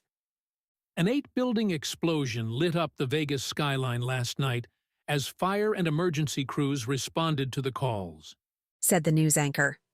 All buildings, including a house belonging to Dagor Moliente, are reduced to ashes. As crews sift through the wreckage, no casualties have been found. Investigators say this was no accident, as several explosives and accelerants were used to make the powerful explosions. Police are still looking for Dagor Moliente. Grayson and I looked at each other briefly but didn't have time to say anything when the next story hit. In other news, the anchor continued, Lost City Casino has been found with dirty money. A printing press in the casino was found pumping out millions of dollars worth of counterfeit money. Jason Biggs has been arrested for counterfeiting and attempted murder. Grayson Miller, CEO of Rotunda Casinos, found the printing press late last night in a storage room at Lost City Casino. He was shot by Jason Biggs moments later. Sources say Miller is already out of the hospital and recovering. Workers who were the last to see Grayson Miller say he was planning on marrying professional poker player Nadia Wolf this weekend. No word on if the wedding will proceed. I heard an eek and running footsteps down the hall. Maya burst through the door and squealed, You didn't tell me you're getting married. I'm so happy. It was a joke, I said to Grayson. They can't really think we're getting married. It looks like they did, he said. He watched Maya, who was still bouncing up and down. Maya, it's not true. Nadia and I don't have any plans to get married. In fact, we aren't going to see each other for 6 months. Maya's smile fell. Why 6 months? I have to get the casino back on its feet. If I tried to date Nadia during that time, both of you would end up hating me. But it's okay, Maya, I said. I'm flying to South America tomorrow. Grayson turned to me. You are? I shrugged. Frankie told me when we got back. Maya, can you give Nadia and me a moment? We need to get ready to go. Sure. Maya closed the door on her way out. So, do I need to be worried about fighting off a Brazilian or Argentinian man? According to our agreement, I'm free for 6 months. I might have a desire to try out the South American menu. I kept my poker face in full force. I nearly let out a laugh, but I wanted to see what Grayson had to say. He growled instead. Just remember our date in 6 months. 6 months is so far away. I've heard South American men are known for their sexual prowess. Grayson eyed me. You're just screwing with me. I can see right through your poker face. I chuckled. I need to get back to work. My poker face is suffering. He kissed my forehead. Come on. I'll scrub you down in the shower. You can work on your poker face while I try my hardest to break it. Frankie dropped me off at the airport. He called to me as I was rushing through the departure door. Don't forget to send me a postcard and give me status updates so I can update the website. I gave him a wave and ran to the departures. A long line brought me to a dead halt. There was no way I could check my bag and make it to the gate before it boarded. I already had my ticket Frankie pre-printed. I'd have to abandon my bag if I wanted to catch the plane. I'm going to kill Frankie. I told him I didn't need to color coordinate. Just give me jeans and a hoodie and I'm good to go. I left my bag behind a plant and called Frankie to come back and pick it up. I rushed to security. It was another long line, but they had enough stations open that I whisked through with 5 minutes to spare. I raced through the crowded airport. This is ridiculous. Why am I killing myself to board a plane to a place I don't want to go to? Then again, what did I have to keep me in Vegas? Just another day sitting at a poker table. I guess I may as well sit at a poker table where I don't understand the language. It could help my game. The attendant scanned my ticket, and I raced down the gateway. I skidded onto the plane. I was seat C11. I read the numbers as I made my way down the aisle. I stopped at C and D11. I slid into my seat and took a breath before I peeked at my seat neighbor. "Oh, come on," I cried. It was Caleb. I scrambled out of my seat to make a dash for the door. "It's too late," he said. "They closed the doors." He was right. The doors were closed. "What's going on? Why are you here?" "I'm playing in the Latin poker tour. Why are you here? I heard you were going to marry Grayson this weekend." "Frankie said I was playing in the tournament. That other thing is a rumor." "Where are you staying?" I shuffled through the papers Frankie had given me. "Hotel Destino del Sur." "That's where I'm staying. Do you know what room?" Frankie scribbled in the corner. "It looks like the Romantico suite." "Frankie set you up with this?" "Yeah, why?" "I'm booked in the Romantico suite." My eyes widened as his turned hungry. "Looks like I'm collecting on my weekend sooner than I thought I would. Here I assumed the Romantico suite would be wasted." I gulped. A brief commotion arose a few rows behind us. I turned to see what the problem was. Sir, you can have a drink once we're in the air, and you're not allowed to touch any of the flight attendants. This is your last warning, or you'll be escorted off the plane. A flight attendant said. "All right, baby," said a familiar voice. "Just get me that drink as soon as we're in the air. If you want a little something after duty, you know where I am." The flight attendant hurried down the aisle to distance herself from Daegor. I didn't blame her.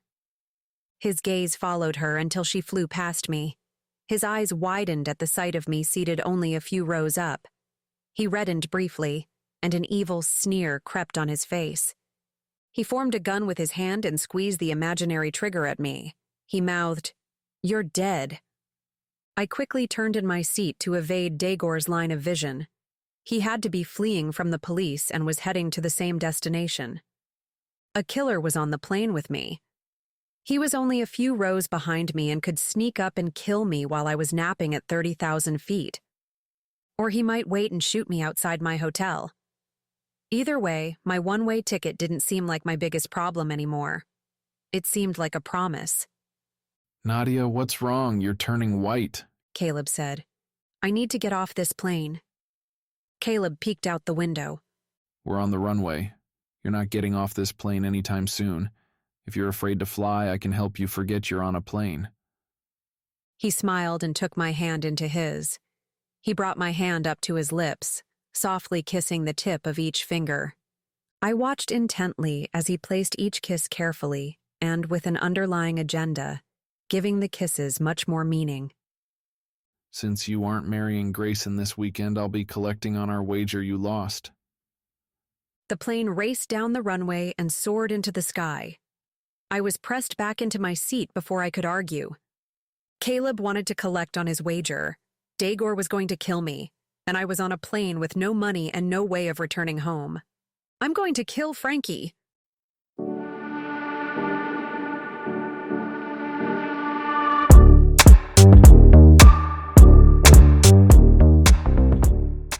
This has been The Big Blind, written by Nicolette Pierce, narrated by 11 Labs, copyright 2013 by Nicolette Pierce, production copyright 2025 by Pierced Heart Publishing,